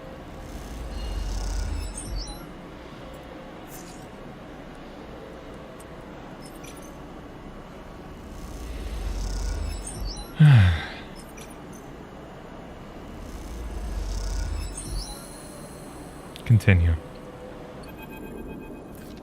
The docking axis is little more than a show. Everything that could have been pulled from its interior, every arm not used for docking, has been cut away. What remains is a Spartan void, with patchwork of flooring that allows movement. Piles of unusable material are tucked away in corners, but almost everything else has been cleared out. You haven't seen Peter since you last spoke. Now you're realizing you probably never will. There are plans to be made. Escapes to plot. The shadow of Hearth to escape. When the cycle the flotilla leaves, these ships will disperse too. The moons of Ember spinning out on different orbits. The chaos has become a quiet diligence now. Its time for departure is so near. Cruise across the axis from ship to ship at speed. Cruise across the axis from ship to ship at speed, bringing supplies or advice, perhaps meeting up to discuss travel vectors in hushed tones or to debate why they haven't left yet and whether they should. Among these singer crews, recognizable for their specialist clothing and often shorn heads, you see the occasional refugee, a paying passenger, or a replacement engineer or pilot, perhaps, come from the eye to seek fortune with the singers. Most of the crews have 2 or 3 of these additions, some more. Can't help but wish that whatever reason brings them to throw their lot in with the singer crews, that they will have safe passage. You feel a strange attachment to these citizens of the Eye, setting out for the first time. And then one of them catches your eye, crossing the axis with a crew, carrying a large bag and a nervous look. Tala. You freeze for a second. What is she doing here? She glances around, feeling your eyes on her, and immediately catches your eye.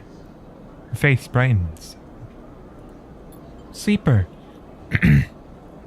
Tala mutters something to her crew and rushes over, dumping the large bag at your feet and embracing you without thinking.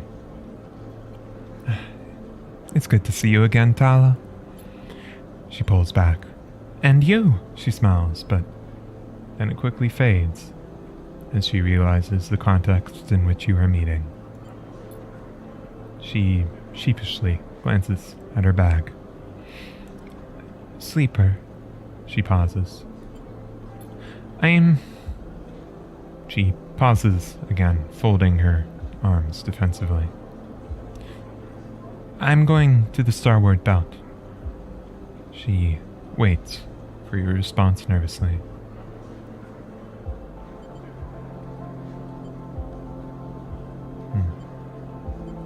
No.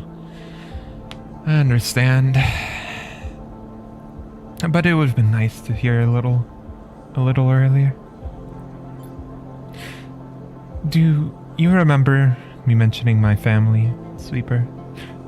My brother? You think back to your droll, blurred conversations in the back of the Bantian. He came here with me, with my family when we were little, just after we left Sinza. She bites her lip. He left when we were both teenagers. Jumped on some spacer crew heading to the starboard belt. I'm an idiot. She shakes her head. And I'm going after him. She looks down, not sure what to add. Makes sense. Family's family. She looks at you. It does? She laughs, nervously. I'm not so sure anymore. I really don't know if it makes sense, or if it's the right thing, but ever since I heard that was where the refugee flotilla was going, well, I couldn't stop thinking about him.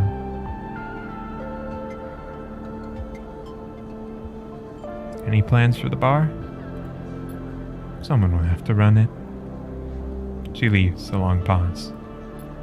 I mean, I can ask Francis. He'd be happy to, or one of the others, she blurts out.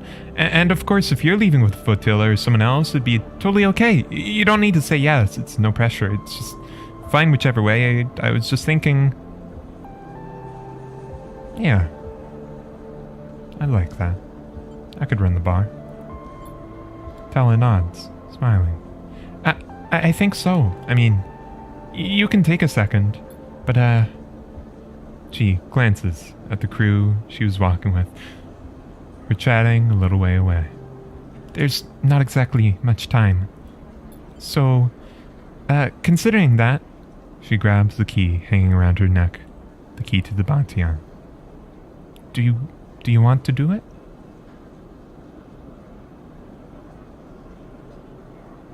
Yeah. I think that'd be good. Tala leaps forward and embraces you again. Thank you, Sleeper. I couldn't be leaving it in better hands. She pulls the key from around her neck, places it around yours as if presenting a medal. Remember to lock up, especially the back. And remember to empty the still if you're leaving things closed for a few cycles, and... She stops herself. I won't be gone forever, of course. She blinks away a tear. I can come back and check in. Maybe once I find my brother. She pauses, unable to finish that thought. She smiles at you, and you can see the weight lifting off her shoulders. Her eyes already drifting towards the crew. The ship. The next big thing. She's ready. I better be going. She nods at the crew nearby. Not a good start to keep my guys waiting. She lifts the bag onto her shoulder. She looks down the curve of the eye towards the overlook. It's a Bantian now. Thanks again, Sleeper, for everything you've helped me with. She nods. I wouldn't have been able to leave if I hadn't made things work here. Dad wouldn't have let me.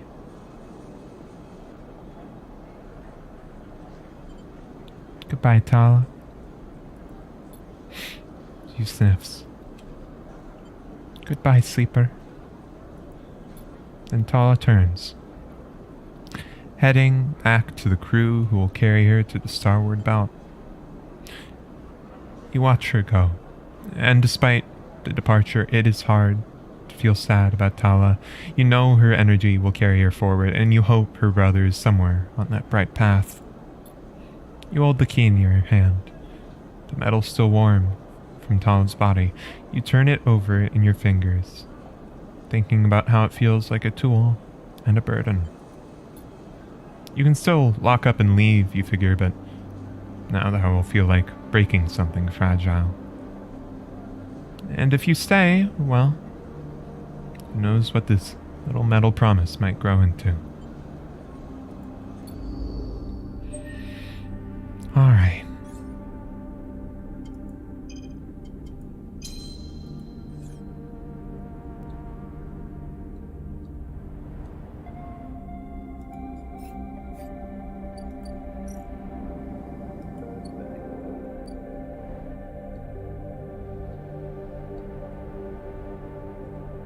Alright.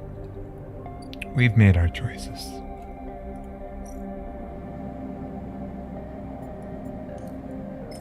Now we will live with them. The next cycle comes.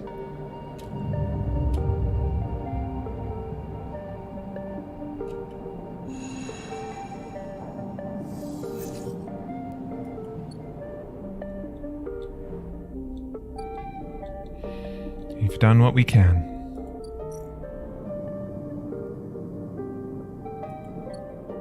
Our preparations are complete.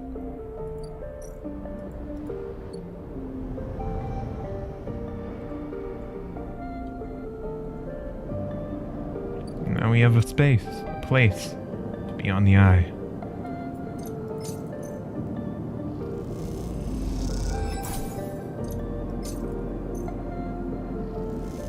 I think that's good. Feels good to have a home.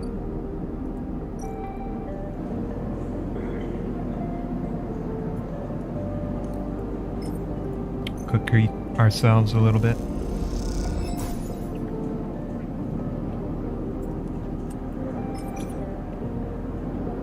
Take care of the bar.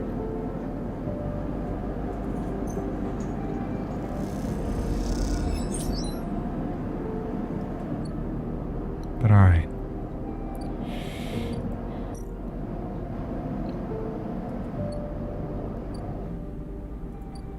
What at very last do we have left?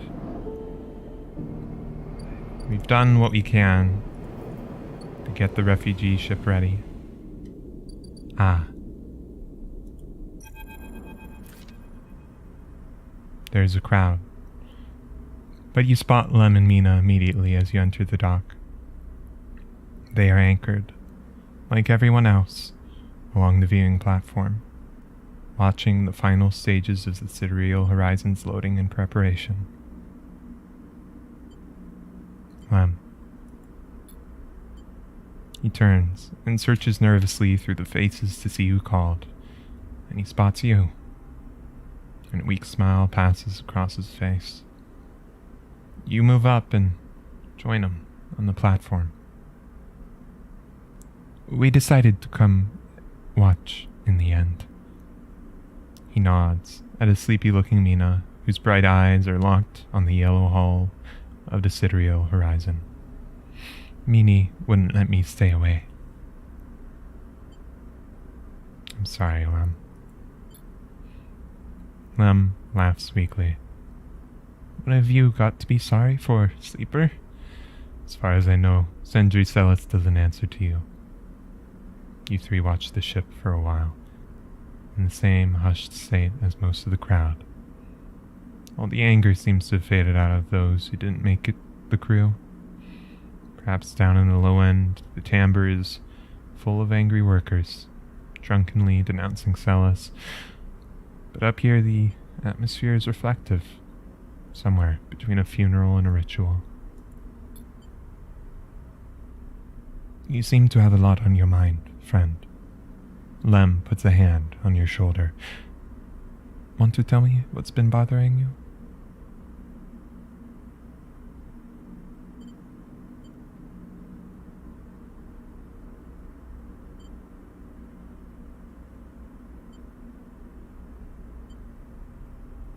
I've been worried. I'm hoping you'll be alright, but... Us? He reflexively strokes Mina's head. But don't worry about us. He turns away from the ship to face you. If you think this is the worst we've been through, you are wrong. Lem puts Mina down beside him. She kicks off, glides to the viewing window, and presses her nose against it. You know, there's been plenty of cycles where I thought Mina would be better off without me. Who am I to decide her life for her? To drag her through? He gestures around at the eye. All this. But when I see her smiling, I see her dealing with things, making fun out of nothing, it reminds me that she's the one dragging me through. This is her world now, and who am I to decide it's not good enough for her? You ever hear of the three-body problem? Yeah. Right. So, you have these three bodies, moving in space, affecting each other, and the results can't be predicted. Lem starts trying to demonstrate with his hands, wheeling them around each other as he speaks. That's how I see us. Me, Mina, and, well, you. Now, we are all bodies in space, and we can't see how that's going to work out for us. But the important thing is we are all affecting each other, right? It's not just one of us calling the shots, making the decisions, shaping the others. Each one is equal, pushes and pulls and is pushed and pulled in turn. Maybe there are other bodies too, right? The eye, Esther, a few units down, other kids, other systems, the whole Helian solar systems itself. And some of these bodies have bigger forces, bigger effects. But none of them, not one, can totally dictate the movement of the others. So the whole thing keeps spinning and going, and in the middle of it is us three. And everything we do has an effect, a real effect in the system on each other. And if we move together, push together, oh, maybe the effect can grow. Maybe chaos can help us. He stops suddenly, noticing how rapid his speech has become. He drops his hands to his side. Well, that's it. I understand. Lem nods and turns back to watch Mina as the docking clamps release on the sidereal horizon. A tremor goes through the watching crowd, but no one speaks. Mina, suddenly scared, kicks off from the windows and glides back into your arms. She settles there, the lack of gravity meaning you can't feel her weight, only the grip of her small hands on your clothes. And the sidereal horizon leaves.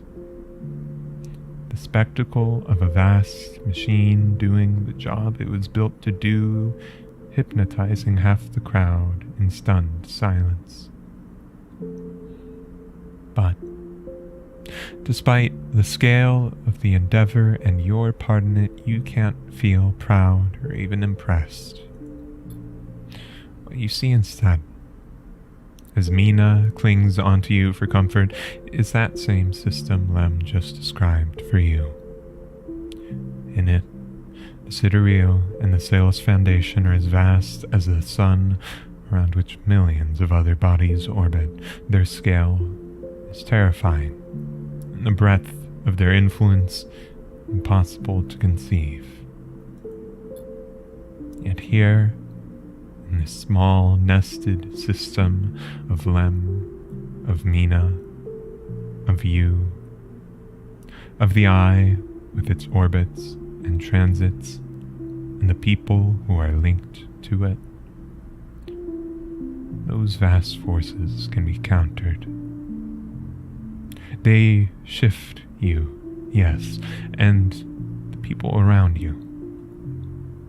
But they do not negate the pull of friendship, the orbits of community. As the sidereal moves away from the dock, you think of the bodies on it. Those thousands of cryo-sleepers that, like the person you once were, have given themselves over to that system. You imagine each of them has their reasons, their dreams, their fears, but you worry for them. You worry that they have shackled themselves to something so much bigger than themselves that it would crush them without a thought. The thought makes you bring Mina closer, holding her, too. As you do, Lem puts an arm around you both, and you stand together like that for a while, until the bright spots of the sidereal horizon's drives have faded into the dark, and it is time to go home.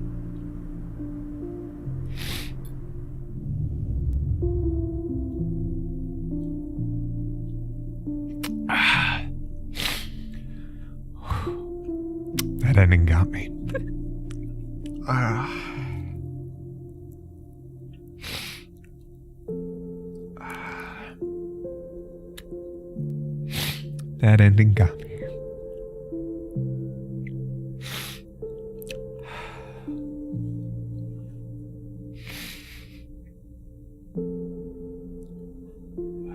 Let me grab a tissue.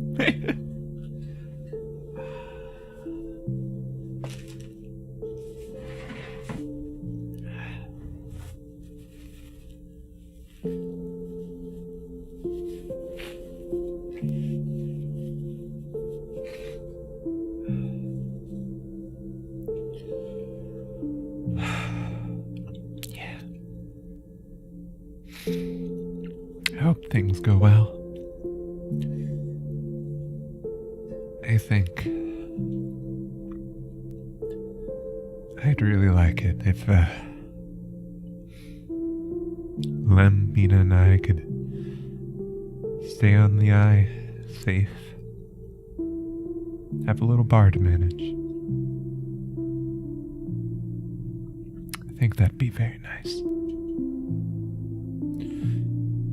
I think it would be very nice indeed.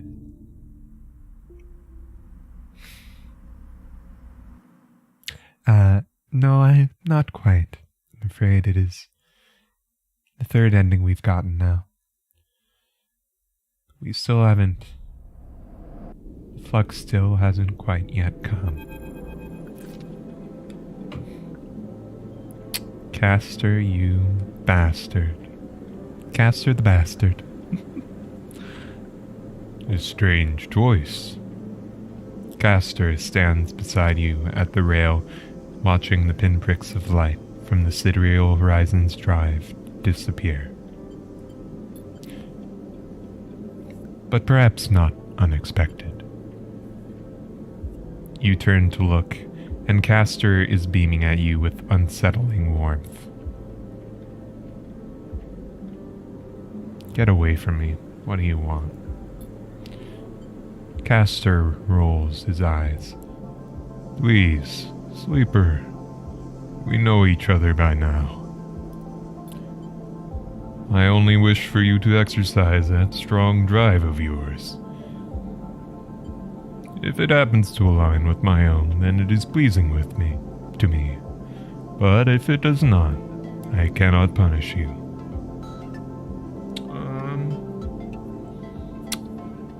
That sounds like a big fucking lie, bud. That sounds like a big fucking lie, based on what you've already told me. And Celis, I will do my best to follow its progress. The Celis Foundation is of more concern. Sentry Celis has taken a step back from the public eye. Seems some internal struggles are playing out within their pristine walls. But I doubt core politics are of much concern to you. The eye, though, that seems to be your primary concern, am I right? It's my home, you bastard. Then we are fellow residents. This place has been a good home for me. Though, like all places, it has its phases. Do not idle here too long, Sleeper, unless you wish to be once again caught in the movement of systems much bigger than yourself. Yeah, I think this dialogue was definitely supposed to be pre-Purge. That's alright. Guess Castor's just being a little hypocritical or feigning ignorance or what have you. Castor turns and starts to clunk away in his mag boots. I will be keeping an eye on you, if you don't mind, Sleeper. My curiosity remains piqued. Once he leaves, you stay a little longer at the rail, watching the stars. Thinking about all those people out on the sidereal horizon, drifting towards an unknown future.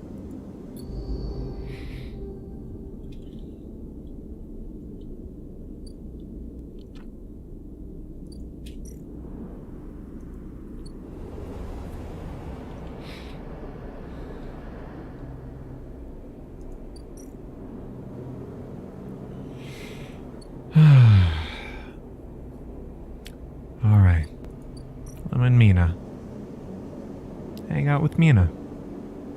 Mina like it when you visit. Always make sure you feel welcome in their little unit, even if Lem's cooking is a little suspect.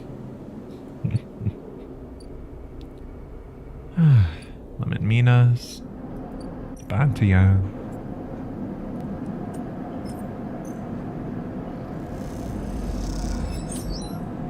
This is something I think I want to protect.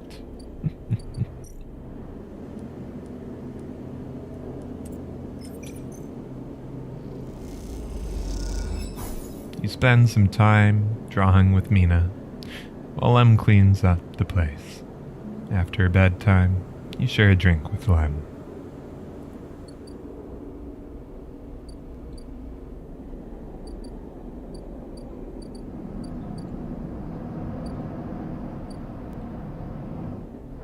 Yeah. I hope the eye will survive the flux, cause yeah, I think the ending I want to work towards. My ending. Staying with Lem and Mina, and managing Tala's old bar.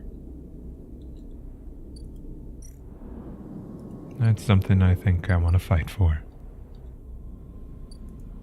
My decision.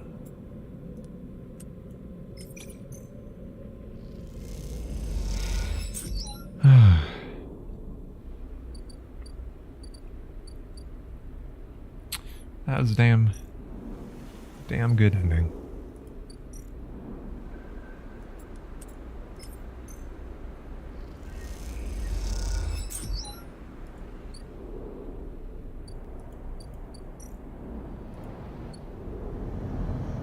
Yeah. I think that's the best thing I can hope for.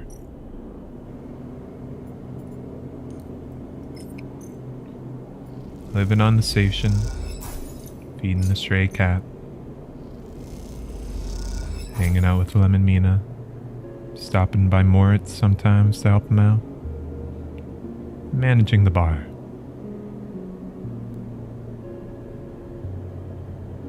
We'll see what the future brings.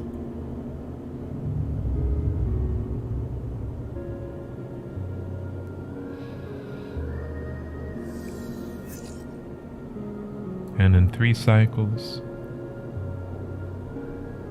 I'll know if that dream will stay a dream or not.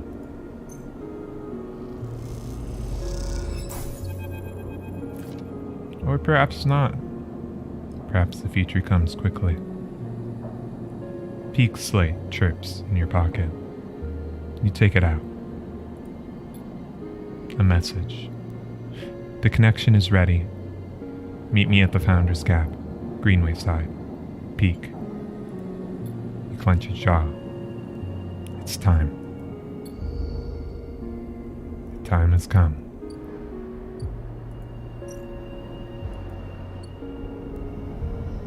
Let's protect this place as best we can. For the sake of that dream.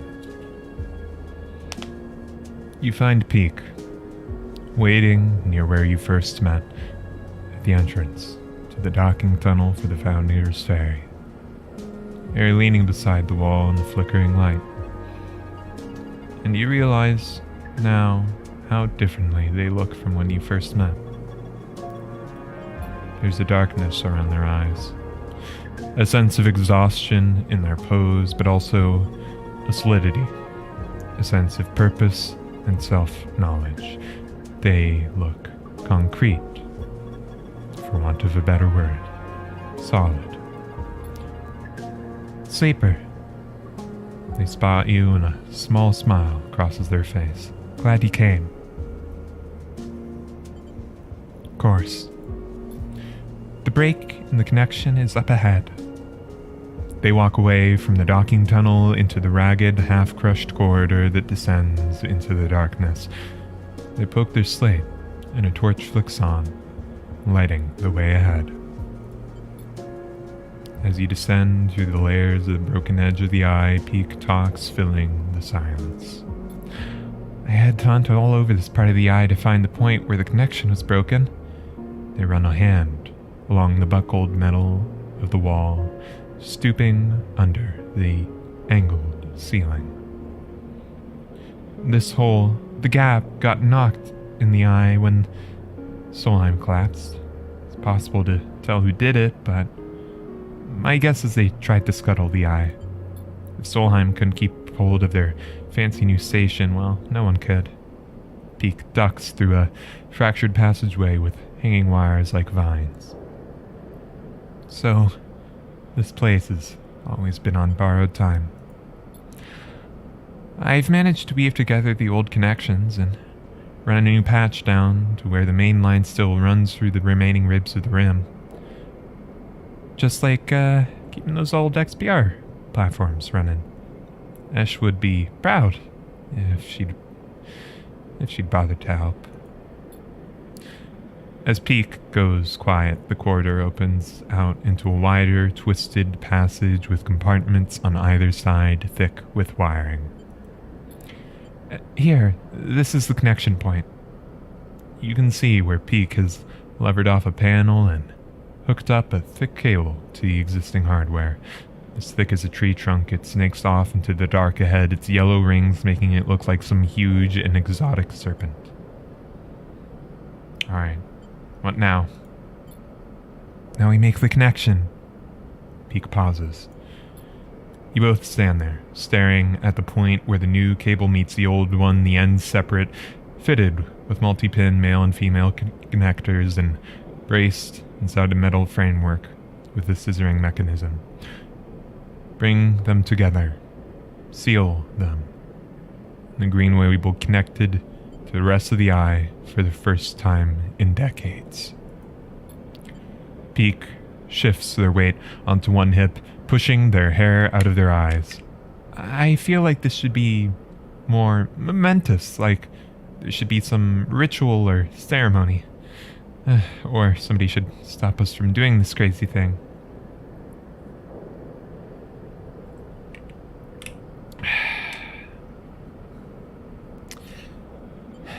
It isn't crazy.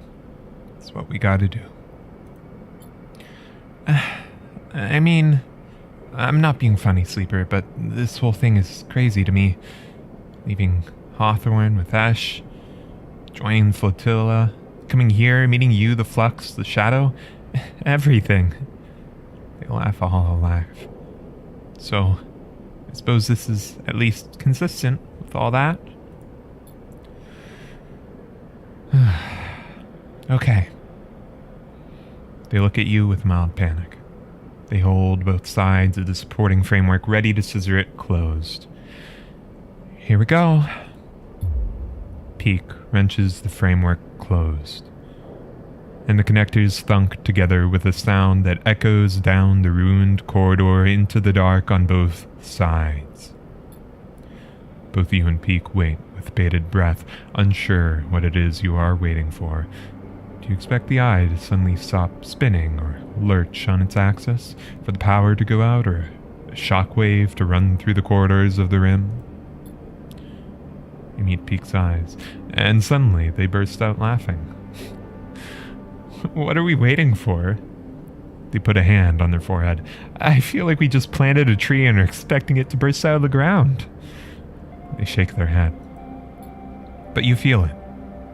You feel it, flowing like a stream that has been released from a cave and rushes out into the sunlight, crystalline and clear. You swear you can hear it running in the wires, like water, like rain, like steam. It doesn't roar or rattle, but it rustles and writhes there like liquid roots. Peak sees the look in your eyes and stops laughing. You can see it, can't you? You can't see it, not with your eyes at least, but it is everywhere. And now it is out. It can't be put back in. That much is clear. You imagine the rim of the eye like a sponge, like soil soaking up the gardener and their chorus, the gaps filling with the bubbling, burbling, constant, growing life. Peak stares at you. waiting for something. Anything. Gardner is free. Peak nods slowly and closes their eyes. They go to speak, but the words fail them. Suddenly, Peak's slate chirps. They jump and scramble it, almost dropping it in the process, but when they stare at it, a look of confusion crosses their face. What happened? Peak's mouth falls open. It's Ash. She's leaving. They look at you with panic. Before you can speak, they have turned away and are moving back up the passageway back towards the entrance.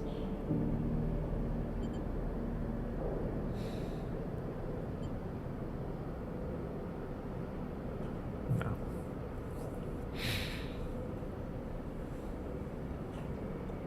This is their time. We can at least follow them, maybe, and help them, but they don't turn, don't respond, and you watch their silhouette, lit by their slate's torch, disappear rapidly around a corner. You take out the slate Peak gave you and turn on the torch. The wires all around look like pale roots in the harsh light, and you turn away from them. You're gardeners now. You work your way through the corridors, retracing your steps. You imagine Peak, panicked, running towards the cordon, realizing their greatest fear has come to pass. Wonder if they will be able to persuade Ash to stay. If Ash is going, you think, Flotilla must be leaving too. The thought makes you shiver in the darkness and you push it away. You're not ready. You focus on avoiding the hanging wires, the low ceilings, and make your way back out into the lit corridors of the Founder's Ferry Dock. Castor is waiting for you. He holds up his hands. Now, sleeper. No need to fear. He raises his eyebrows. I understand now it was my mistake to try to force you. Miscalculation. Get lost, bud. I understand you are angry. That is a reasonable reaction. He pushes his glasses up his nose. I only ask that you continue in the spirit of being reasonable and allow me to state my case. I won't hold you here, sleeper. Castor stands to the side, but I wish to speak.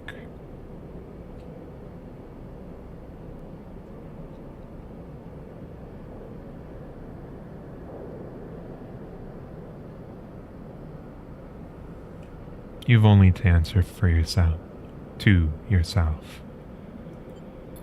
There's nothing Castor can say that you want to hear. He speaks for Senate Stat, and they have no hold on you. You approach Castor.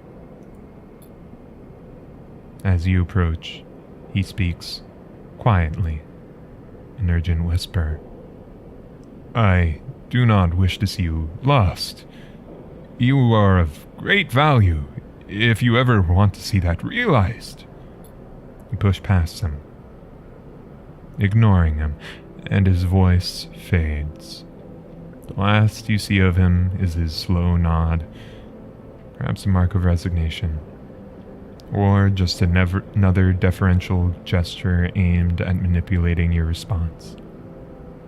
It doesn't matter either way. You're done with him. You head towards the cordon, Peak and the flotilla in the forefront of your mind.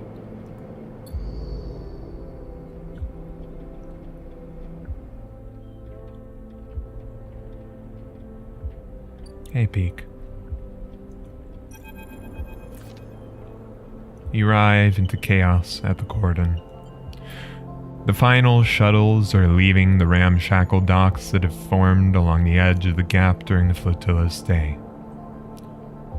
As they do, groups of evacuees push on board, hoping to be among the final people to escape from the eye. The fear created by the flux event became a series of rumors, and those rumors have driven many out of their homes. Others have staunchly doubled down on their opposition to the eye, refusing to accept any gossip of a second collapse. You are unsure what you think. Is the collapse a certainty? Will Peak's actions this cycle have changed anything at all? You're tired of these questions, and instead set out to look for your friends. You quickly spot Peak and Esh at the far side of the chaotic bay. You quickly make your way through the crowd, slipping between the gaps in the rushing evacuees, stepping over bags and luggage. Progress is slow, but as you approach, you can hear their voices over the crowd. You try to push closer, but there are many evacuees gathered around them in their shuttle. You have made your decision, Peak, and it puts you against me. Esh is standing with one foot on the boarding ramp while Peak argues with her. The evacuees are eyeing them, eager to intervene but intimidated by Esh's evident strength and attitude. Esh, it doesn't have to be like this. Peak looks desperate, tear tracks already on their cheeks. We can find a way. Esh shakes her head. I have always protected you, Peak. I have taken you under my wing. But I understand you are not mine to control. And you have chosen to be here, and not with me, despite everything. I have chosen to stop running, Peak cries out in frustration. You can choose to stop running too. You can stay here and try to live. Don't you remember what it feels like to live, Esh? Esh turns away. I remember what it was like to live on Hawthorne, what it was like to be worried for your safety every cycle, to live under the control of my mother, of the administration, to work to maintain something that no one wanted, no one needed, so that our corporation could maintain a foothold in this system. You talk as if this place, in the very same system, is any different. What is there here but the same grind for other masters, for employers, administrators, for those who gain from our struggles? There may not be a corporation controlling the eye, but there is control. There is power in action here. So what then? Peak shouts. You run from anyone or everyone who could ever be close to you in search of freedom?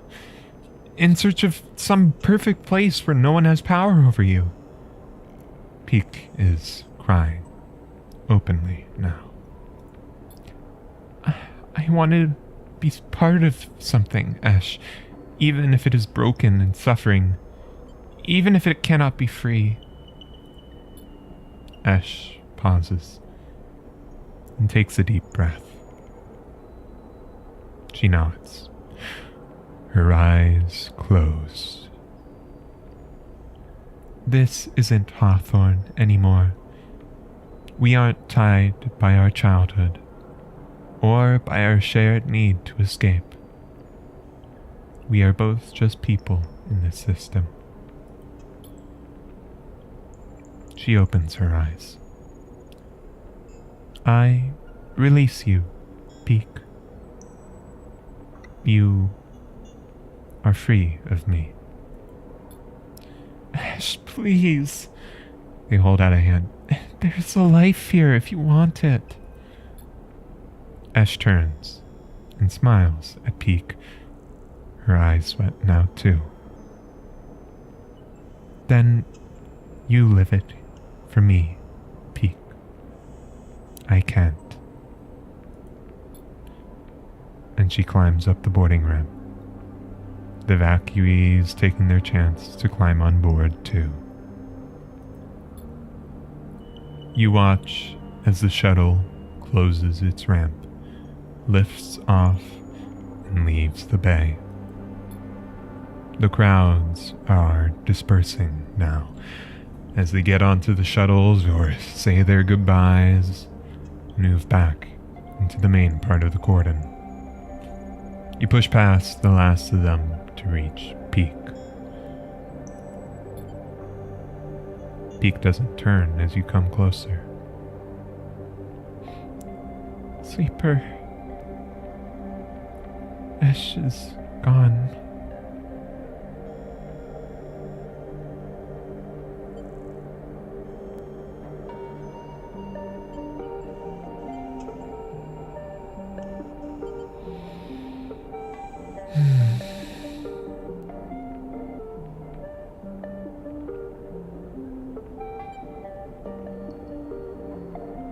It was her choice.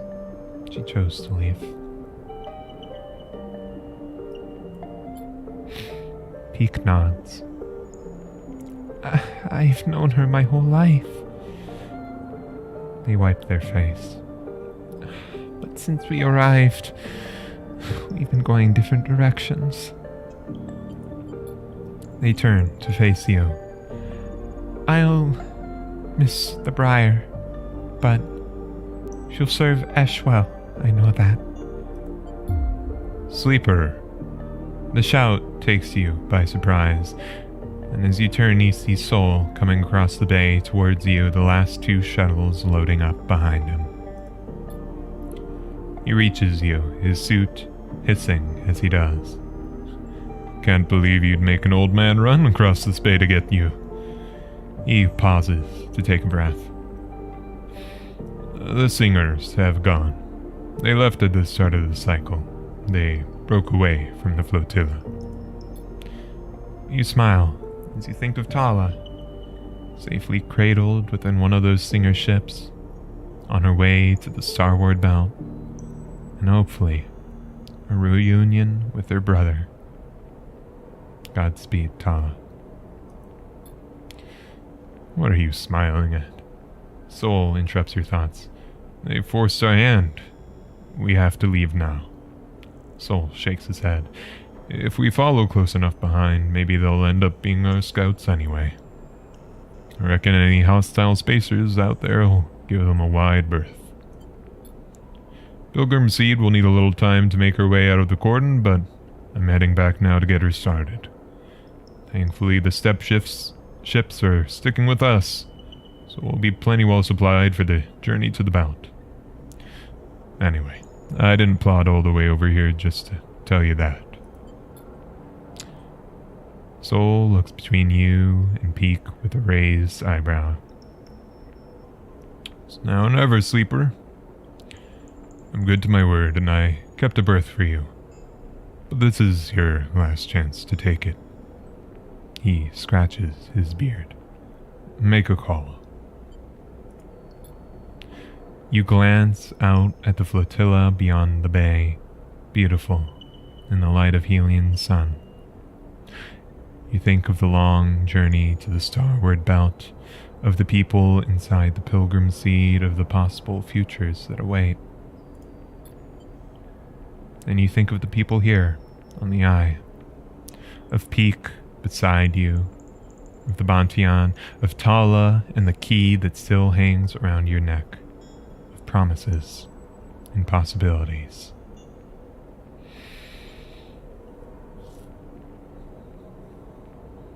We stay. If the ship goes down, we go down with it.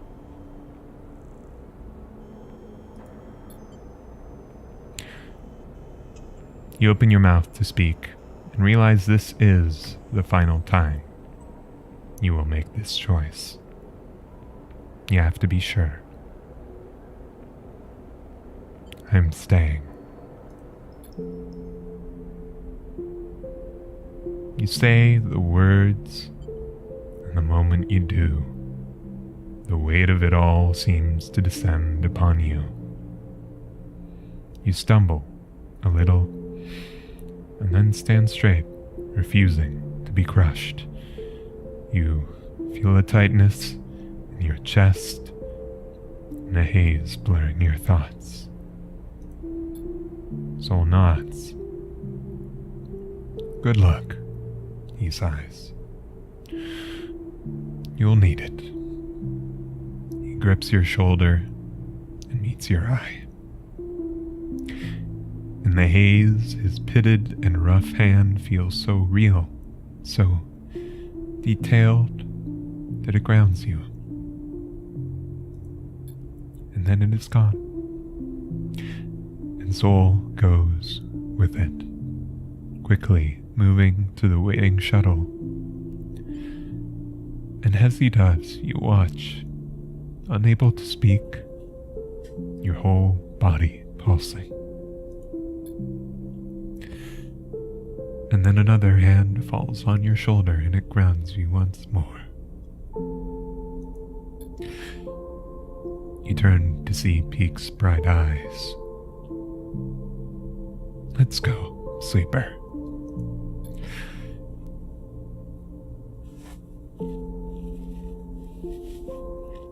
You nod, and seeing how unsteady you are on your feet, Peak puts an arm around you and steers you towards the entrance to the bay. As they do, you hear the roar, feel the wind as the shuttle lifts off and angles towards the flotilla. You don't turn. Instead, you keep your head down and focus on each step.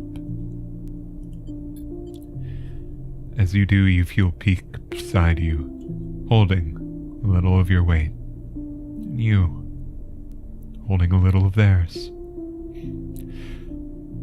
This is how it will be for many cycles after you both leave the bay and head back into the eye. You will both hold things for each other. Remind each other of the choices you made. Remind each other why it is important to keep going, despite the moments when it seems impossible. You will keep each other going. That support will be vital when the second flux event hits the eye, when it knocks the entire free spoke off the power grid, making the whole station lurch with the sickening motion, when it cripples systems and corrupts processes, leading sections of the station to go dark or start venting oxygen, when holding on is all you can do while the world seems to come apart around you. And yet, somehow, the eye will persist. Systems will resist total collapse in ways that will seem inexplicable to many, but to you and Peak they will signal the awakening of a new force within the station. That new force will bring with it new challenges and new possibilities in equal measure. Strange growths will be reported all around the station in the wake of the flux event, fungal crusts pushing through pipes and wiring. The eye will go wild and fecund, becoming a station of increasing unpredictability, prone to a seasonal rhythm of spore clouds and sudden growth spurts.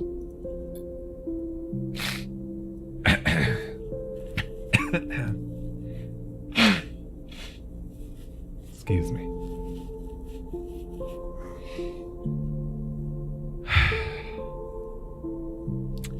There will be a strange, an unsettling beauty to this paradigm shift. As the greening of the station turns it from a corporate ruin to some altogether new assemblage of biological and mechanical structures. Rico will take on this challenge with the energy that seems impossible for her age until her final day. She will delight and new mysteries the eye and its gardener produce. And as this new era consolidates around the station, you will find yourself in the bounty on most cycles, working to keep the place alive. The cycle where you invite Emphas to come make use of the kitchen will go from a one-off event to a regular occurrence, and soon the Bontion will be filled with spacers, eager to try the best preparations of the station's now abundant mushrooms. And on occasion, after a long shift at the Bontion, you will hear the sound of the stray mewling. You will crumble up some food and sit and watch the cat eat, as if it is the only thing in your world that matters. However, into all this newness, bad old ways will still intrude. Senate Stat, frustrated by the eye's resilience, will begin to send more physical threats. Supply ships and traders will suddenly stop arriving, stopped by a blockade of corporate militia. Life on the Eye will be punctuated by wide-channel broadcasts from Senate Stat stating legal precedents and quoting deeds of ownership, staking a claim on the system. Meanwhile, Avenage's hardliners will fizzle out, losing their grip on the Havenage Council. In their wake, Helen will spearhead a system of reforms that will scale back Havenage's overreach, returning them to the caretaker role they were always intended to fulfill. As the cycles roll on and the threats gather, new broadcasts will join them, sent by Conway Extractions, making counterclaims on assets within the Helion system, and many on the Eye will grow quiet, losing their appetite for debating these political machinations as they tilt inexorably towards a corporate war. And ever on, the Eye will spin, growing now in strange ways, haunted by strange new growths, and hosting cultures of increasing resilience. As the Helion system descends into crisis, you will find comfort in the fungal patterns, the familiar conversations, the spices and smells that will accumulate around you as your body continues its unavoidable decay. They settle around you like a veil, and in time it will be impossible to see the Eye without seeing its many variants and versions, pasts, and potential futures. And this masking of the world will mark your approaching end. And one cycle, far from now, that accumulation of memories, of tastes, of people and places and moments will be the last thing you let go of.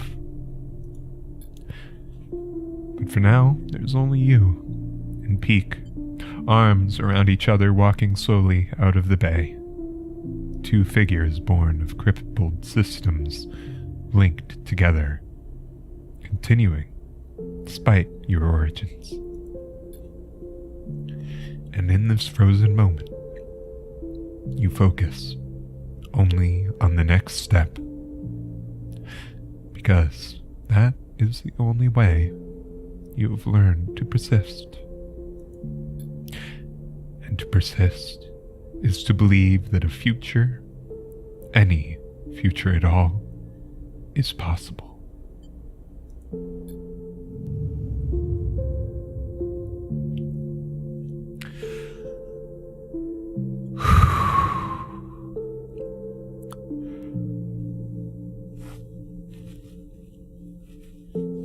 Yep.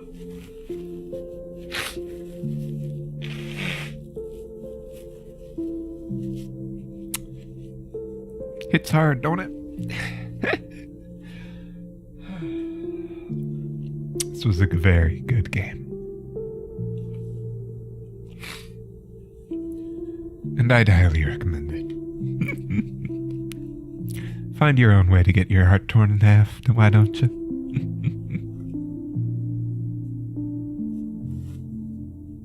Yeah. Me too, see. Me too.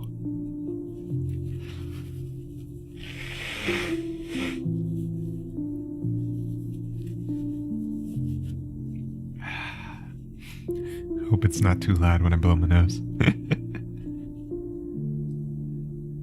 All right.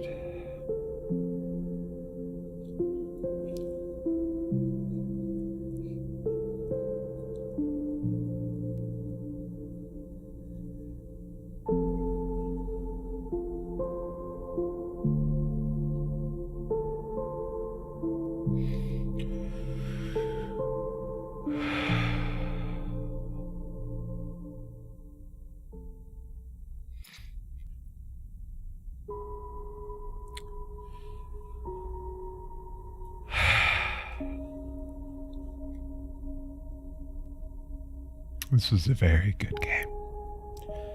Very good game indeed. And I liked it quite a lot.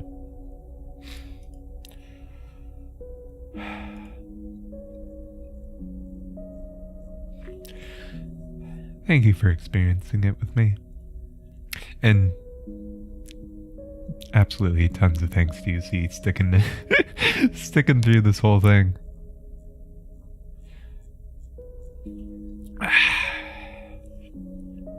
It's been very nice having a viewer to confide in, and I appreciate it gratefully.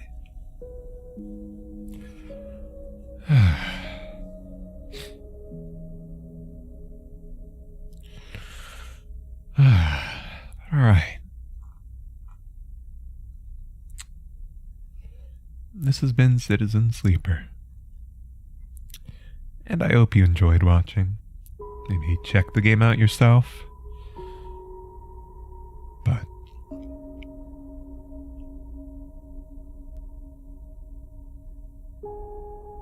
don't feel the need to rest on it for too long. Just keep moving forward. One cycle at a time. And I think this cycle's coming to a close soon enough for me. I'll turn in for bed soon enough. But yeah. Glad to have been here. Been a great experience, and I don't think I would have had that without you showing it to me. Well, I'm glad I could show it to you. And again, as said, I very much appreciate you coming along for the journey. But yeah, I hope that, that feature for a sleeper is a good one. With Peak, with Lem, with Mina, with Emphis, with Tala's old bar, the Bantian. And hey, maybe Fang will pop up sometimes whenever he finds a good time to play play hokey from his system admin responsibilities. Is it hokey? I forget what it's called. But yeah. All right. Well, yeah, I think I'll have to call things here. As always, and it's said many times over already in the past few minutes, thank you all very much for watching. And I hope I didn't ugly cry too much at the end there, but, you know, it's a good game.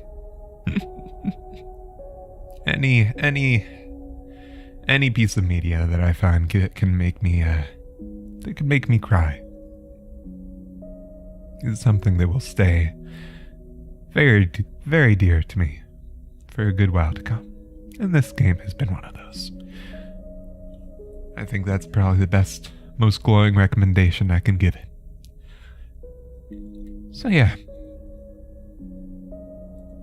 See you all next time. Not sure what I'll do quite next, but first thing's probably wipe my tears. So, see y'all later. Take care of yourselves. And don't be afraid to cry a bit. It's always good to do. But yeah. Bye-bye. Bye-bye.